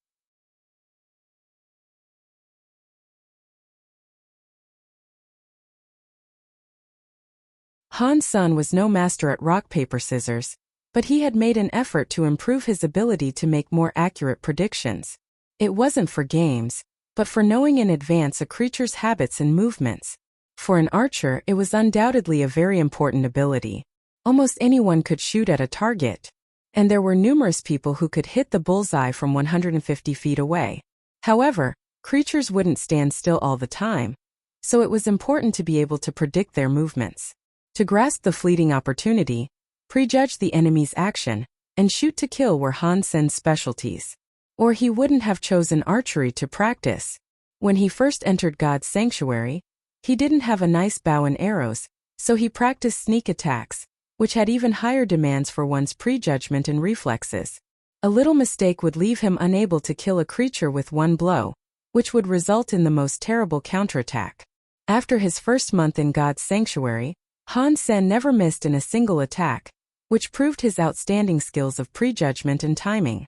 Now with so many Geno points gained, Han Sen had improved greatly in his reflexes as well. It would be difficult for one to win against him in a game like this one. Rock, paper, scissors. The moment when Fong Jingqi said scissors, Han Sen and Fong Jingqi reached their hands out again. Han Sen had struck with scissors, while Fong went with paper. Tang didn't expect to lose, and when it hit him that he should grab the plate, his face was covered in wine and some even got into his nostrils, leaving a burning sensation. Tang lost a point. Fang Jingqi wrote it down on a notepad seriously. Tang of course didn't take the loss well. After wiping his face with a towel, he stared at Han Sen and said, "Again." Han Sen was certainly happy to oblige. The two were at it again. Claiming to be the king of rock paper scissors, Tang won less than 40% of the rounds, in which Han Sen was able to block the wine he poured every single time. In the rounds where Tang lost rock paper scissors, Han Sen was faster than him and got him every time, leaving Tang soaked in wine. In the beginning Tang would wipe it away, but later he was so focused on beating his opponent that he would just let it be. "No, let's play finger guessing instead. It's easy to cheat in rock paper scissors." Tang Xunliu could not help but yell after losing 7, and then 8 rounds in a row. "Okay, but please tell me the rules as I've never played finger guessing before," Han Sen said. "The rules are simple." Tang explained the rules. Finger guessing was the same type of game as rock paper scissors, but in finger guessing the two players' hands had to be placed in front of their body at all times, so the other party could see more clearly, and there was less a chance of cheating and changing one's mind. Han Sen had not played this one before, so he lost the first 4 rounds of finger guessing, but Tang wasn't really cheered by this fact as he was still unable to get any wine on Han Sen's face. After 4 rounds, Han Sen had mastered the essence of finger guessing, and his excellent skills in prejudgment and quick reflexes gave him the upper hand again. Wine constantly hit Tang's face, which made him even more eager to win. In a while he was so wet that it was as if he had just climbed out of a wine bucket. Even his trousers were dripping with wine. Tang thought to himself, how could this be? I should be invincible. Something must be wrong. Fang Jingqi saw that Tang was miserable and tried to stop him twice. But Tang was completely amok, and all he wanted was to get his money back.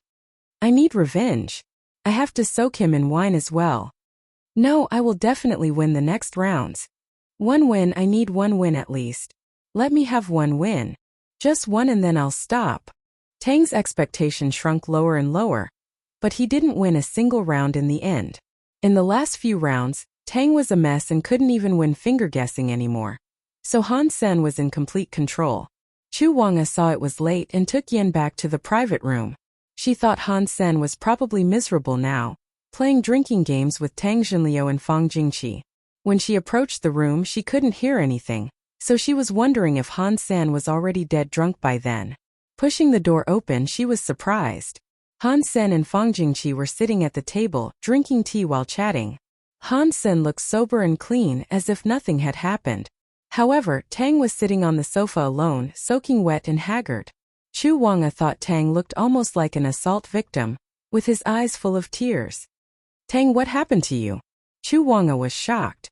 By no means could she believe that Tang Xunliu was the one getting bullied. Tang just understood what had happened. Without answering her, he fiercely threw himself at Fang Jingqi, shouting, "Damn you Jingqi, how dare you set me up?" Not quite sure what was going on, Chu Wanga saw Han Sen smiling at her. He asked, "Miss Chu, what's the price of the Advanced Nutrition Solution packages?" Now Yen is on the package that's $100,000 per month, the effect of which is very limited. The course intensity at St. Paul would probably call for the package costing $300,000 per month. Or her grades and fitness would both suffer, Chu Wanga explained. If she were to use the top package plus senior physician service, how much would that cost annually? Han Sen asked again.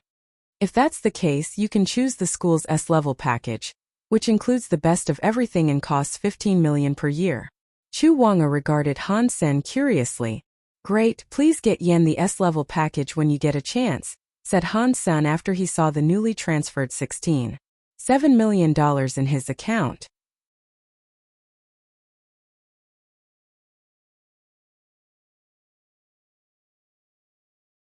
After returning home, Han Sen showed Yen the tutorial of Holy Angel and asked her to memorize it. With the holographic demonstration it was not difficult to learn. Being intelligent, Yen memorized Holy Angel after watching just a few times. On the next day, the Geno solution compatible with Holy Angel was delivered to their home by the staff of St. Hall. Han Sen asked Yen to drink it in accordance with the instructions. Because practicing hyper-Geno arts could generate a burden on one's body, and each hyper-Geno art had different effects, Most hyper-geno arts would have to be practiced along with the using of its correspondent geno solution. An S-class hyper-geno art usually came with 3 bottles of geno solution, so it could be practiced by up to 3 persons. If the matching geno solution was not used, St. Hall would be exempt from any obligations and medical bills if there was an accident during the practice. Before this, Han Sen did not know how advanced hyper-geno arts worked, so he felt lucky that he had successfully practiced Jade Skin. Yen, this hyper-geno art is the secret of our family. Do not let others know about it, okay? Han Sen did not even tell Yen the name Holy Angel. Han Yen nodded seriously. Yen will not tell anyone that I practiced a hyper-geno art my brother gave me. Good girl.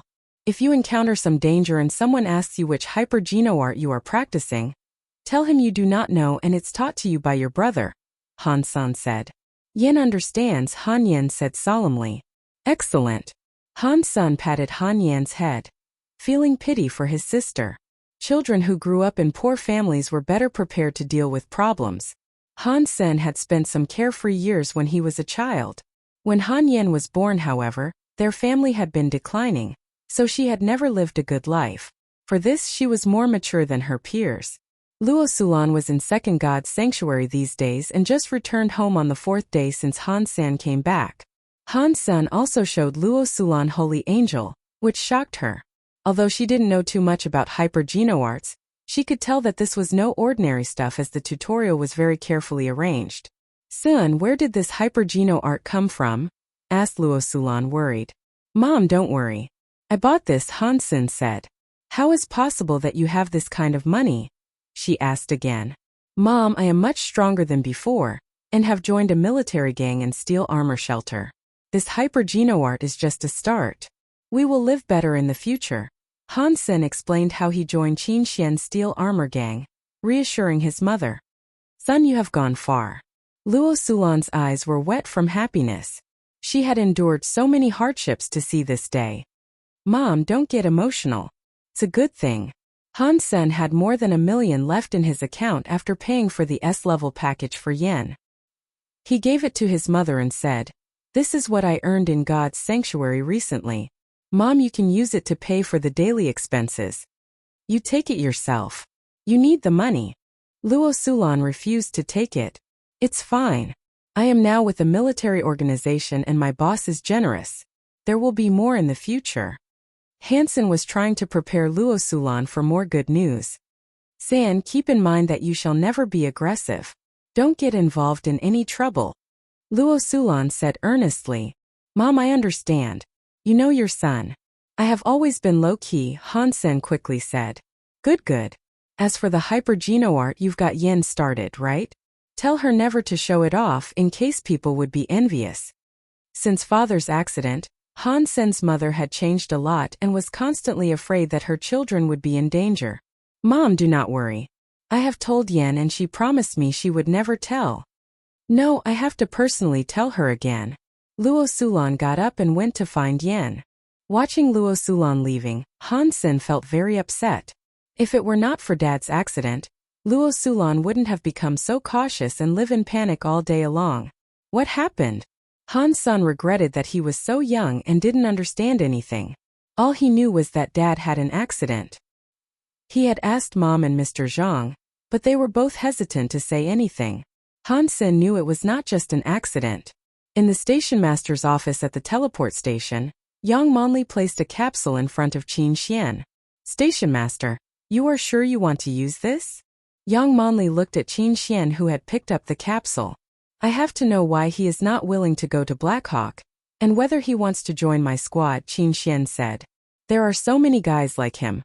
Cowardly, greedy and lecherous. There is no need to win him over. I think we should make every effort to get Dollar on our side instead. Who can become the best archer possible? Yang Monli said. Qin Xian just smiled. Dollar is of course amazing, but a man like him would not give us any chance to control him. Han Sen is still very talented and I think he can do well. But the person I need must have a clean slate and be willing to join my squad, which takes me some effort to confirm. Yang Monli wanted to say more but Qin Xian stopped her. Unless you can get Dollar to join our squad, Han Sen is my choice. Yang Monli did not reply, but was secretly determined to find Dollar and persuade him. Han Sen did not know what Qin Xian saw in him that she wanted him to join her squad so bad. Before he entered the teleport station, he made sure that he wasn't in Qin Xian's sight. Unfortunately, nothing could go unnoticed under her nose. Looking at Qin Xian standing in front of him with a faint smile on her face, Han Sen had to step forward. It's been a long time since we fought. Show me your progress. Noticing Qin Xian did not mention other matters, Han Sen was secretly relieved. Han Sen was now much better, but he did not dare to show her all he got. Even if he did, she would probably still beat him. Drink some water. Qin Xian took off her helmet and fetched 2 bottles of water. She unscrewed a bottle for herself and handed another to Han. Senator Han Sen had no suspicion and drank from the sealed bottle of water. Han Sen, do you think I'm pretty? Qin Xian suddenly asked. Pretty, of course you are. Han Sen was surprised and looked up at her, not understanding why she was asking this question. It was not her style. Do you think my lips are prettier or my eyes? Qin Xian asked again. Han Sen felt dizzy. He could not help but look to the mouth of Qin Xian, and gradually his sight moved up and fell on her bright eyes.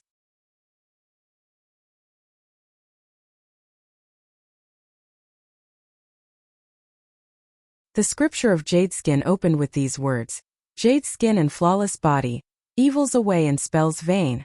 When he sipped the water, Han Sen knew something was wrong, but he still drank it without hesitation.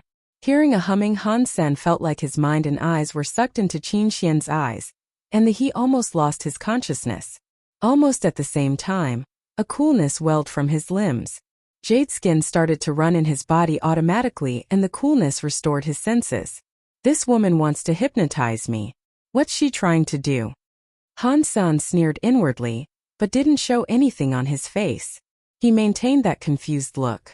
Han Sen, are my eyes not pretty? Qin Xian asked. They are pretty, Han Sen answered in a low voice. Which part of my body do you like best? Qin Xian asked again. Your boobs, Han Sen did not hesitate to answer. Why? Qin Xian asked again. They are big, soft and bouncy, Han Sen replied. Nasty. Qin Xian whispered. When they were in the combat room, Han Sen must have touched her boobs when they fought. Come and touch them, Qin Xian said, lifting her chest. Han Sen did not hesitate to reach out his hands and Qin Xian suddenly pushed his hands aside. Now she could confirm that Han Sen had been completely hypnotized by her, as any normal person would hesitate when hearing such an odd request, which Han Sen did not. Are you dollar? Qin Xian's first question scared the hell out of him. Han Sen didn't realize Qin Xian had connected some dots. Without time to think any further, he answered no. Qin Xian nodded, apparently not believing the two were the same person herself. She continued to ask, why are you unwilling to go to Black Hawk? Because it was too far away from home, Han Sen replied. How is that relevant? Qin Xian did not understand his logic. I wouldn't be able to take care of my mom and my sister if it is too far away from home, Han Sen replied slowly. Qin Xian was a bit surprised and then her look softened. She asked, have you ever considered to join my squad? No. Why? Qin Xian was slightly angry. I'm afraid of danger. I cannot die, replied Han Sr. Why can't you die? Qin Xian looked at Han Sen, finding his reply curious. If I die, my mom and my sister will be bullied by my relatives, and I cannot let them be bullied. Han Sen continued to answer. Qin Xian's expression became more and more gentle, and she continued to ask, why did you agree to join Bullseye? Because of you. Me. Qin Xian was confused. As I like you. Han Sen still had a dull face on. Qin Xian blushed a little. Why do you like me? As you are beautiful. Is there any other reason? Yes. What reason? Surprisingly, Qin Xian was slightly excited to hear the answer. As you are beautiful. Isn't this the same reason? Qin Xian frowned. No. Why not? Qin Xian looked at Han Sen, puzzled. Because the first time I saw you I thought you are beautiful, the second time I saw you you are more beautiful. I can't move away my eyes and want to look at you forever. Qin Xian's cheeks turned crimson. She raised her arm and wanted to slap Han Sen out of it, but eventually didn't have the heart to do that and just gave him a pinch swiftly. Han Sen fell to the ground suddenly with an ouch, acting as if he had fallen under the bed in sleep. Qin Xian subconsciously reached out her hand, but took it back and let Han San fall to the ground as she blushed at certain thoughts. What did you do to me? Han San suddenly climbed up from the ground and pretended to be frightened. You do not have to worry, I just wanted to know why you do not want to go to Black Hawk. Qin Xian said softly. You hypnotized me? Han San was raged. One must go through this process to join the squad. The people we serve are special, so we must guarantee that every member had a clean slate. I myself had to go through the same thing. Qin Xian looked at Han San and said gently, you can rest assured that your family will be protected by the military once you go to Black Hawk and join my squad. No one could hurt them. Han San looked uncertain and remained silent. Also, I can tell you that each shelter has the same kind of squad providing service for special clients. This job wouldn't put you in great danger. And that's everything I can tell you. You can think about it yourself. Not hearing an answer, Qin Xian had to ask, what do you think? Do you want to join my squad? Do I still have an option? Han San said with a wry smile. Try to be admitted to the Black Hawk. After joining my squad, you will be glad about your decision today. Qin Xian patted Han San's shoulder, pleased. Oh, if you need anything, just let me know. I'll try to assist you so that you could prepare for the entrance exam of Black Hawk, Qin Xian said. I just want to know one thing. When I was hypnotized, did you ask me any other question other than why I wasn't interested in Black Hawk? Han San asked. No, I am a well-behaved soldier. And I am not interested in your private matters, Qin Xian said categorically, with her heart pounding as if there were a cat scratching at it. Really? Han San seemed to be worried still. Of course not. Let me know if you need anything. As long as it doesn't cost too much, I will help you prepare for the exam, which is in less than 2 months, Qin Xian said and left, her face burning. After Qin Xian left, Han San let out a long sigh of relief. From now on, Qin Xian probably wouldn't suspect him again. This is an excellent opportunity. Qin Xian would completely trust me after this so she can become my cover. Others would think I got stronger and better because of her help and wouldn't suspect that I am dollar. Then, I could gradually show my real ability using my own identity and abandon the guise of dollar altogether, Han San thought to himself. This was why he had agreed to Qin Xian's ask. Also, his family could indeed use the protection of the military. Han San then teleported into God's sanctuary as it was Dollar's time to participate in the second round of the martial arts contest.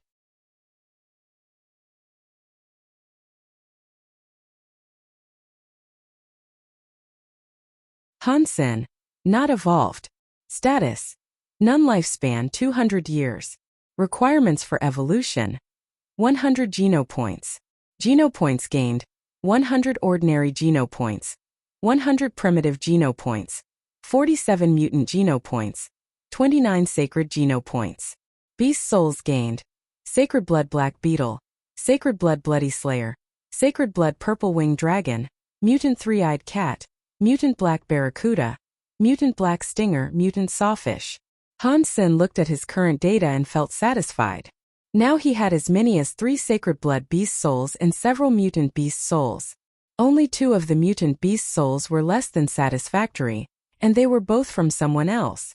The Mutant Three-Eyed Cat was a pet that was useless at the moment, and the Mutant Black Barracuda Lu Weinan gave him was an aquatic mount, which was completely useless on the land. At a grove near Steel Armor Shelter, Han San was meeting with Lin Beifeng. Han San was deliberately giving Lin the mutant creature meat. He promised a few days later than when Dollar sold mutant black stingers. This is for you. Han San took 2 dried sawfish out of his bag and gave them to Lin. Black stingers were no longer an option, so he had to give the fish to Lin, too. Lin was overjoyed. Yes, it was a good trip. Han San gave him back the rest of the arrows, which were not really put into use. It's fine. Keep them. Sin, can I join you next time?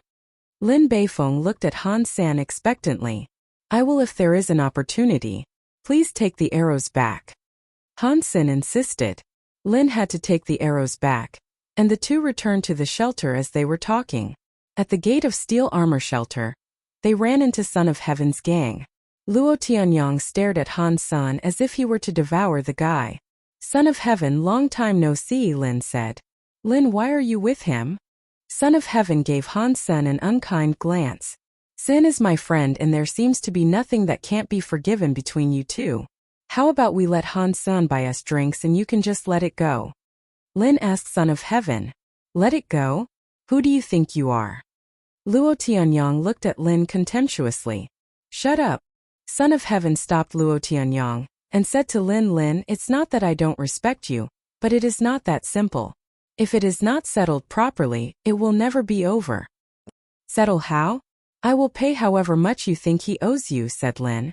It's not about money. You can ask him yourself, Son of Heaven said and entered the shelter with his gang. Sin, what was that about? Lin looked at Han Sen puzzled. He thought their conflict was only the ass freak incident. Han Sen told him about the purple-winged dragon and Lin smiled wryly. It was indeed a big deal for Son of Heaven. Lin paused and laughed. But it does not matter, you did not get the beast soul anyway. I will try to mediate between you two. It's not a good idea to have Son of Heaven as an enemy. Just between us, you could offend a gentleman, but never a villain. The two also entered steel armor shelter. Everyone inside the shelter seemed to be talking about some news. Han Sen listened carefully, and it turned out that Dollar was against Luo Tianyang in the second round. Dollar against Luo Tianyang. It must be an excellent fight. Son of Heaven must still be bitter from Dollar seizing his bloody slayer beast soul. Luo Tianyang would probably try to kill Dollar for him. Kill Dollar? I don't think he can even last longer than 10 minutes. That's not fair. Dollar is strong but so is Luo Tianyang. With the support from Son of Heaven, Luo probably has as many beast souls as he wishes. I think the result is hard to tell. I say it's easy to tell. Dollar will win. Haha, I agree. Does Luo Tianyang have wings? Can he fight a golden horn Shura? Exactly, how can Luo Tianyang even compare? I think it will take 3 minutes for Dollar to get rid of him. Han Sen did not expect to meet Luo Tianyang in the second round. He sneered inwardly, the mills of God grind slowly. This bastard is now in my hand. Lin Beifeng's eyes lit up. Last time I missed Dollar's fight. Let's go watch this one. I will not go. There is some family business I need to take care of. Of course Han Sen couldn't watch. If he went, then Dollar would be missing. You won't come? It's Dollar. Lin was shocked. What's so special about him? He is just a person. Han Sen shrugged. He is special. I never admired anyone but Dollar is an exception just because he fought that Shura, Lin said. Okay, but I really need to go home so maybe next time. Han Sen chuckled inwardly. Unfortunately, video cameras don't work in God's sanctuary. Or we can record it and post it on the Skynet. It will go viral for sure. Lin Beifeng bemoaned and left for the martial hall. Han Sen took a detour and reappeared in the shelter after he put on the black beetle armor. This time he was prepared and wore a cape over the armor, covering almost everything. Although he looked strange, he wasn't recognized like last time. Han Sen found a corner seat in the stands and sat down, watching others fight as he waited for his turn. Before long, a group of people sat down close to him. Han Sen was shocked to see they were the Bullseye members, with Yang Monli leading the team. They were a big group and Han Sen had picked a sparsely seated corner, so they all came here. Su Xiaoqiao was seated next to Han Senator Yang Monli, and Lu Hongtao were only 2 seats away. I say, buddy, why are you covered all over in such hot weather? Are you dressing as a witch? Su Xiaoqiao always liked joking and threw a comment at Han Senior brat. I'll deal with you later, thought Han San, not saying anything. Monli, who do you think will win, Dollar or Luo Tianyang? Several members of Bullseye started a heated discussion.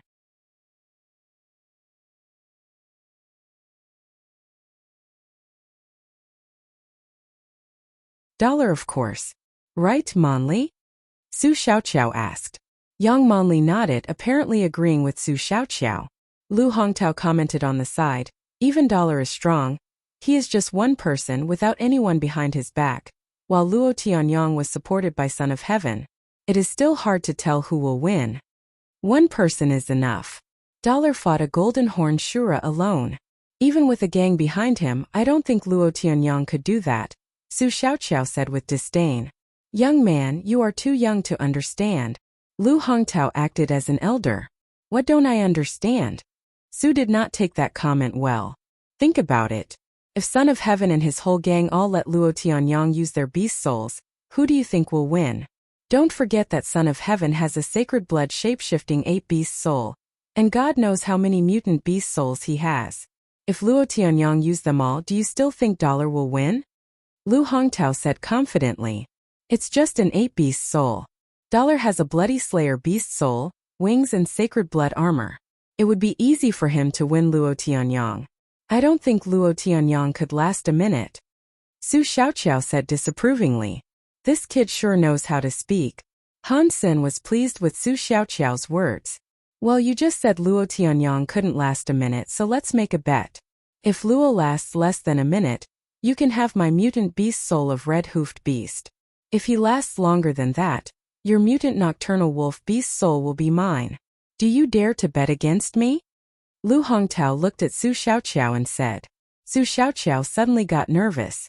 1 minute was just a figure of speech. How was it possible for one to end the match in a minute after all?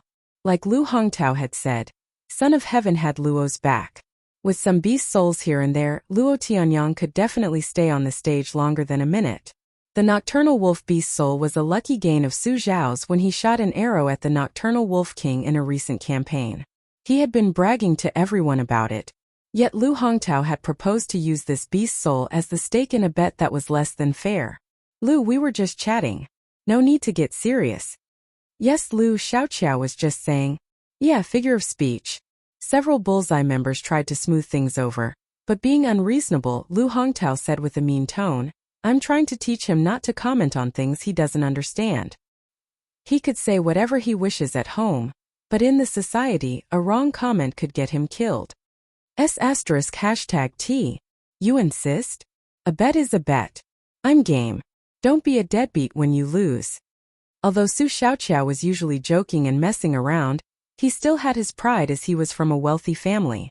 Even at the cost of a beast soul, he wouldn't be a doormat. Xiaoqiao, just suck it up. The teammates next to him all tried to stop Su Xiaoqiao from getting involved in this unfair bet. He would be basically giving the beast soul away. Lu Hongtao didn't have the best personality, and not many liked him except for a few henchmen of his. Almost everyone was on Su's side. Well, I appreciate a young man that can stick to what he believes in. If you don't trust me, we can both transfer our beast souls to Monli and let her be our witness. So that we could both reassured. Lu Hongtao said and gave his beast soul of red-hoofed beast to Yang Monli. Lu, it's just a small difference. We all are in Bullseye, and there is no need to do this. Yang Monli frowned. Monli, I'm doing this for his own good. If he keeps being insolent like this, he might get into bigger troubles elsewhere in the future. Lu Hongtao gave Su a contemptuous glance and said to him, if you apologize to me right now, I'll let this go. And remember to watch it in the future. Everyone thought Lu Hongtao was just shameless. If these words came from another person, Su Xiaoqiao might apologize. But Lu saying this himself made an apology an impossible option for any guy with dignity. Everyone knew there was no going back at this point. Su gritted his teeth and raged. Lu Hongtao, cut the crap. I'm down. Su Xiaoqiao then transferred his mutant nocturnal wolf beast soul to Yang Monli. Monli, keep this for me. When I win, I'll treat everyone to barbecue. I like a young man who doesn't know any better. Lu Hongtao was overjoyed. A mutant beast soul was very rare, and he had just gained one with a few words. Also, the mutant nocturnal wolf was a shape-shifting beast soul which was worth even more than his mount beast soul. Red-hoofed beast. Yang Monli frowned. She had wanted to mediate the dispute with a few words, but Lu Hongtao said those words first so that Su Xiaoqiao had to bet against him now. The young man is too impulsive. Maybe a loss could be considered a lesson for him. Yang Monli sighed. Things had come so far that there was nothing she could say to turn it around. Su Xiaoqiao felt upset after accepting the bet. Although he was confident in Dollar and believed he could win, 1 minute was simply too short. Even the exchange of pleasantries could last that long. Not to mention Luo Tianyang did have many resources. If he had really borrowed the 8-beast soul from Son of Heaven, the match could easily last longer than 10 minutes. The match between Luo Tianyang soon began and Su Xiaoqiao murmured his prayers. Dollar, it was me who spread your name. Please help me. I haven't had the nocturnal wolf beast for long and don't want to give it to Lu. Sitting next to Sue and hearing everything, Han-san was mad. Help you. In the beginning, everyone was calling me doll, and it was all because of you.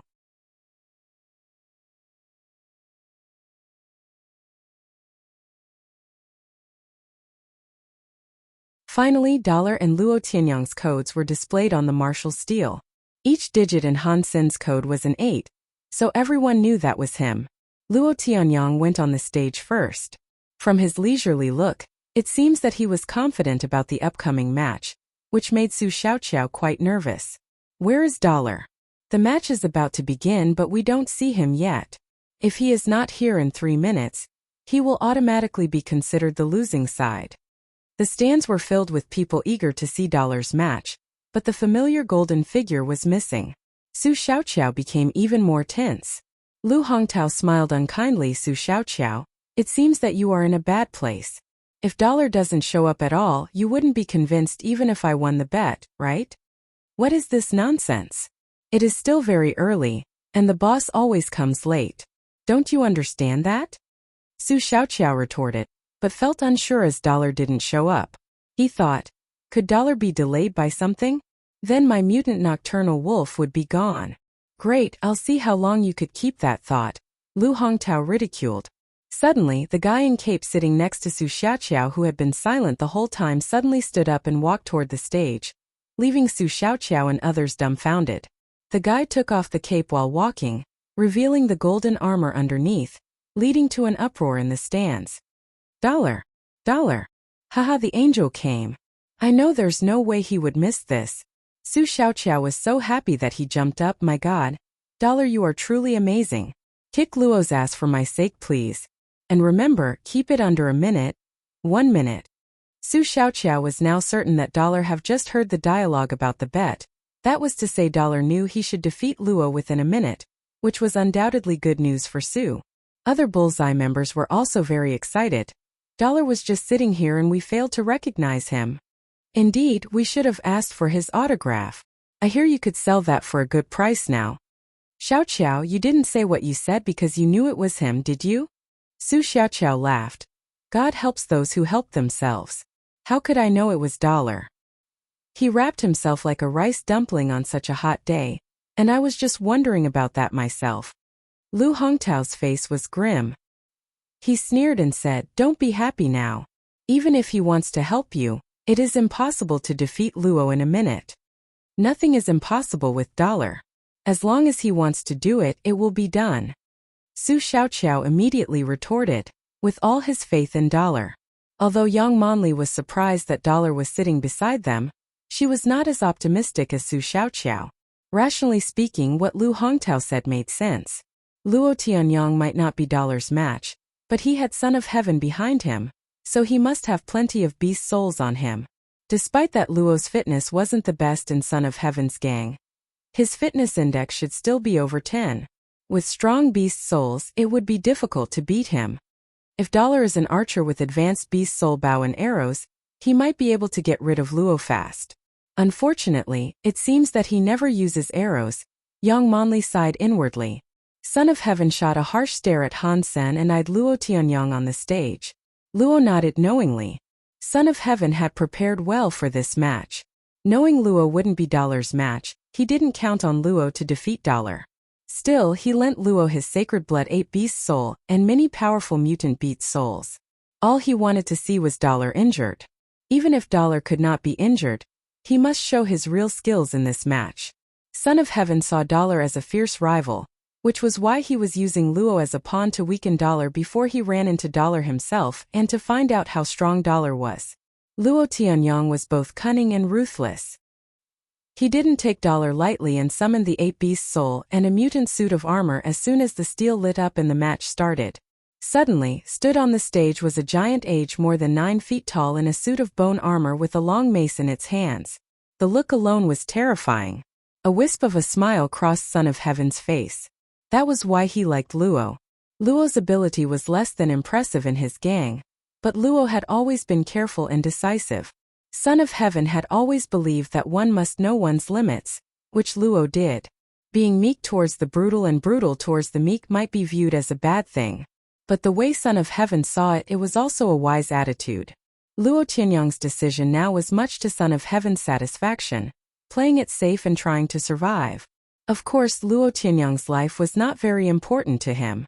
But if Luo died, the 8 beasts' soul would be ruined as well. So Luo must not die. That's it. Just do whatever you can and try to force Dollar to show all he got. If anything went wrong, just go off the stage and throw in the towel. Son of Heaven looked at the two on the stage and thought with a smile, Dollar, let me see what you've got. Lu Hongtao was amused by what Luo Tianyang did. I told you Son of Heaven would definitely give the 8 beasts' soul to Luo. You see? With that mutant bone armor, it would take Dollar at least an hour to beat Luo. What are you talking about? Can someone like Luo Tianyang even shapeshift for an hour? Su Xiaoqiao disagreed. His heart did freeze a little as he didn't think Luo would really have the 8 beasts' soul on him. Anyway, it would be easy for him to last 10 minutes, which means I could win 10 times, so it's a pity that you don't have 10 mutant beast souls, Lu Hongtao laughed.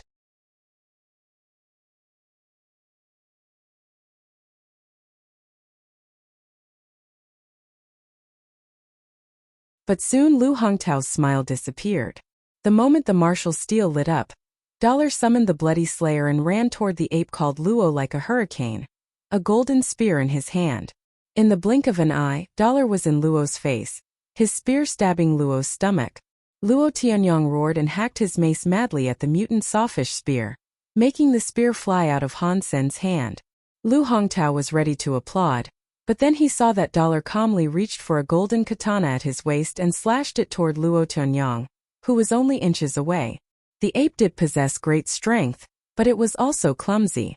When fighting from afar, this disadvantage wouldn't show. But at such a short distance, there was no time for the ape to dodge. Crack! The 9-foot-tall ape was cut in half. Luo only gave a whimper before he turned into his own body and died. Blood flowed like a river.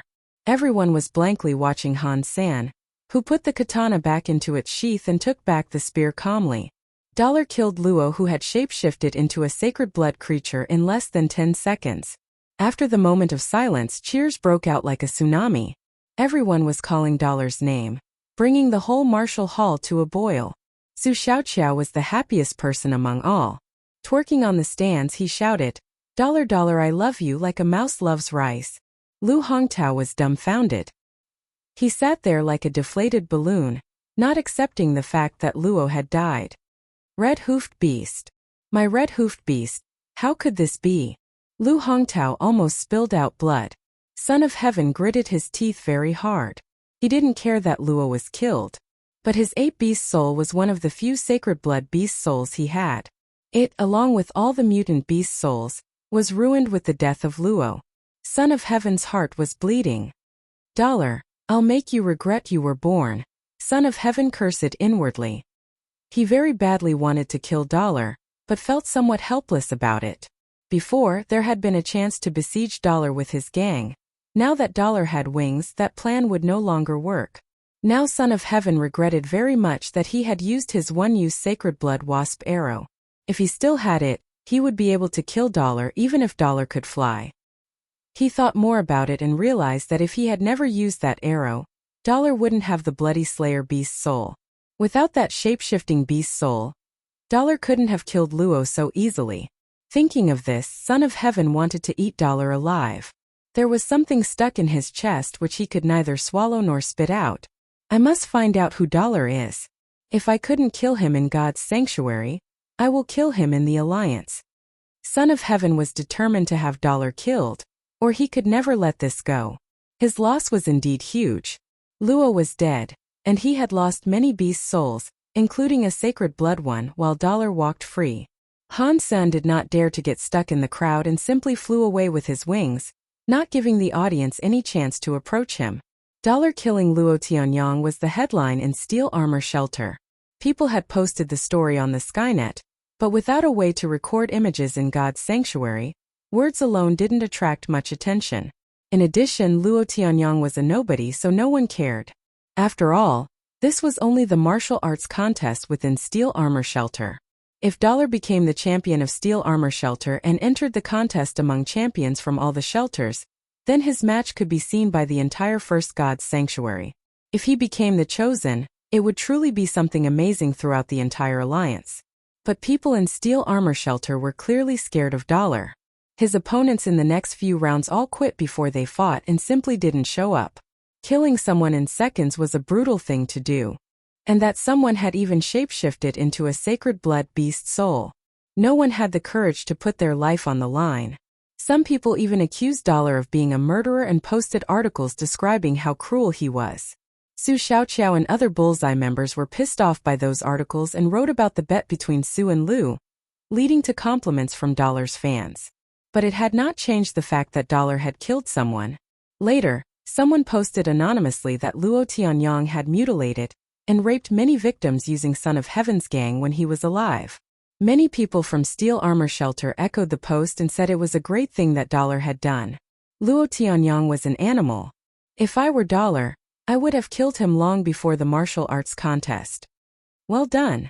32 likes. An animal who deserved it.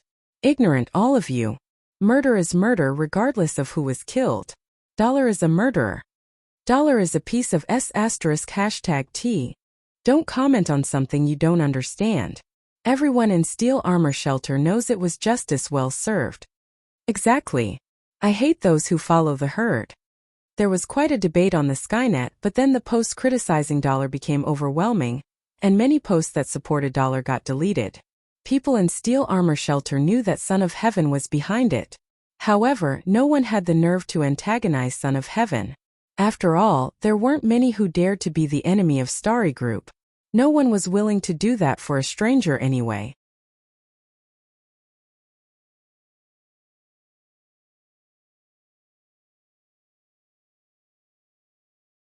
Soon. Check out my new mount. Su Xiaoqiao was riding his newly gained mutant red-hoofed beast in the yard of the Bullseye team, bragging. The mutant red-hoofed beast looked somewhat like an antelope with a pair of buffalo horns on its head. It had the size of a camel and was satin black all over, except for its 4 blood-red hooves. Han Sun was very depressed to see this gorgeous mount. He wasted so much effort in helping this brat win a mutant mount, while he himself ended up with nothing. Although he did have a mutant mount beast soul, it was aquatic and was useless on the land. After the martial arts contest, I have to find a way to gain a beast soul mount. It was too much trouble going everywhere on foot, and it was bad for my image as well, Han Sun thought to himself. Dark Swamp was out of the question. Even if he gained a mount beast soul there, it would be something ugly like a toad. Han Sun, come to my office, Young Monli called from on the 2nd floor. Son, you offended her again? Su Xiaoqiao ran over and asked, grinning. Why would I do that? Han Sun said, touching his nose. That was not a kind look she had. You have to be careful, Su Xiaoqiao laughed. You know about looks? Why don't you say you are psychic as well? Han Sun laughed and went to the 2nd floor. Monli, you asked for me? Han Sun asked. I do not know what Qin Xian saw in you, but since she asked me to help you prepare for the entrance exam, I'll do my best. Starting from today, you will report to me at the teleport station every day and I will train you hard. You better be prepared as you will suffer. Blackhawk isn't just any school. Young Monli paused and said casually, if you cannot bear it, you better ask Qin Xian to allow you to quit. I will not stop you. When do I start? Han Sun asked. Now, said Yang Monli before she got up and teleported to Planet Roka with Han. Senator Yang Monli took Han Sun to the test hall at the teleport station, which was a military standard test hall that provided more accurate tests. You will do a detailed test first and let me see what's the difference between your fitness level and the lowest standard for Blackhawk, Young Monli said with no expression. No need for that. I think I could definitely pass that bar. Han Sun did not dare to do the test, afraid he might scare Yang with his data. The last time he took the test, he had approached 10 in all his numbers. Having gained lots of mutant and sacred geno points after that, his fitness index should be well beyond 10 now. Do the test. Young Monli commanded coldly. If you insist. Han Sun muttered and slowly walked toward the entrance of the test hall. Han Sun had made up his mind not to use his full strength, in case Yang could tell something was wrong. Fortunately, Han Sen was very confident in his control of his own body. The more he practiced jade skin, the more he was amazed by this hyper-geno art. He hadn't practiced it for long, but he already felt that he could adjust each bone and each muscle in his body. With jade skin, he could even change his heart rate, blood pressure and body temperature to a certain extent. The more he understood jade skin, the more scared he felt. Fortunately, Shuelongyan had already been seriously injured when they met, or else it would have been Han San who got killed. It was precisely because of this that Han San wouldn't let anyone know that he was practicing jade skin, for fear that people might know Shuelongyan was killed by him. The test items here were similar to those in the test center, but were more sophisticated in general. Hence Han Sen knew what each item was for. Soon Han Sen completed all the test items and came out of the test hall covered with sweat. Young Monli had no idea that Han Sen looked so tired mainly because he was trying to control the test result. To control one's reflexes and heartbeat was extremely difficult in such sophisticated test items. If Han Sen hadn't practiced jade skin, he wouldn't have been able to hide his real physical condition at all. Young Monli looked through Han Sen's test results and said, "Less than 10 in all items but close. 10 is just the standard of ordinary military schools. For Black Hawk, even for specially recruited students, 10 was just a narrow pass." After reading something on a smart machine, she said, "During the time we have left, which is little more than a month, I will make all your fitness index past 10. Meanwhile, I will train you in archery. Only with proper archery skills will you be specially recruited." "Monli, may I ask, without special enrollment, what kind of score is Black Hawk looking for?" Han Sen asked curiously. "When you are able to beat me, you could be admitted to Black Hawk on your own." Young Monli went to the gym. Not even glancing at Han Senator, Han Sen followed her to the gym and looked at all sorts of training equipment in the gym curiously. Many of the equipment he had never seen before. Many soldiers were training in the gym. The teleport station was part of the military, so everything here followed military standard. The only difference was that most soldiers here were new to the army and had never been to the battlefield. Those who could be assigned here typically had certain connections, or else they would have been sent to the front.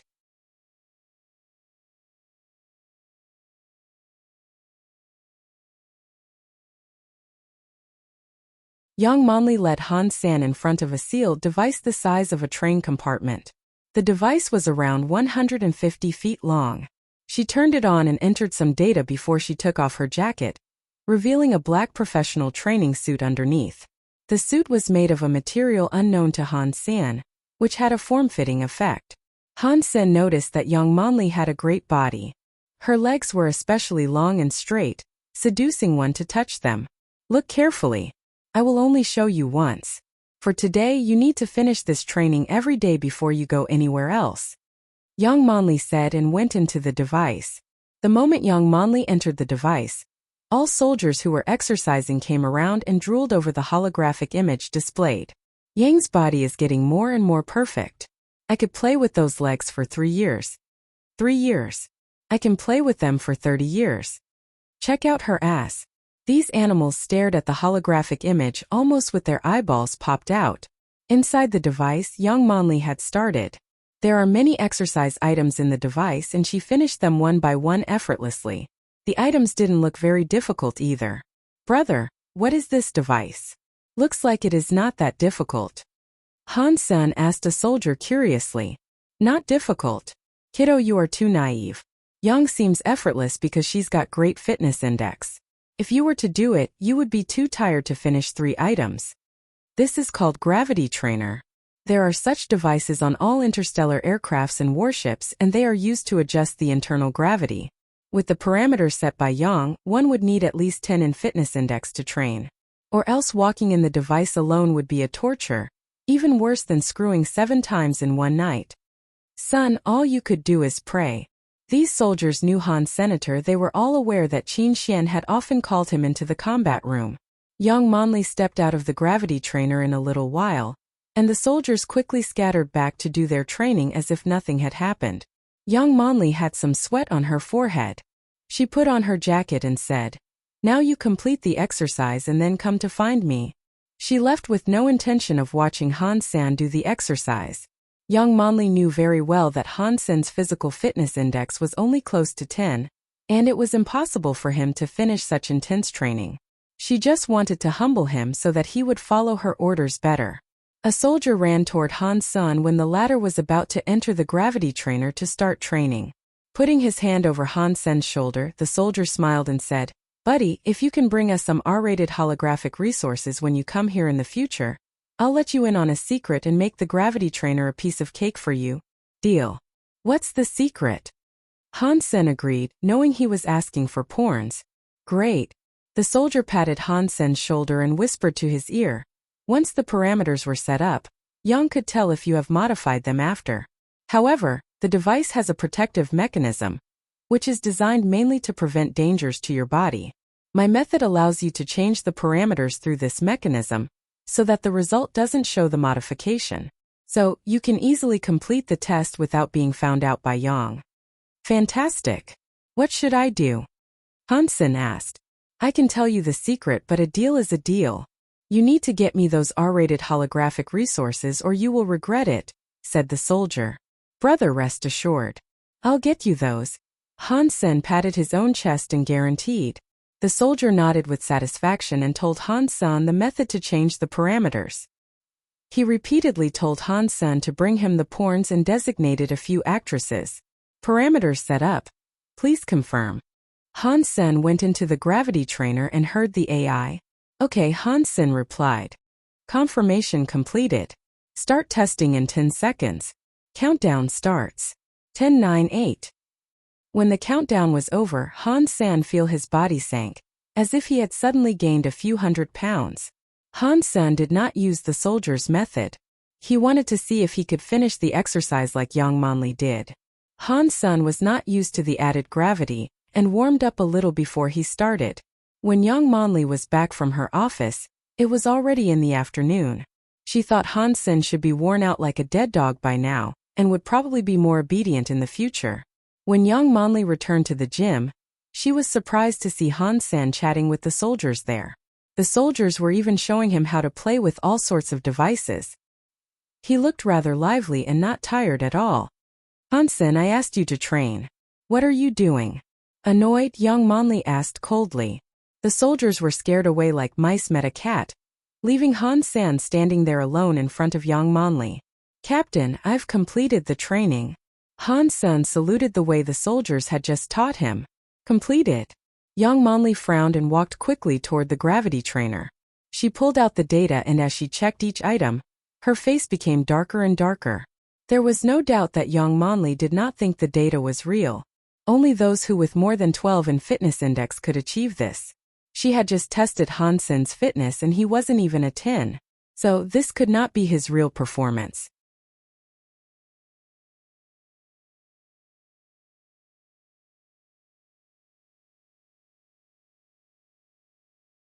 "Who told you about the protection mechanism?" Yang Manli stared at Han Sen madly. Of course she knew about this trick. "What protection mechanism?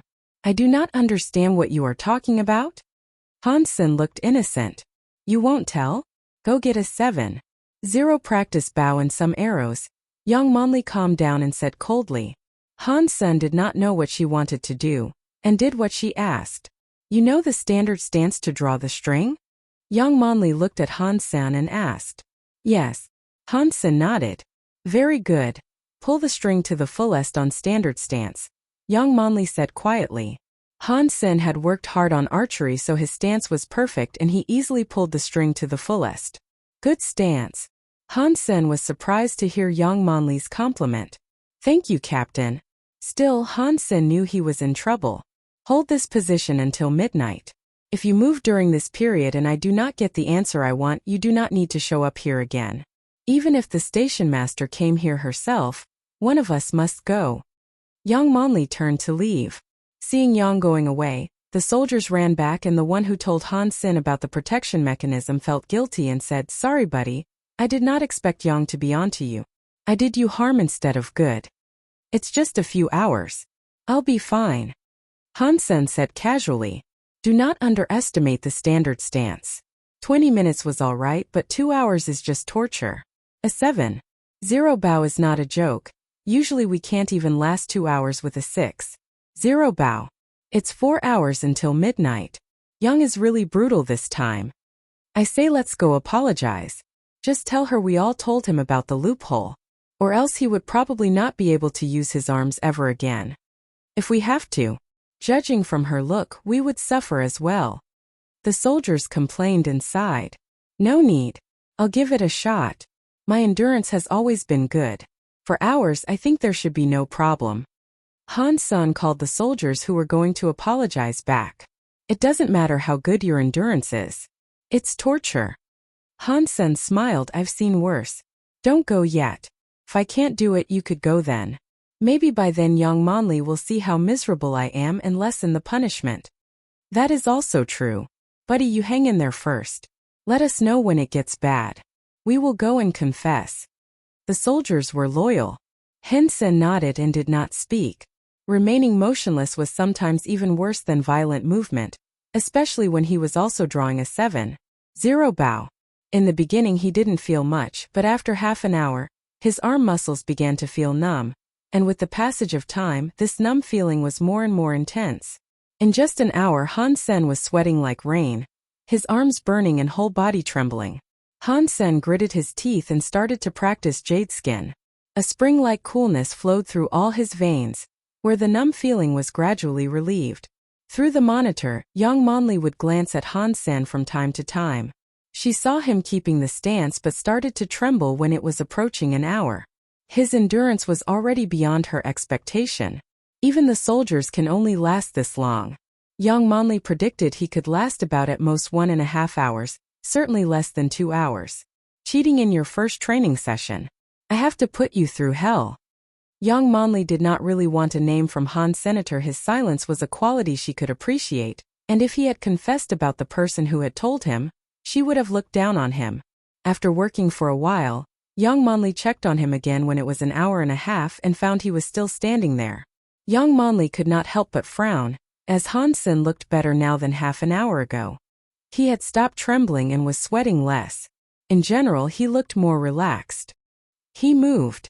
Young Monli was not sure and played the footage backward, noticing Han-san had not moved in the last 30 minutes. Odd. Young Monli did not go back to work, but paid full attention to Han-sen's image. Han-sen had been standing for 2 hours. Buddy, you're awesome. Can you keep going? Your endurance is out of this world. If you are this good in every aspect, you could definitely go to the Alliance Central Military Academy. Brother, you a real man. A soldier gave him a thumbs up. Let us know if you can't keep going. Don't risk hurting your own body. It's not worth it. Keeping his body motionless, Han-san smiled and said, I feel okay. I can definitely hold until midnight. No need to check on me. Brother, if you can really hold until midnight, you will be under my protection in the future. Your protection? Do you dare to fight Yang or Qin Xian? Ahem, I was just saying. Do not be so serious. The soldiers took a shower and went to the cafeteria, leaving Han-sen alone in the gym. He was practicing jade skin secretly and felt its power welling from every body cell, eliminating his fatigue. When Han-sen had insisted for 3 hours, even young Monli was shocked. She even doubted if the soldiers had hacked the monitor, and all she saw was a loop. Soon she ruled out that possibility and left the office for the gym.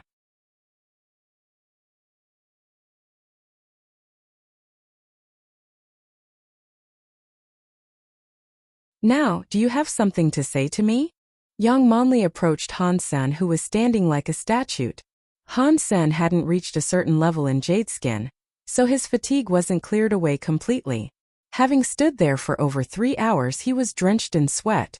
Even so, his stance was still firm as ever and his hands holding the bow didn't even tremble. Young Monli for the first time felt that maybe Han-sen was somewhat talented. He had been standing like that for more than 3 hours and his hands were still steady, which was a great quality for an archer. Captain, I really have nothing to say, Han-san said. Well, since you are so tough, you could keep standing here. Young Monli went away without looking back. She was a little angry, but also respected Han-san for what he did. That was a difficult task for a 16-year-old. She herself could only last 2 hours with a 6-0 bow at his age. After young Monli had closely observed Han-sen's situation and made sure he was fine, She was surprised to see that he did have the energy to continue. Although this was a test of endurance, and didn't have much to do with his other qualities, it still showed that Han Sen was outstanding in something, as someone with a fitness index less than 10 wasn't likely to last this long. How can he have such strong endurance? Young Monli thought she probably couldn't even accomplish this herself, while Han Sen, someone with much worse fitness than she, could pull through. After Young Monli went back to the office, she continued to monitor Han Senator on one hand. She wanted to find out how long Han Sen could last in the end. On the other hand, she was afraid his arms would be damaged. She did not want Han Sen on her team, but she did not mean to harm him either. That was why she couldn't let anything happen to him. Not to mention she had started to appreciate his endurance and perseverance. As for Han Sen's answer, in fact, Young Monli did not really want to hear it. If Han Sen had really confessed, Young Monli would have thought he was a snitch. Before long, the soldiers took some water and food and sneaked back into the gym. "Brother, great job. Come and drink some nutrition solution to get some strength." A soldier opened a bottle of nutrient solution and lifted it to Han Sen's lips. "Eat something. Although this meat is as good as the meat from God's sanctuary, it was cooked by a chef here and the taste is good." Another soldier held a large piece of barbecue on a fork and put it up to Han Sen's mouth. "It's fine. I only have 1 hour left and must satisfy Yang's demand. I am afraid she would say it doesn't count if you help me," Han Sen said. "Brother, you are really a tough guy. I don't admire anyone but you." "Right, what is your name?" "Han Sr., you are just over 16, right?" "Haven't had my 17th birthday." "Are all kids so tough these days?" "I do not know about others, but I'm definitely the toughest." "Do not talk to him anymore. Consumes his energy." The soldiers saw Han Sen was fine and set up a table next to him to play cards. Han Sen was upset and thought, "You animals. Are you trying to help or piss me off?" Han Sen had been standing there for more than 4 hours. The soldiers watched the clock turning to 1 second past midnight, put the cards down, took the bow over and raised Han Sen up, ready to throw him into the hydro massage machine. "Don't. I do not need the massage. It's too late now. I have to go home." Han Sen quickly waved his hands. He had seen this kind of machine before, and it would take at least an hour before he could get out. He did not want to waste his time here. "That is not okay. You have been stretching your muscles for too long, which could severely harm your body.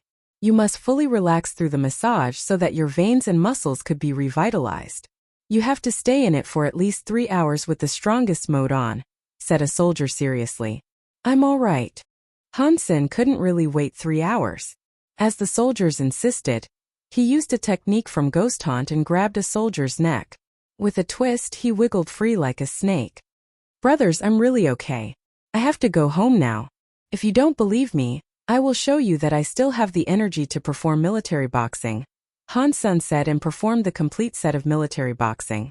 Military boxing was something taught at the integrated compulsory education, and was something as simple as gymnastics. But all the soldiers were dumbfounded by it. They watched Han Sen as if they had seen a ghost. #T. "Kid, you must be a monster under the human skin," the soldiers suddenly shouted when Han Sen finished the military boxing.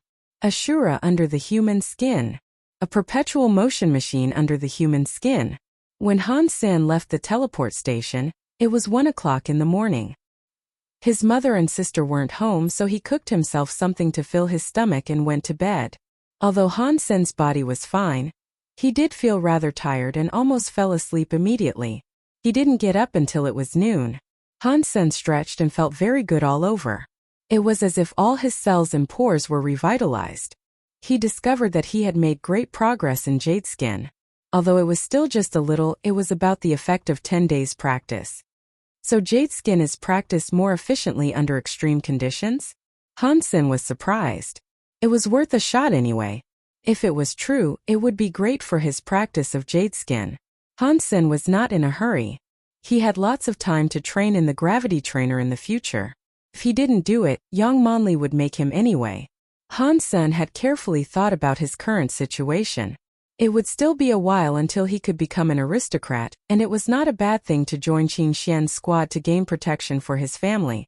As Qin Xian had said, if Son of Heaven wanted to harm his family, There wasn't really much he could do even if he was home. The military's protection was more reliable. Son of Heaven was careful with Qin Xian in God's sanctuary, so Han Sen believed that Qin Xian's background would deter Son of Heaven. As long as Son of Heaven didn't know he was dollar, Han Sen didn't think the guy would risk offending the military force for some small conflict.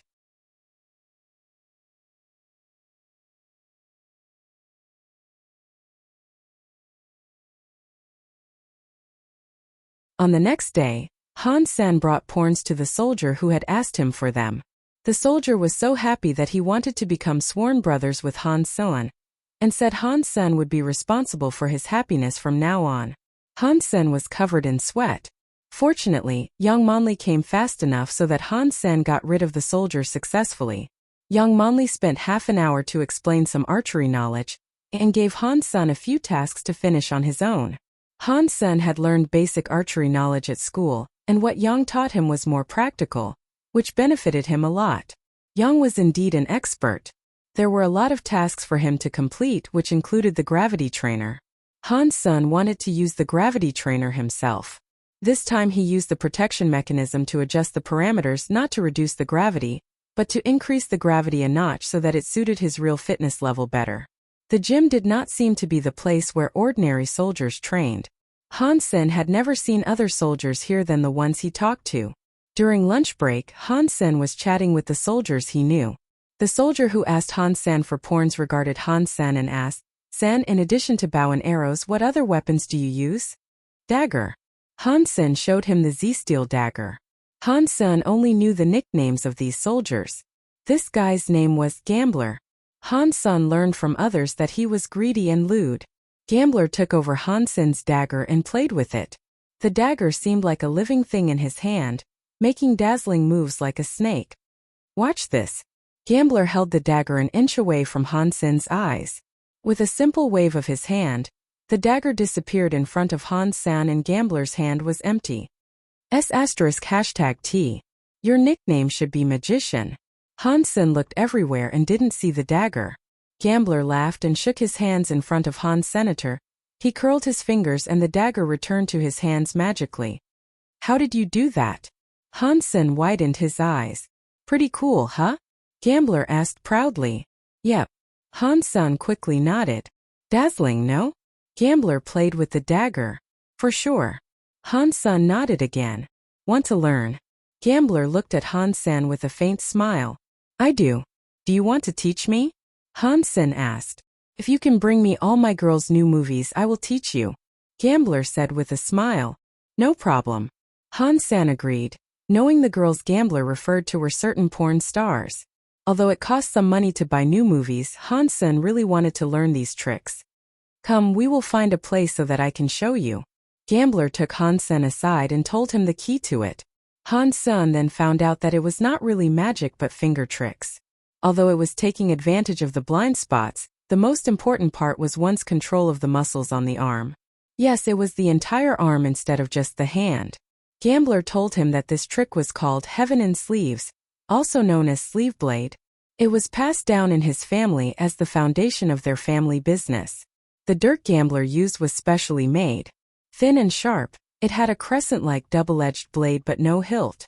Gambler was playing with one dirk in each hand, and it looked like there were two butterflies dancing around his hands, which was amazing to watch. "How long will it take for me to become a master like you?" Han Sen looked at Gambler enviously. Gambler smiled. "I started at the age of 3, and became better at 7. I'm now intermediate and still far from being a master." He gave the dagger back to Han Sen and said, "Do not underestimate this trick. Although it is just lays the foundation, but it is fundamental and will benefit you for the rest of your life." "Gambler, what does your family do?" Han Sen could not help but ask. "Aha, you will never be in our business and I do not intend to let you. I'm just showing you a trick. You could practice it if you think it is fun. Never mind other issues." Gambler walked away and turned back to ask Han Sen, "Have you ever played games on the Skynet?" "Rarely." Han Sen had spent all his time trying to survive, and had no time for games. "Go play Hand of God. It will help you learn this trick. If you can level up in that game, you will be getting somewhere with this trick." Gambler pointed to the holographic training machine. Han Sen was very interested in Sleeveblade, so he went to check out Hand of God on the holographic training machine. Soon he understood why Gambler asked him to play this game. This was a holographic game. Its idea was like whack-a-mole. But instead of using fingers alone, the spots to touch could appear everywhere around one's arms. One must use all muscles rationally to hit all the spots to pass a level. It was highly demanding for one's dexterity and accuracy. In addition to the beginner level, the game was divided into 3 levels: Evolver, Surpass, and Demigod. The intention of the classification was obviously to correspond with the 3 phases of God's sanctuary, and to guide players to choose the right level. Han Sen first chose the beginner level. Actually, when Gambler said level up, he meant to clear the beginner level. As for which level Gambler himself was in, Han Sen had no way of knowing. Soon Han Sen was hooked. He was not that smooth in the beginning, but was soon addicted to the satisfaction gained from hitting rapidly as he got familiar with the game. Faster, faster, faster. Once started, the game would push one to pursue the exhilaration and speeding up. But Han Sen did not have much time to play this game.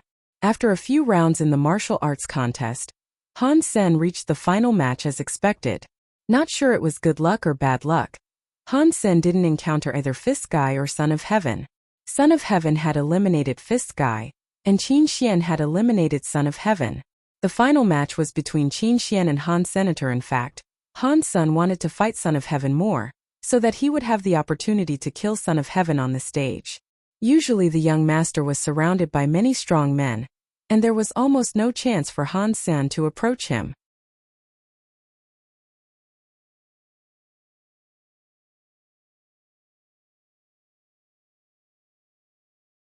On the day of the final match between Dollar and Qin Xian, the stands were packed with at least 100,000 audience. Even many of those who didn't register came.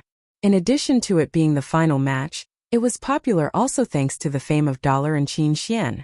Qin Xian was undoubtedly the legend of Steel Armor Shelter.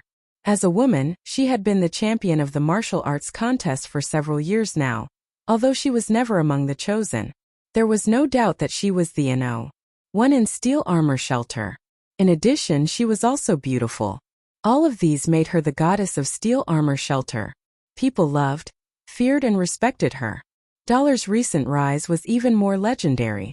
He came from nowhere, but there had been so many headlines and controversies about him. Both seizing Son of Heaven's sacred blood beast soul and killing Luo Tianyang made Dollar a somewhat negative figure. But smashing through the robot channel and fighting Golden Horn Shura made him an idol. When one legend met the other, everyone wanted to know about the outcome. Will Qin Xian continue to be the invincible goddess? Or will Dollar become the new champion? Everyone was looking forward to this match. When Qin Xian and Dollar almost arrived at the same time, all expectations peaked and the cheers were deafening. Dollar, a bet? Qin Xian didn't move, but looked at Han Sen with a smile. The audience heard Qin Xian's words and quieted down, wanting to know what bet she was proposing. What bet? Though looking calm, Han Sen was puzzled. Did she want to buy the victory from him? If you lose this one, join my Steel Armor gang and be my deputy. When I evolve and go to Second God's Sanctuary, you will be the head of the gang. Qin Xian had a sweet smile on. There was an uproar among the audience. No one thought Qin Xian would say something like this. Steel Armor Gang was far more than just a gang. It also represented the presence of military and the alliance in God's sanctuary. Qin Xian was asking Dollar to become the official spokesman of the alliance at Steel Armor Shelter. It was a great honor. Sorry, I cannot accept this condition. But unexpectedly, Dollar refused Qin Xian's offer. Why? Qin Xian looked at Han Sen stunned. The head of Steel Armor Gang was a position pursued by many. It was a ladder toward the power center of the alliance, but Dollar turned it down without considering. The audience also thought Dollar was crazy. How can he turn down such a great offer? There are 2 reasons, Han Sen smiled and said. First, you cannot beat me. The answer left many slightly shocked, while Qin Xian asked, what is the second reason? I will go to Second God's Sanctuary earlier than you, so although I appreciate your kindness, I can't take your offer, Han Sen calmly said. His reply was arrogant. With her gang, Qin Xian could gain Geno points a lot more easily than most people. While Dollar was on his own, he said he could evolve earlier than her. But no one felt that Dollar was mistaken. It seemed that everything was likely with Dollar, and he shouldn't be questioned. Qin Xian smiled. Well, then I would like to propose something else. If you lose, tell me who you really are.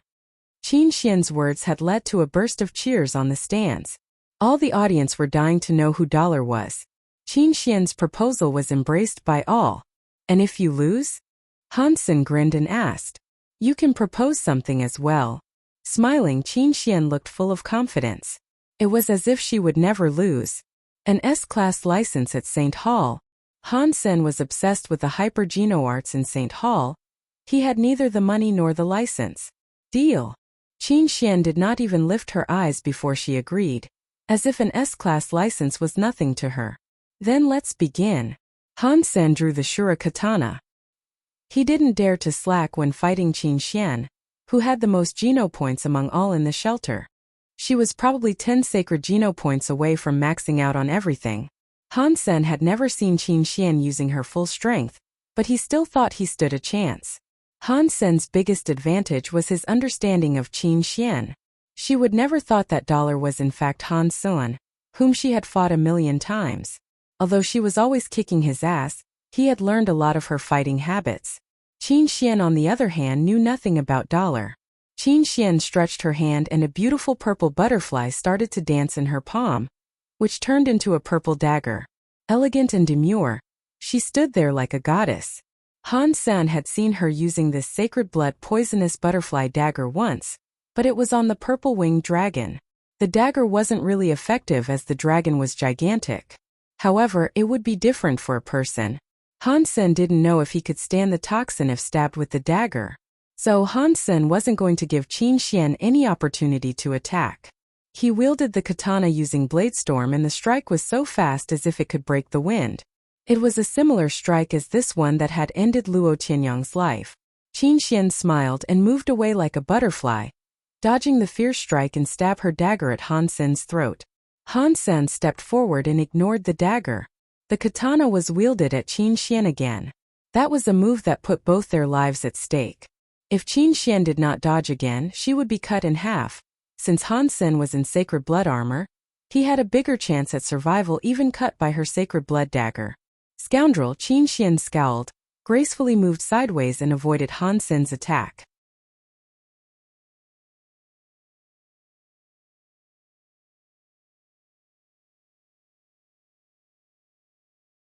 Han Sen was thrilled to see Qin Xian moving away.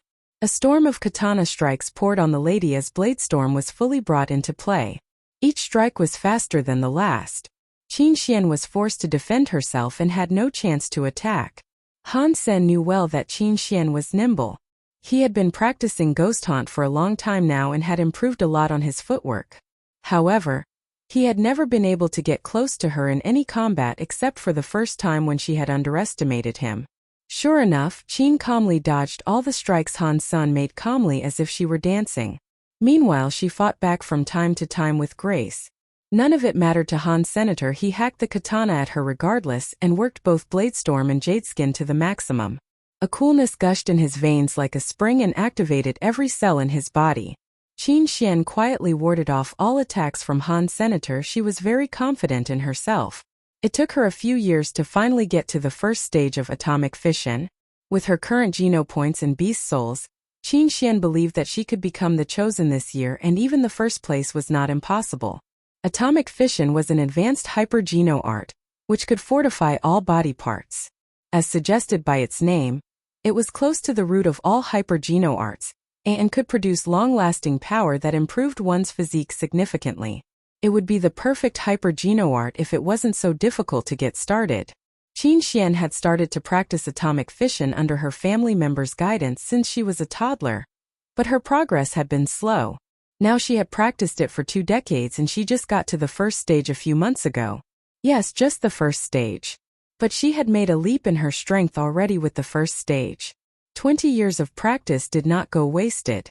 Once she got somewhere, her improvement was skyrocketing. Even Son of Heaven, who was on the same level as she, was easily defeated by her this year. It wasn't that Son of Heaven was weak, but that she had become too strong after getting to the first stage of atomic fission.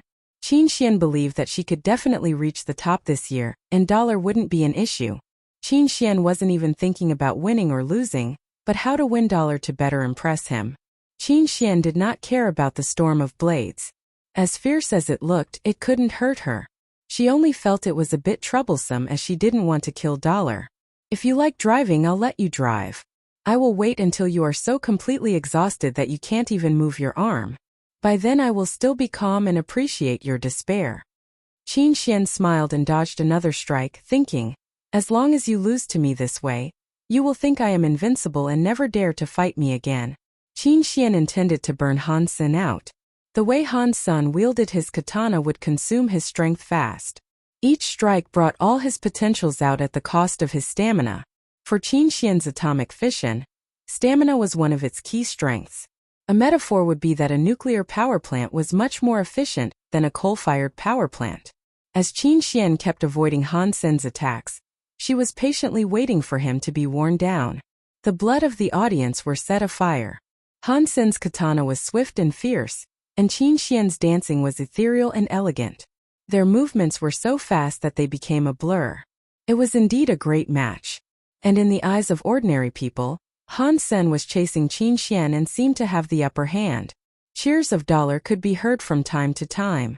It seems that the champion in steel armor shelter would be someone else this year. Of course, dollar is absolutely invincible. Haha, men are the master of this world. Tremble, women. Young Monli curled her lips with disdain, looking like a goddess who didn't deign to argue with the mortals. Son of Heaven was even more scornful. He had experienced how strong Qin Xian was. He had always known about atomic fission. If he had wanted to learn it, he could have. But as it took at least 2 decades for someone talented to get to the first stage, he chose not to. Indeed, everyone knew that this was a great hyper-geno art, but few dared to practice it. No one wanted to put 2 decades into a higher geno art that they didn't know would work or not. If one failed, one would not even have a chance to start over with a different hyper-geno art.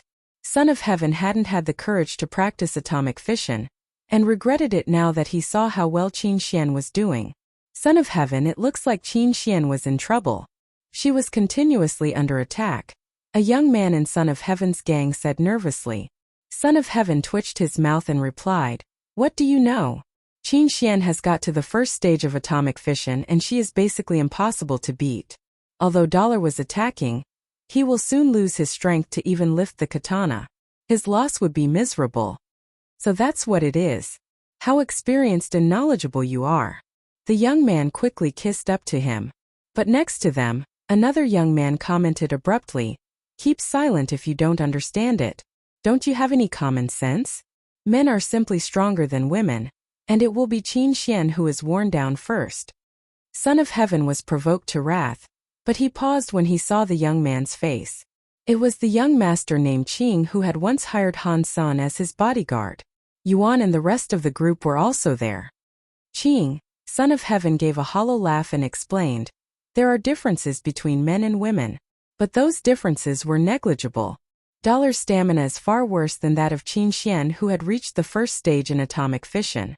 I believe in half an hour, Dollar wouldn't even be able to wield his katana." "How come I can't see that?" Qing was not convinced and said, "My father told me that women are inferior to men. I know that Dollar will win and that woman will definitely lose." Son of Heaven smiled with confidence. "Qing, no need to debate. We will see what happens in half an hour. You will find out who is right at that time."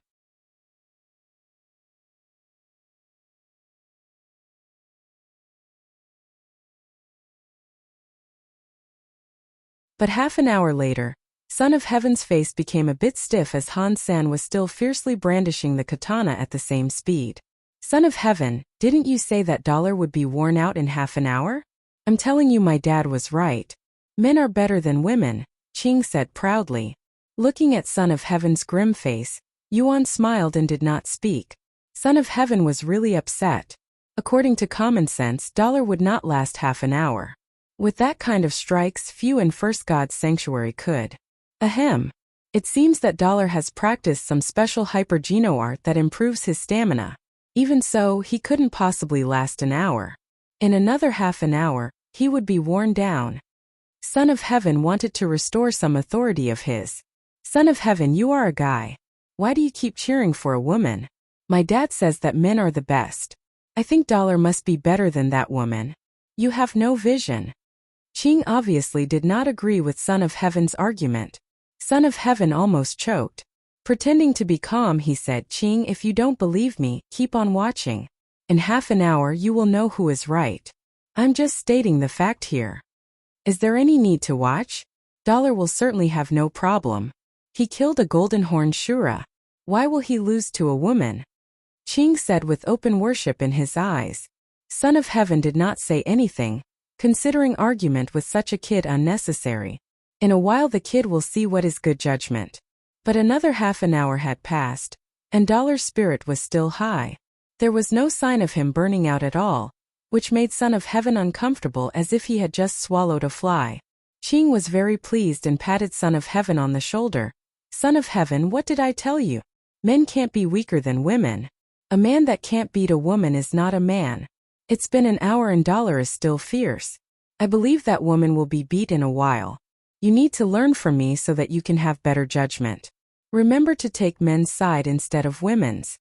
Son of Heaven was seething with anger. He pretended not having heard Qing and kept silent. Right, Son of Heaven, why didn't you enter the final? Who did you lose to? Dollar. Qing wasn't even aware of Son of Heaven's emotions and kept asking him, how could I lose to that guy? Son of Heaven immediately said coldly, who did you lose to then? Qing asked. Son of Heaven felt his own face was burning. He lost to the woman on the stage, but it wasn't time to tell Qing that. Knowing that Son of Heaven had lost to Qin Shuang, Yuan almost laughed out loud. He pulled the sleeve of Qing and asked, are you here to talk or to watch the game? It's only fun to discuss the game while we watch, Qing retorted. Fun for you. Son of Heaven was about to be set on fire. Yuan glanced at Son of Heaven's sullen face and thought. Displeased, Son of Heaven felt strange. Dollar has been wielding the weapon so fiercely that it's impossible for him to keep going for such a long time. Unless he has also practiced atomic fission. Other than Son of Heaven, Qin Xian felt something was off as well. Attacking at such a high speed, Dollar had sustained way longer than she had expected, making her alarmed and surprised. In such a high-intensity duel, even she had begun to feel a little tired. Dollar, however, seemed to feel nothing and kept attacking with the katana swiftly, as if he could do this forever, giving birth to a trace of powerlessness in Qin Xian's mind. No, I cannot go on like this. He must have also practiced some hyper-geno art that enhances his stamina. Maybe I will be the one who is worn out first. Qin Xian gritted her teeth and dodged another strike. She took back her dagger and two beast souls appeared in the air. One beast soul was the mutant golden lion that she had always used. She instantaneously shapeshifted into a magnificent golden lion. And the other beast soul was a ball of blue liquid, which poured into the lion and turned its golden body blue. The lion also grew larger and looked fiercer. That is sacred blood water spirit. Qin Xian actually got its beast soul. Son of Heaven was shocked to see that. He knew very well how scary a sacred blood water spirit was.